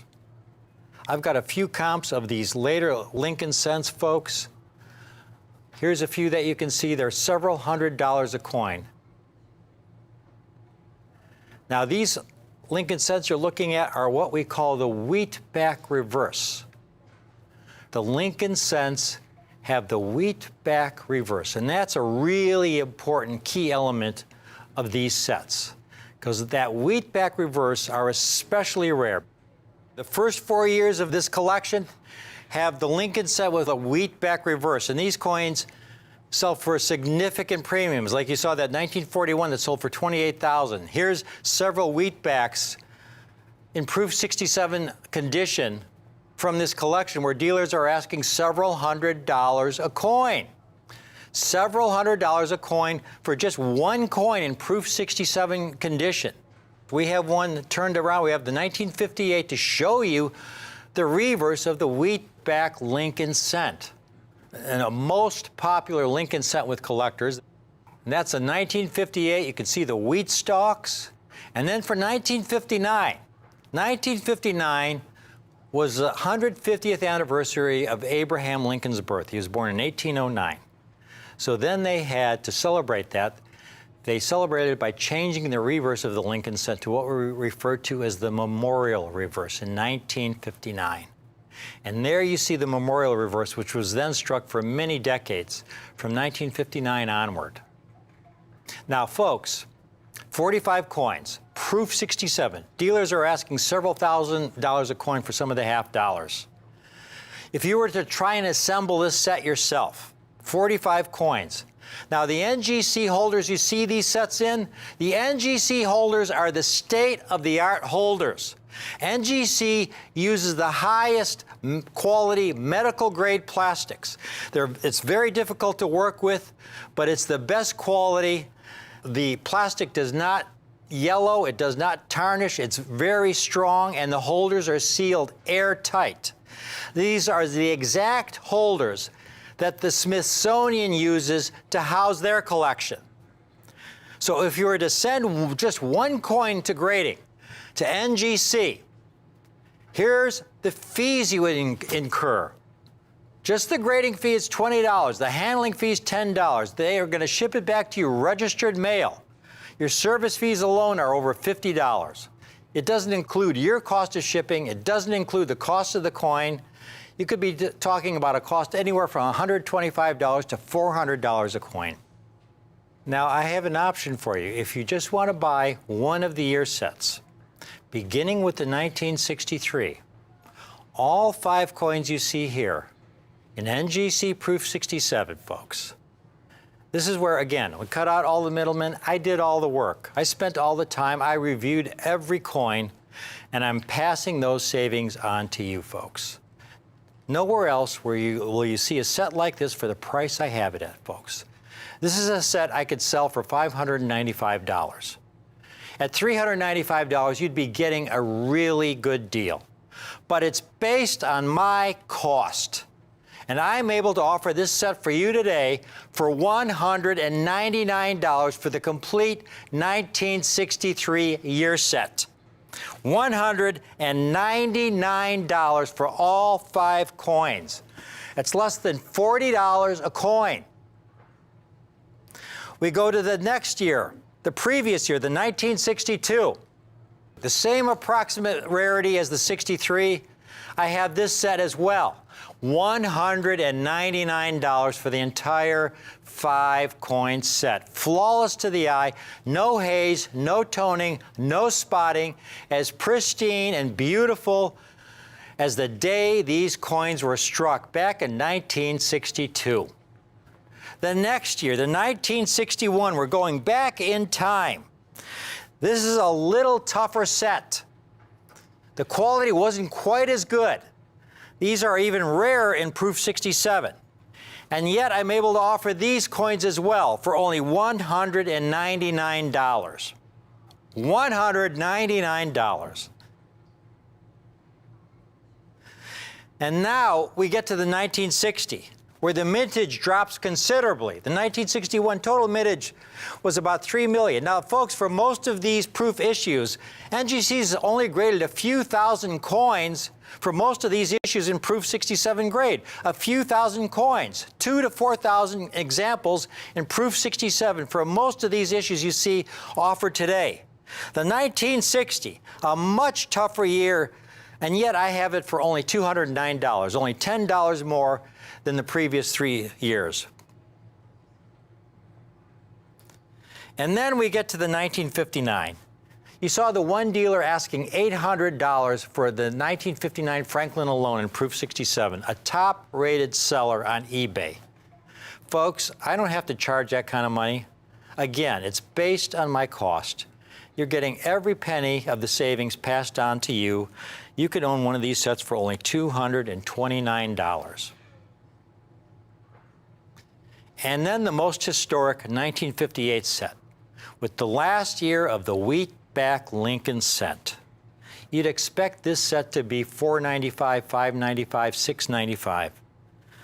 Again, based on my cost, I'm offering this set today for $239 for the 1958 set. A very tough year. They had a serious spotting problem with the Franklin half, Washington quarter, Roosevelt dime. These are extremely rare in Proof 67 grade. And then we go back to the 1957. A little bit better quality year than the 1958.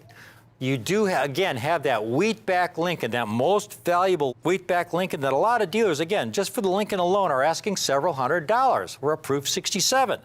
I've got the entire set for $229. And then the 1956, where the mintage really drops, only 669,000 sets issued in 1956. 669,000. This is a year that's getting so difficult to find in any condition. And I have these in just stunning Proof 67, and I'm able to do it while I have these sets, folks. I have a limited quantity of these sets while I have them, $239. And then finally, the first year of this series, incredibly low mintage. Only 378,200 proof sets were issued that year, and they were issued in the box sets. Very poor packaging. This is an especially rare issue. You saw the one dealer asking $999 for the Franklin half alone. The Lincoln cent is every bit as difficult as the Franklin half dollar. This should be $1,000, a $1,500 set. I have it for $409. Now that's a great, great opportunity. Now altogether, if you're to buy those individually, that comes to about $2,150. $2,151 to be exact. If you get the complete 9-year collection, folks, I can offer this entire collection to you today for only $44.33 a coin. $1,995 for the entire collection in Proof 67 grade. This collection is available on the 2-payment option as well. So if you can't swing the entire $2,000 or $1,995, put half down today of $997.50, the balance in 30 days. We've got a lot of people calling in right now, but I have one final surprise for you folks. I'd like you to take a look at this set I have on the left. This is a set we couldn't fit on one stand. This is the same collection from 1955 to 1963 in Proof 68 condition. This is the highest grade I'm able to offer a complete 45 coin year set collection in, folks. Proof 68. Now, normally when you go up a grade, when you're talking about proof coins from this era, you can triple or quadruple the price. This is a collection you expect to be $10,000 to $15,000. Take a look at just a few of the half dollars in Proof 68 that are being offered by some of the top-rated sellers on eBay, just for a few of the half dollars. Here's a 1957 Proof 68, not the rarest Franklin half in the set. A dealer with 100% positive feedback. I only use top-rated sellers when I show you these comparables. Over $1,750 just for the 57 half in Proof 68. Here's another coin. Another top-rated seller, a very tough date, the 1958, $1,100. So we're at $2,850 for just those two coins. We're going to show you one more, folks. 1960, same price, $1,100. We're at almost $4,000 just for those three coins from top-rated sellers. Great feedback. We're at $4,000 just for those three coins. I've got this entire 45 coin collection, again, based on my cost, folks. This would be a collection I could offer at $49.95, and you'd be getting a great, great set at a great price. But it wouldn't be my best price. My best price, folks, call in now. I have a limited number of these sets in Proof 68. This is the highest grade I can offer you this complete collection in, Proof 68. I have the complete collection. Call in now, $3,195 for the complete 45 coin collection, folks. That comes out to only $71 a coin. $71 a coin for the most spectacular collection of proof coins from the old Philadelphia Mint from 1955 to 1963, the last year the Franklin half dollar was struck at the old Philadelphia Mint in the phenomenal grade of Proof 68. And it's available, again, on our 2-payment plan. So if you can't swing the entire amount, put half down today of $1,597.50, and we'll hold one of these sets for you. And that is so absolutely critical because, again, I have a limited number of these sets in Proof 68. There are some dates where we got a lot of coins back in Proof 68, but there are a lot of dates in this set where we only got a handful of coins back in Proof 68. They're extremely rare, folks. We have a lot of people calling in. I'm going to have to wrap it up now. If you've just tuned in, what I have here to my left, the complete collection of 1955 to 1963 proof year sets. Every coin struck in proof by the Philadelphia Mint from 1955 to 1963. You could get the sets, the year sets individually, beginning at $199 for that 1963, 1962, or 1961 year set, $199 for the complete year set for any one of those years. If you want the entire collection, I have it available in 2 payments of only $997.50. And then I have the ultimate to my right here. I have the same collection in the finest possible quality I'm able to offer, the complete collection in all 45 coins in the extraordinary grade of Proof 68. The entire collection, Proof 68, my highest recommendation, folks. You get so much eye appeal, quality, and rarity. It really is the ultimate. It's only $71 a coin, 2 payments of only $1,597.50. If this is the set you want, folks, call in now. I have a limited number of these sets in this phenomenal grade of Proof 68. Thank you for watching this presentation. This is my first love. The first coins I ever bought in a coin shop when I was 10 years old was a 1962 proof set. Okay, I bought it back then for $7. I remember bicycling home. I had bought it with my lawnmower money. I remember bicycling home and showing it to my dad, and my dad's looking at it, and it's 91 cents face value, and he asked me what I paid for it, and I said $7, Dad, with a big smile on my face, and he just kind of looked at me like I was crazy or something, but he wasn't a collector. He didn't understand the value of these rare numismatic coins, and this is my first love. I hope you can take advantage of this offer, folks. You won't find it anywhere else. Thank you for watching.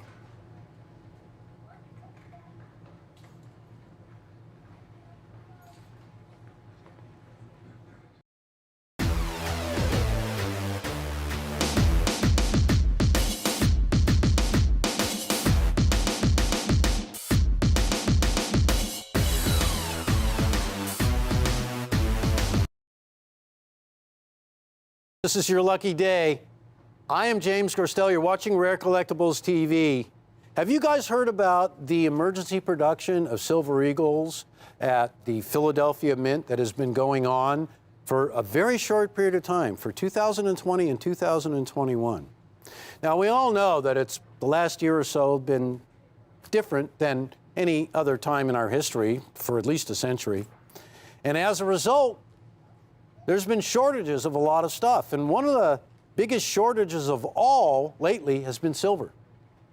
And it seems that in trying times, everybody wants one of the original forms of money. And silver has become extremely popular. The most popular form of silver of all are American silver dollars. It's always been that way. Morgan dollars are collected by generations and thousands of collectors. Peace dollars. Everybody wants a peace dollar. And when you go back even further, trade dollars and seated liberty dollars and flowing hair dollars, if you're ever lucky enough to get one of the originals. American silver dollars have been collected since the late 1700s, from the very founding of the mint. Rarely in the history of the United States of America does the government invoke its emergency powers to literally mandate that the mints strike coins to be disseminated to the American public. This happened in 2020 and in 2021. It hadn't happened for a really long time. The last time we saw anything like emergency production for coins was during World War II. Beginning in 1942, the lowly Jefferson nickel. Well, nickel was a major component of the war effort. So the government had to remove all the nickel from production of all U.S. coinage. And they replaced it with, of all things, solid silver. Well, that was the Silver War nickels. They were struck from 1942 to 1945. And the reason for that was emergency production. And how can you tell a Jefferson nickel that's produced under emergency production rules, if you will? You see that mint mark on the reverse of that coin at the very top of the dome of Monticello? That big P mint mark indicates that that is a Silver War nickel, emergency production. In 1943, copper was extremely vital to the war effort. There were a lot of Lincoln pennies being produced, millions and millions. All the copper was removed from the Lincoln penny. It was substituted with steel and zinc. Steel pennies, 1943. How could you tell that was emergency production? It was the only time that a penny was made out of steel. Instantly recognizable, emergency production.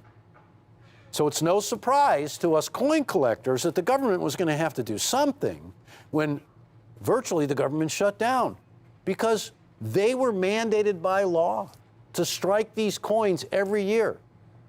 You see, in 1985, Ronald Reagan, who was president at the time, signed into law the Liberty Coin Act. That authorized the Treasury to begin striking a new American silver dollar. That began in 1986. And every year, as a regular issue, or what we call a business strike, that coin was struck. So 2020 and 2021 were going to be no different. Even if the government had to invoke the right to authorize by emergency production, emergency issue, the coins you're about to see. Now, the thing about these coins, the mintage is surprisingly low. I don't think anybody ever could have foreseen what has happened. I want you to take a look, because we are offering an opportunity here to get the 2020 and the 2021. And there's so many attributes to these new silver dollars, ladies and gentlemen. Number one, the 2020 documented and certified as a first day of issue from the Philadelphia Mint in that special Philadelphia holder, first day of issue in the ultimate grade of perfect MS-70. This coin is available as a single entity. It's $379. And I'm popping the price right now because I want you to know this is an incredible rarity. It's the second rarest silver eagle as a business strike ever produced by the U.S. Mint. And I'm talking about a coin that has been continually struck since 1986, year in and year out. You get the second rarest silver eagle ever issued with a mintage of 240,000 for $379. Its compadre there next to it in a Mint State 70 as well, we put in our special NGC Reagan Mercanti exclusive holder that only Rare Collectible TV has the rights to. And we did that because that year of 2021 is the final year for the Mercanti Reverse. It's been on the coin since 1986. The one you are looking at right there is the last. It is going away. There will be no 2022. In fact, midway through this year, the Mint will switch the Reverse to a brand new design. So the Mercanti Reverse of the Heraldic Eagle is going away forever. You get what is the third rarest and just the second emergency production ever done, Silver Eagle in the 2021 with a mintage of 495,000. That coin is $269. Now get on the phone right now, but don't hesitate, because this deal has got collectors everywhere wanting these coins. Let me show you what I'm talking about. Coin Week, one of the largest coin publications, had an article. In the title says it all. A new modern rarity, the 2020. And they go on to state here, there will be rarities issued in 2021 as well. Get ready. We've got them, both of them. They sold out quicker than you can blink an eye. Here's why. take a quick look at this table of mintages of the business struck, or what I call regular issue, of the American Silver Eagle dollar. And don't forget, this coin is the largest American silver dollar ever produced by the Mint. It has way more silver in it than a Morgan dollar. It has a larger diameter, and it has a world-famous design. On its obverse, the Walking Liberty half dollar, designed from 1916. And its reverse, the ultimate heraldic eagle design, designed by John Mercanti, going away. That coin has made history since the first day in 1986 when it was issued. Now take a look at the mintages. And these equate to millions and millions of collectors buying each and every one of these years, putting them away to get a complete date run from the beginning all the way up to the current issue. So the coins we're featuring right now are vital components to completing all of these coin collections. Thousands, if not millions of people have started collections and can't complete them without the two coins you're about to see. Now take a look at the bottom of this table. In red, the ultimate reason why I want you guys on the phone right now. The 2020 with a mintage of 240,000. It's bested by only one coin, the 2015. And the 2021 from Philadelphia, documented with a mintage of 495,000, another crazy low mintage. Folks, I want you to know that we're offering the 2021 on an individual basis, and that is also in the highest grade attainable, a Mint State 70, a perfect condition coin. We're offering that coin for $269. You're going to see in a minute why both the prices that we have, the $379 price for the 2020, you can't beat it. I guarantee it. The $269 price for the 2021, the very last with Mercanti's reverse, $269. Another coin in our exclusive label at the highest grade attainable. And for the set together, ladies and gentlemen, get on the line because you have an opportunity to buy both true rare coins for $629. Now here's where it gets really fun. Really, there's three finishes of American Silver Eagles. There are what we call the business strikes. I call them the regular issue. Much like a Morgan dollar was issued every year in uncirculated, these are very much the same way. In fact, they are the same way. Now, when you look in your red book, you'll see in parentheses very small mintages of Morgan dollars. Those are the proof coins. The largest mintage was 1,200. Those are really, really hard to get, obviously. They're priceless artifacts. And so the Mint followed along those lines by issuing these silver dollars in proof. And they issued about 27 million of them. There was another collectible version, the burnished die. Almost 3.8 million of those coins were issued. Now, the column on the far right says it all. Those are the percentages by which these coins grade in perfect 70 grade. The business strikes, not even 0.75% would you be guaranteed to get a perfect Mint State 70 when you submit a coin. So what does that mean? Well, you can't just submit one coin and expect to get a perfect grade. No, you're going to have to really go with quantity there to get one coin that'll grade absolutely perfect. Well, it isn't much better with the proofs or the burnished die. Pretty small amounts, but nothing comes close to the regular issue of the business strikes. They are the hardest to attain in perfect grades. Let me show you what we're talking about in brass tacks. These are 2020 Silver Eagle dollars that were produced by Philadelphia as emergency issues. $795, one coin. Now, we're doing the same coin for $379, except ours is a first day of issue. But they're both PCGS graded. Ours is $379, theirs is $795. Well, we love John Mercanti here. He's a friend of the show, and we have an exclusive label with his signature on it. And here is an NGZ coin that was graded in a perfect 70 grade. It's $1,150. I just offered you the same coin for $379 in a PCGS, first day of issue, Mint State 70. That one right there, $1,150. Oh, here's a great deal. This is also Philadelphia, first day of issue and emergency production.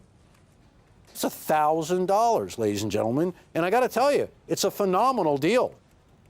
You are going to thank your lucky stars that you landed here today, because at $379 for that coin, unbeatable. And I got to tell you, don't miss out. The 2021 at $269 is equally as valuable because it features the last heraldic reverse, and it features only the second emergency production Silver Eagle struck at the Philadelphia Mint. And its mintage is 495,000. Another really low mintage. A 2020 at $1,680. And I guarantee you, the owners of that coin, people who bought that coin, are happy as you can be to own one. Well, imagine our viewers right now watching this show and saying, I paid $1,680. I paid $1,150. I paid $1,000. I got the greatest deal in the world at $795. Seeing this, where you could buy both of those coins, the 220, the 221 for $629. Both in Mint State 70, the 2020 in a first day issue, the 2021 in our exclusive Reagan Mercanti label for $629 for the two together. Don't forget, $269 for the 2021 on their own. So if you love American Silver Eagles, if you know that this coin has become the most popular silver dollar in the entire world, it has really overtaken the Morgan dollar. And I'll tell you what, you can never get one of those fantastic classic Morgan or Peace dollars in a Mint State 70. Not even one coin exists. Very few of these coins exist in a Mint State 70 grade. Only 0.72%, not even 0.75%. So don't delay. On that table, there was one coin that had a lower mintage than the two that we're showing right now. That was a 2015, and that was also struck at Philadelphia. It was an emergency production. The mintage was about 80,000. I want to show you how valuable these coins become. That coin right there is one of the coins that I just spoke about, and coincidentally, it has the same label as our 220, the Philadelphia label. That coin, almost $4,000. What's the grade? Mint State 70, the ultimate. I get excited about silver dollars. I've been a Morgan dollar fan since I was a little kid. I always wanted to own Morgans, but when you're 7 or 10 years old and you're a coin collector, you don't have enough money for a Morgan dollar. You're happy collecting pennies and stuff like that. In fact, you couldn't be happier. As you begin to evolve a little bit into coin collecting, you begin to realize the magnificence of the silver dollar, its size and its weight and its history. You start collecting silver dollars and the world opens up. However, let me tell you the difference about this coin. Since 1986, millions of coin collectors have discovered that the United States of America issues a bona fide legal tender silver dollar, bigger than any we've ever struck before, with the original Walking Liberty half-dollar design from 1916, a world-famous heraldic eagle reverse made famous by just the 12th chief engraver of the U.S. Mint, John Mercanti, all in one package. The silver dollar that took over the world. If you're one of those collectors, and I know you are because thousands of collectors, our collectors on our show, purchase complete collections of American Silver Eagles in Business Strike, the regular issue, from 1986 all the way to the present time. I get to tell you, every one of those collectors, they want this coin. The phones never stop ringing. The 2020, impossible to get. The mintage was only 240,000. Well, let me tell you, the 2021, no easier, because the mintage of that coin was 495,000. When you talk low mintages for silver dollars, take a look at the Morgan series. Find a coin with a mintage of less than 500,000 coins. That coin is going to be $5,000 and $10,000 in the highest grade, or highest grade. No, in a nice grade. In the highest grade, it's going to be six figures. This is an opportunity to get in, not just on the ground floor, but you haven't even hit the ground floor yet. I don't want to forget the 2021. A lot of attention is directed to the 2020. But the 2021, ladies and gentlemen, that is the last coin of its kind.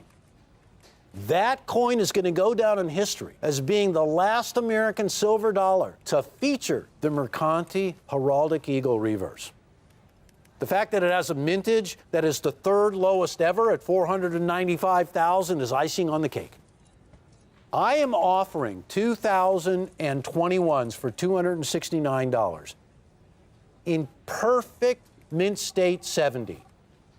That one is almost $450. This one is almost $900. There's a reason for these prices. There's a reason for this demand. These silver dollars have caught everybody's attention. For the last year, the Mint has announced that 2021 will be a transition year. It's the last year of the Heraldic Eagle Reverse. So since news broke of that, well, that transition to the new reverse, collectors cannot get enough of what we now call the Type 1, 1986 through 2021. Midway through 2021, the Type 2 series will begin. So this coin that you are looking at from Philadelphia for 2021 is the final issue with that reverse. Now, because of its uniqueness, because of the unique times that we live in right now, these coins as emergency production will go down in history as being unique, much like the steel cents from 1943, the Civil War nickels from 42 to 45. Rarely has this happened. We all hope it never happens again. There is a silver lining. There happens to be a silver lining consisting of two silver dollars right here, both in the highest grade attainable. You can buy an individual 2020 with a rare mintage of only 240,000 for $379. But not for long, because they are gone everywhere. And everyone that I know that exists in the world today is right here on our set. You can buy a rare 2021, mintage 495,000, the third rarest in the history of the series, for $269. Or you can combine the two together in a set for $629. The hardest coin to achieve in a perfect grade are the coins you're looking at. They are generally struck for quantity and not quality. Though they're beautiful coins, it is the rare occurrence that these coins occur in a perfect grade. We saw that not even 0.75% of these coins will grade in a perfect grade. And that's by both grading services, both PCGS and NGC. I just want to make sure that I have not left anything out here, ladies and gentlemen.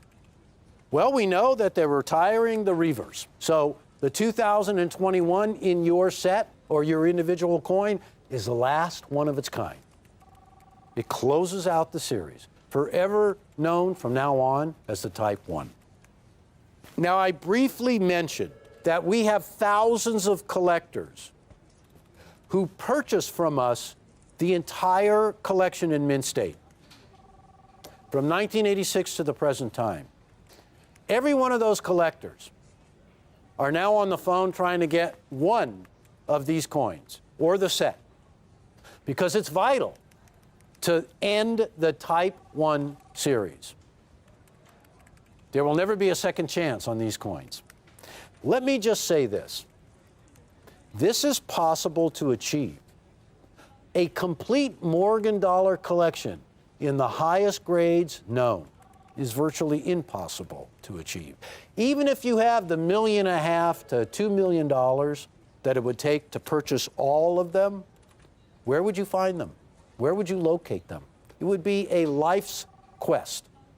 But right here, falling right into your lap, are number 2 and number 3 in terms of rarity in the entire series of business struck Silver Eagles. For $629 for the set of 2, for $379 for an individual 2020, or $269 for an individual 2021. If you have any questions, you can contact me here anytime. I'm always available, and I'm willing to talk to any of you collectors about coins, because I love coins, and I'll be happy to talk to you about them. But right now, it's time for me to go. But I want to leave you with this thought. This display, this cachet, is the only one I know of anywhere in the world. There will be no more displays like this, no more cachets like this in the future. If we're able to get any more of these coins, it's going to be a little dribble here and there. There will never again be enough for me to come on the air and do this for you guys. I hope you got one or you got both, but I hope you get in on it. So thank you so much for watching. Stay tuned for more great coins. See you soon.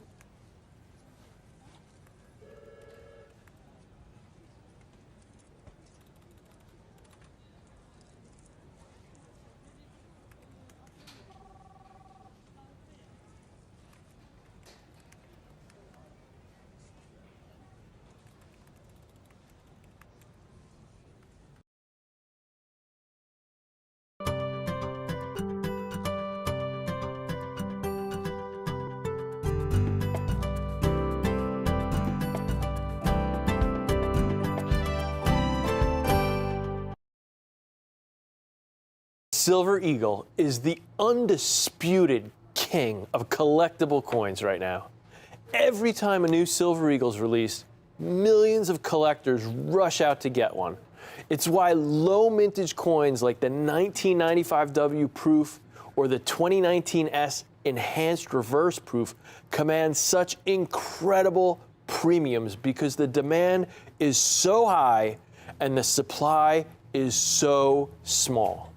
Now, in 2020, we have this special edition American Silver Eagle, struck to commemorate the 75th anniversary of the end of World War II.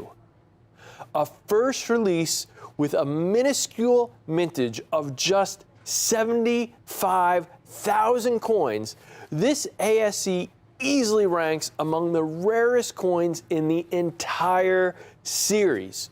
So many people were trying to get this stunning coin that it actually crashed the US Mint's website from the sheer number of people visiting it.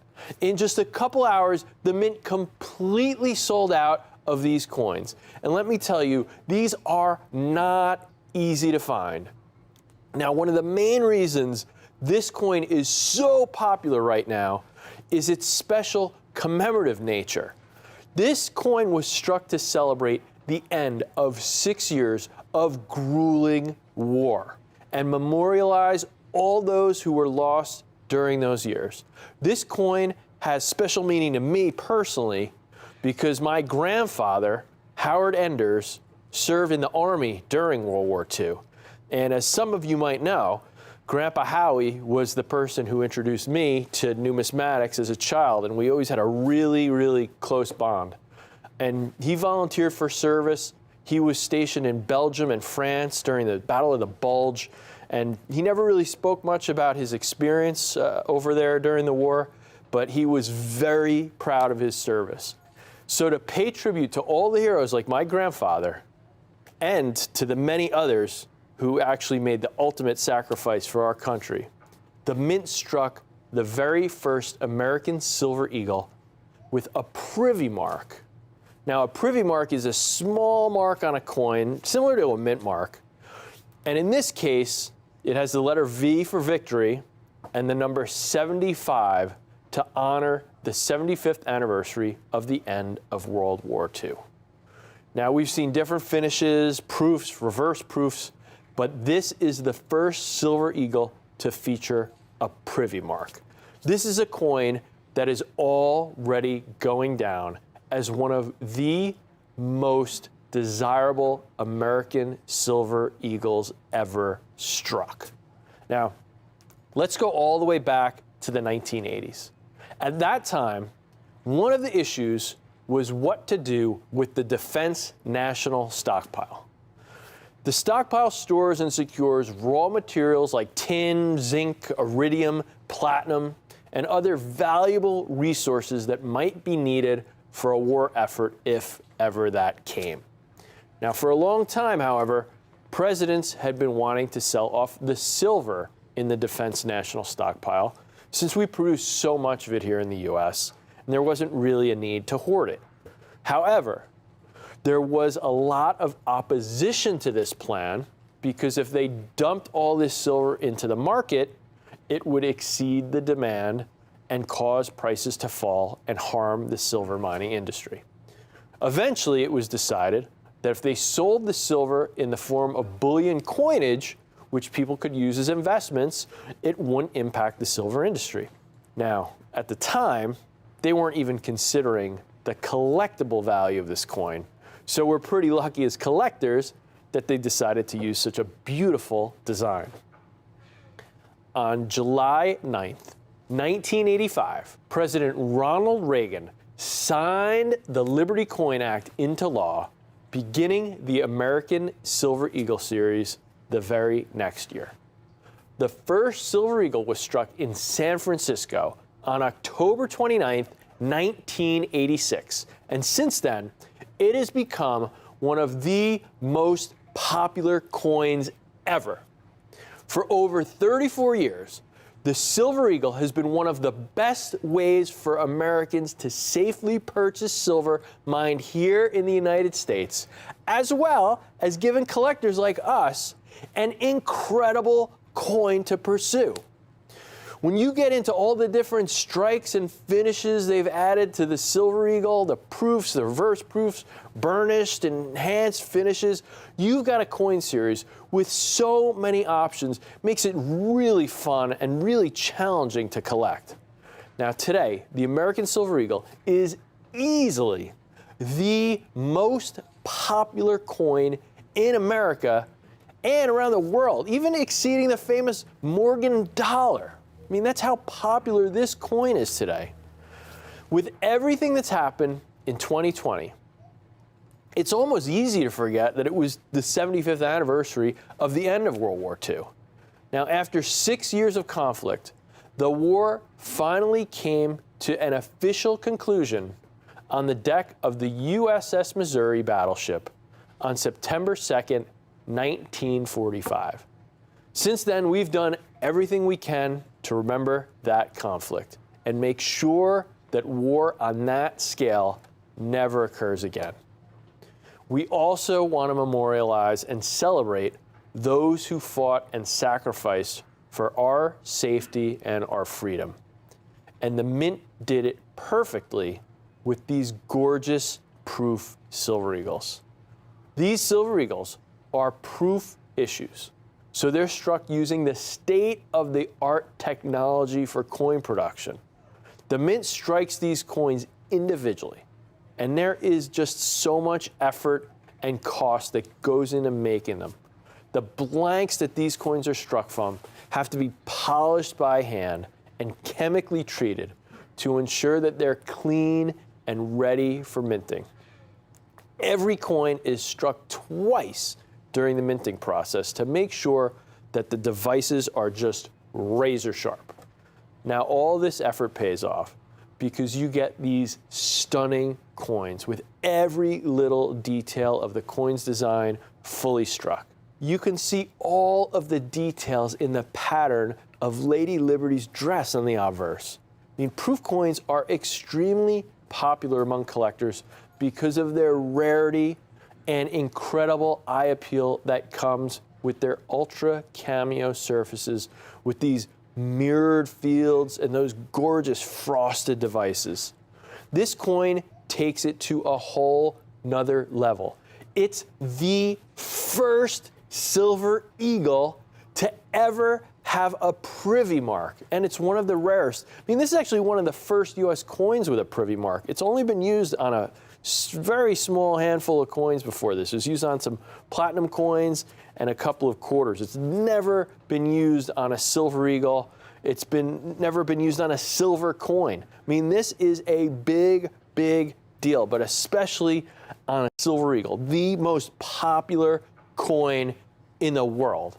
Now, of course, a big part of why the silver eagle is so popular among collectors is because of the artistic beauty of its design. On the obverse, you have that classic walking liberty, which was originally used on the $50, starting all the way back from 1916 up until 1947. This design was created by Adolph Weinman. Weinman was a protege of Augustus St. Gaudens. You know, these guys are some of the greatest artists in American history.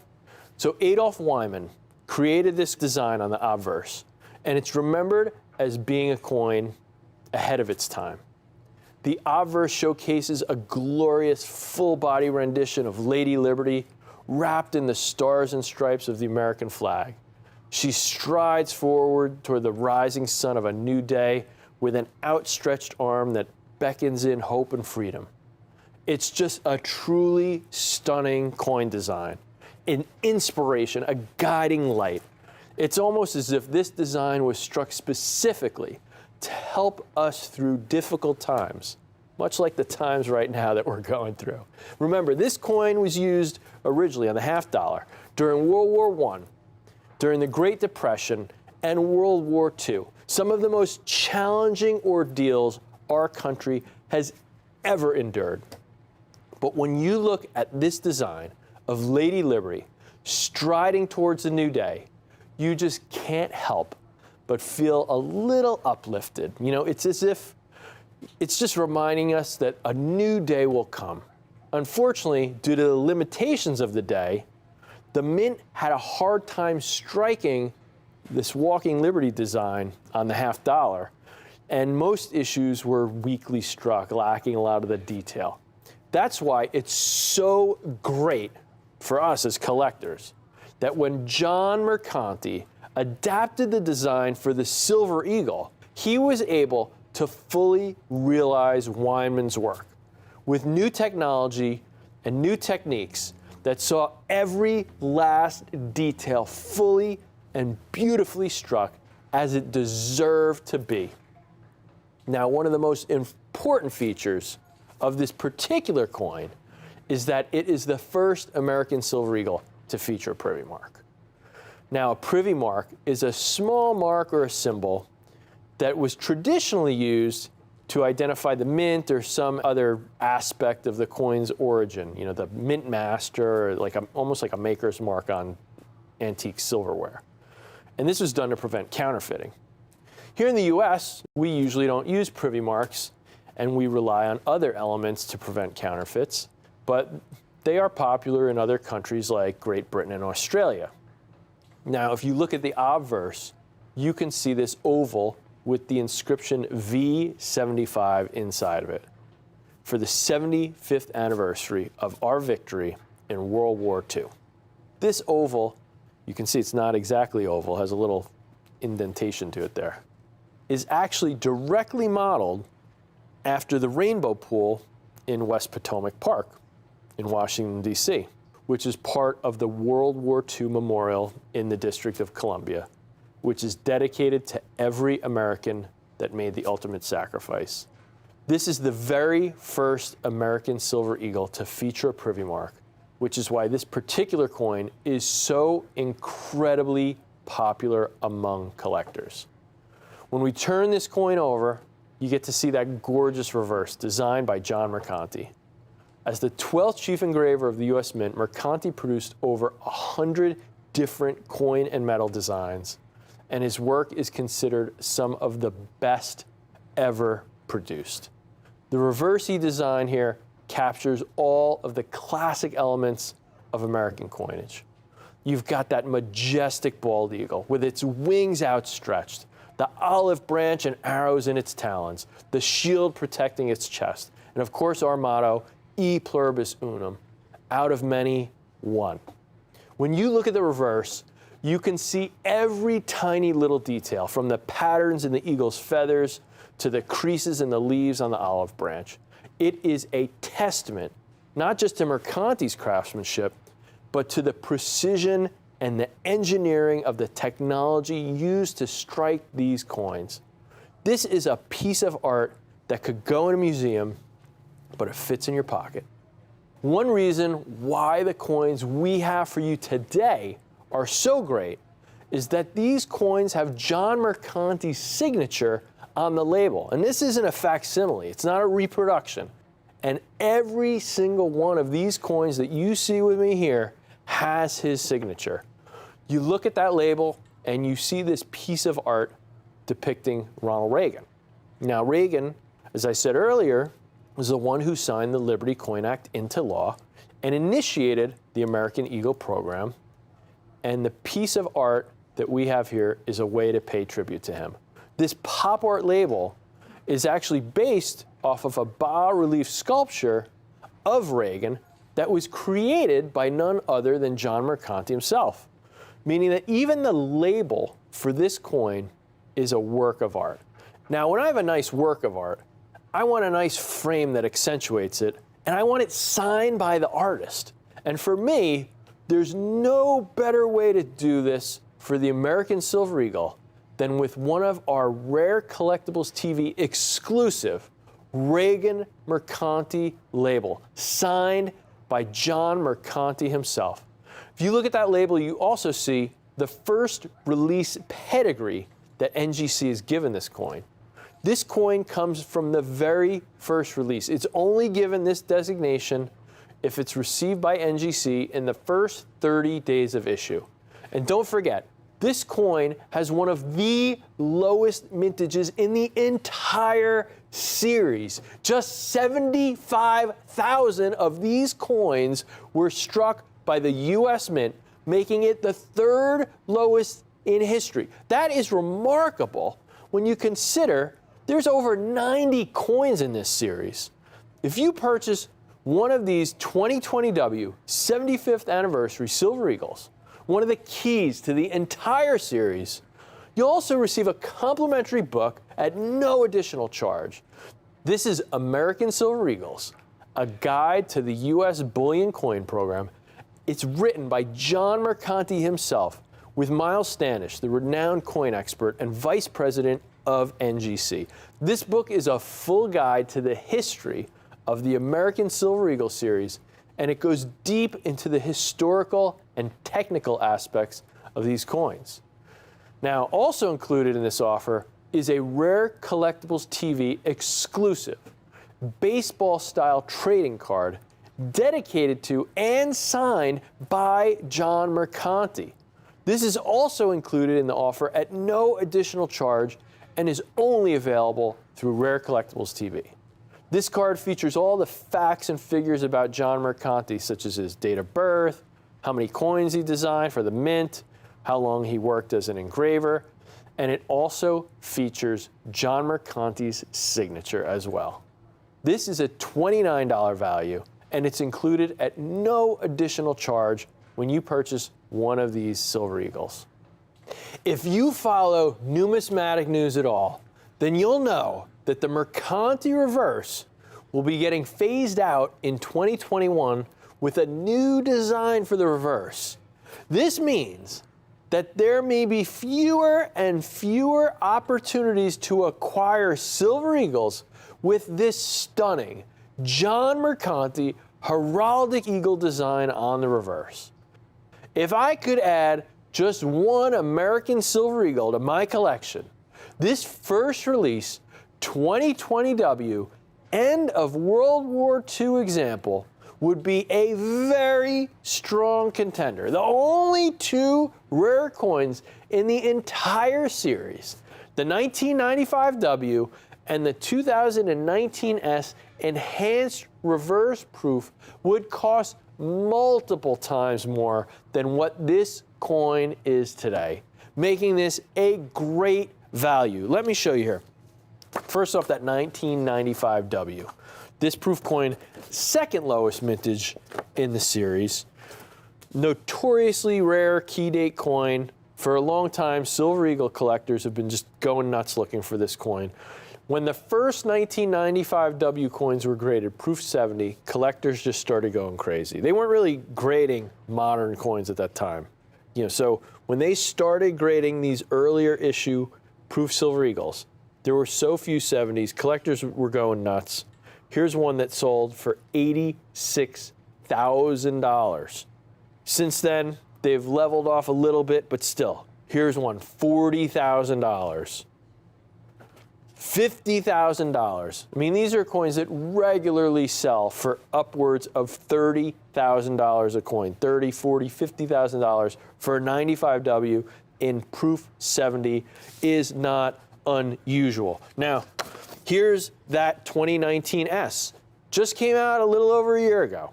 Took the crown as the lowest vintage Silver Eagle. Here's one someone is asking almost $95,000. This one happens to have the signature of the mint director, but still, $95,000 for a coin, the lowest mintage in this series, just to show you how popular this series is, what people are willing to pay for these type of coins, what these coins go for these highest, most sought after coins, these low mintage key dates in the series. Here's another 2019 S. This one they're asking almost $12,000. Here's one, $5,000. I don't think this one's even graded. $5,000 for this enhanced reverse proof. Here we go, $6,000 for a proof 70. I mean, these are the same grade of the coin we have here today, proof 70. These are the number 1 and number 2 lowest mintage in the series. The coin we have here today is the 3rd lowest mintage, right behind these two coins. 3rd lowest mintage. One of the major key dates to the most popular coin series in the world. These are a fraction of what you have to pay for these other coins, these other key dates of the series. This is a great opportunity. Right now, you can purchase this historic American Silver Eagle commemorating the 75th anniversary of the end of World War II for just $1,495. If you prefer to split up that cost, we also have a 2-payment plan for only $747.50. When you make that first payment, your coin goes in our vault and you can pay the other half in 30 days and receive your 2020 W with the Privy Mark. And let's not forget, this is a proof coin. This is a state-of-the-art coin, and it displays the highest possible quality that the mint can produce with modern technology. Proof coins are only struck in limited quantities due to the labor involved in the production. These coins are, they require specially polished dies to strike them. They're sorted individually. These are coins treated with the utmost care and respect to ensure they're in the best possible condition. But even with all of that care, the majority of these coins will never be certified as being perfect. But the examples we offer here today are all graded a perfect Proof 70 Ultra Cameo by the Numismatic Guarantee Corporation, or NGC. You can look at these coins under 5 times magnification and you still won't find an imperfection. These coins are flawless. And don't forget, these coins are in our exclusive NGC-signed Reagan label, and you get the John Mercanti autographed trading card and the American Silver Eagle book included as a bonus, free of charge. Now, throughout the show, I've mentioned that these coins are in Proof 70 Ultra Cameo condition. If you're new to collecting, coins are graded using what's known as the Sheldon grading scale to determine their quality. On this scale, 1 means that the coin is so worn down that you can barely tell what kind of coin it is. A score of 70, on the other hand, is the highest grade possible. And that means that the coin is absolutely perfect, flawless. Now, one of the great things about collecting American Silver Eagles, unlike classic era coins like Morgan dollars, is that in the modern era, you can actually build a collection of coins graded in a perfect Proof 70, if you have the patience and the desire to do so. It's still a lot of work, but it can be done. If you look back to classic coins like the Morgan dollar or the St. Gaudens double eagle. Mint State 70 examples don't even exist. The technology just wasn't there yet to produce flawless coins back in those days. Now, on top of these 2020W Silver Eagles having a perfect grade, these are proof coins. These are not coins struck for circulation or, to be used for change, or they're not coins struck for bullion purposes like the normal Mint State Silver Eagles. These are proof coins, which are much more difficult to produce than bullion coins or circulation strike coins. The blanks need to be treated, polished, cleaned to ensure that the strike is high quality, and the dies have to be specially polished as well to get that gorgeous frosting that you see on the devices. And all that effort pays off, though, as you get these stunning examples like the ones you see now. That cameo contrast between the fields and the devices just means that these coins just pop. They grab your attention from across the room like a good piece of art. It's not very often that the Mint institutes a hard limit of how many Silver Eagles get struck in a particular mintage. But for this coin, we have a confirmed mintage of just 75,000 examples of this coin struck to honor the 75th anniversary of the end of World War II. These coins are an incredible rarity, but that's not all. NGC has recently confirmed that they are going to assign a separate category for Silver Eagles with the Rare Collectibles TV exclusive Reagan Mercanti label, making the population for these prestigious coins even more exclusive.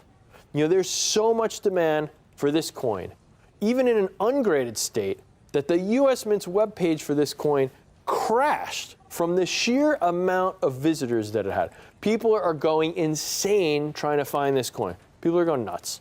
The website crashed, and it is just one of the rarest Silver Eagles, like I said. Let me show you for a second, just to get, I've said it a few times that this is the third lowest mintage in the series. And this is a pretty big series. Here's the entire Silver Eagle series, all the different versions. The regular uncirculated version, also known as the Mint State or the bullion version. You see a typical strike for the uncirculated coins well into the millions. At the top of the chart, you see several issues over 40 million, over 30 million. Even by the bottom of this page, we get down here, they start to get much lower mintages here. I'm sure there's got to be at least 5 million Silver Eagle collectors in the country. But you see here, we're getting down to coins with mintages of only about 5 million coins. We get to page 2 here. We start to get to some lower mintages again. Here's the 1986 first year of the series, that uncirculated or bullion issue, about 5 million coins struck. Now we start coming down here and we start seeing some of these proof issues.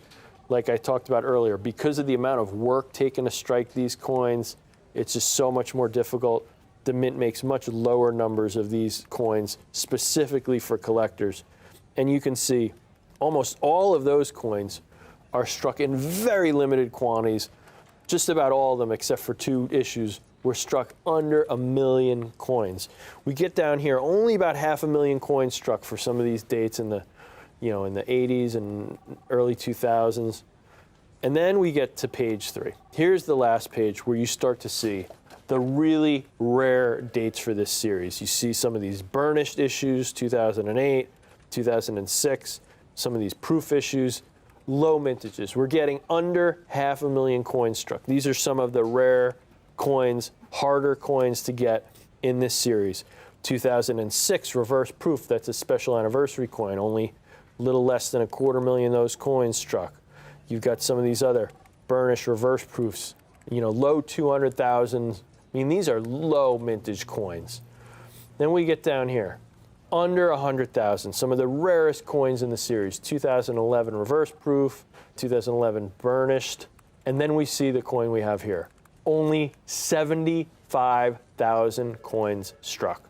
The only 2 coins in the series that have a lower mintage are that 1995 W proof, which has been a famous, notorious key date, that enhanced reverse proof. This coin only came out, about a year ago, and this coin, look at that. 30,000 coins struck. Those coins already selling for thousands of dollars in Proof 70. You know, I showed you some comps earlier. One that sold over $80,000 in Proof 70. You know, regularly selling, you know, from $30,000 to $50,000 in the same grade we have here, Proof 70 for that coin. Multiples above what you can get this coin for today, at only $1,495 for this 2020W World War II Privy Mark coin. I mean, that just tells me this is a great opportunity to get the third lowest mintage, one of the keys to the series. Now is the time while they're still available. Now, with how much demand there's been for this particular Silver Eagle, I would not be surprised at all if it becomes one of those issues that people hunt after obsessively, just like that 95W or that 2019S Enhanced Reverse Proof coin that I just was talking about. When you take the American Silver Eagle, the most popular collectible coin series in the world, and you combine it with the historic weight of the 75th anniversary of the end of World War II, you end up with this incredible coin with an incredible story behind it. And then when you factor in that it's a first release coin here, these are coins from that first 30 days, although these coins were all sold out the first day, but these coins got out and got released in the first group that was shipped from the mint. They were the first group that got to grading, that first release. And more importantly, there's only 75,000 examples of this coin struck. That's absolute rarity. This coin is rare no matter what condition it's in. But when you have a coin only 75,000 struck from the American Silver Eagle series, it is obvious that this is a coin that will be in demand for years to come. Right now, you can purchase this coin for just $1,495 or two payments of only $747.50. And don't forget, every order comes in our Rare Collectibles TV exclusive Reagan Mercanti label, signed by John Mercanti himself. And you receive the Mercanti Collector's Card, also signed by John Mercanti, and the American Silver Eagles book for no additional charge. With how few coins there are in this mintage, if you're going to buy just one American Silver Eagle, this is absolutely the one. Take advantage of this opportunity, because once we sell out, there's no telling if we'll ever be able to offer these again at this price. I mean, this is just such an amazing opportunity, one of the rarest Silver Eagles ever produced since 1986. 90 coins so far in this series and counting. And you have a coin that's the third lowest mintage. This is a big deal. This is a great opportunity. This is a great price. Thank you so much for joining me. I'm Jack McNamara. Thank you so much. And take care and stay safe.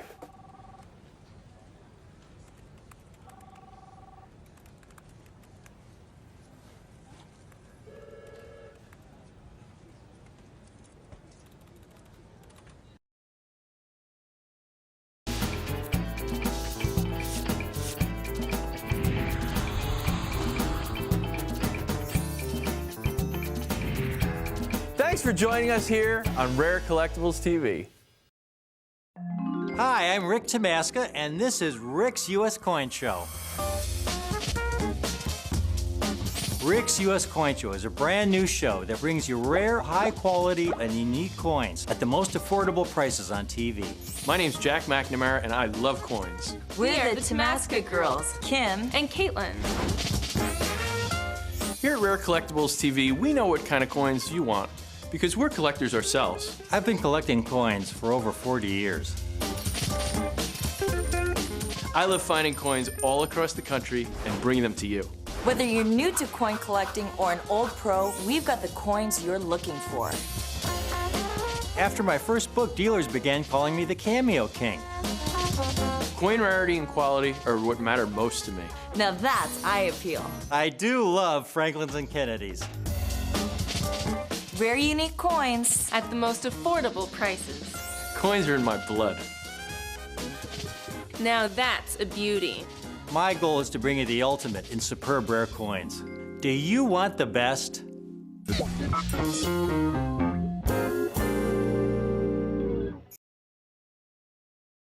wonderful opportunity to buy a really rare issue of a Kennedy half dollar, and there's so much history behind this. I want to get right into it right now.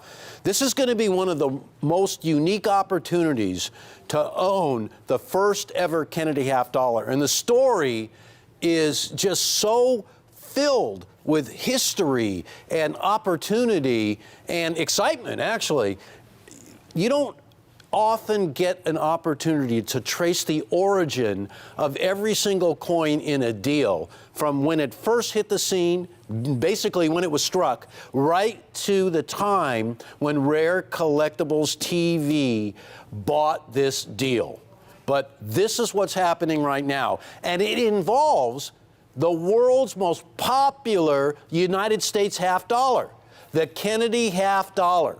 Well, ladies and gentlemen, I want you to take a look at what we're talking about, because this is a coin that absolutely has such a great story behind it. I want to let you all know I chased these coins for over 15 years. I had always dreamed about owning this legendary bag, because that's what this bag is. It is actually a discovery bag that was a mint-sewn, complete bag of 2,000 Kennedy half dollars issued in 1964. And you haven't even heard half the story, ladies and gentlemen. Well, I want to get you all going in the right direction, and that direction is really to the telephone right now. Here is why. I want to read you a little bit of an article somebody wrote into one of the major numismatic publications, Numismatic News, and the title of this inquiry was, "Wasn't there a 1964 Kennedy half dollar that sold for $18,000? And the answer to that question was yes. It was a remarkable sum for a coin that was just 5 years old. Ladies and gentlemen, that coin that sold for $18,000, it was at an auction. It was in 1969, $18,000, and canceled at the post office. So the envelope that the coin was stuck to bore the date of March 24th of 1964. And I saw a press release that showed the mint director firing up the coining presses to begin issuing the brand new Kennedy half dollars. So this coin that was purchased for $18,000 was one of those very first Kennedy half dollars that hit the scene. And to make it even more exciting, as they interviewed the person who bought the coin, he indicated after the sale that he had been prepared to go as high as $30,000 for that coin. Now, why am I telling you about this coin? I'll tell you why. Because I want you to take a look at these coins right here. And you'll notice that they're extremely rare because they are a discovery bag. But the discovery was amazing, because on this mint-sewn bag was a label. And the label had a date, and there it is right there. And the date predated that $18,000 auction coin in 1969 by quite a few days, as you can see right there. Now, that label came from the United States Mint at Denver, and it was affixed to that bag. And the bag was mint sewn, not just mint sealed, but mint sewn with a sewing machine across the top. Now, you will see this bag being opened up by the president of Numismatic Guarantee of NGC. And that moment made history because it absolutely authenticated that bag as being from March the 19th of 1964. We owned every coin in this bag, ladies and gentlemen, but I want you to know there were only 2,000 coins. And as I stand here right now, you are watching for what could be the very last time an opportunity to own one of these coins from the discovery bag of March 19th of 1964. And it comes with a great certificate. These have all been certified. These are Mint State 63, uncirculated, first year, 90% silver Kennedy half dollars. And folks, the story gets even better, because that coin that came from that bag that was dated March the 24th of 1964, that one coin that sold for $18,000, well, just 2 years earlier, that coin brought $2,000, and that was 1967. Think about it. $2,000 in 1967 was a whole lot of money. It is today. $18,000 by 1969, 2 years later? Wow. Well, folks, every one of these coins, every one of them came from a bag that was mint, sewn, sealed, that dates earlier than that bag. Draw from it whatever conclusion you will. What I think, my opinion, these quite possibly are the earliest known Kennedy half dollars that can be documented. It's amazing to have any Kennedy half dollar remain in a bag, and from 1964, mint sewn, sealed up, and never opened up until you saw NGC do it just recently. That in itself made historic numismatic news. And I want to let you know, we are offering these coins out of the Discovery bag. In 1969, $18,000 for a coin that came in out of a bag that was a later issue than this one? Wow. So today, that coin is worth untold thousands of dollars. So I ask you, what is an earlier version worth? Ladies and gentlemen, get online, because you're getting an opportunity to make history. $495. And I want to let you know, we have reserved these Mint State 63s for this occasion right now to let everybody know, if you want the ultimate, because right now, all coins are so hot, but Kennedy half dollars are setting the world on fire just as if they had been struck yesterday. The Kennedy half dollar today is as revered as a memorial to the tragic assassinated president, more so than ever.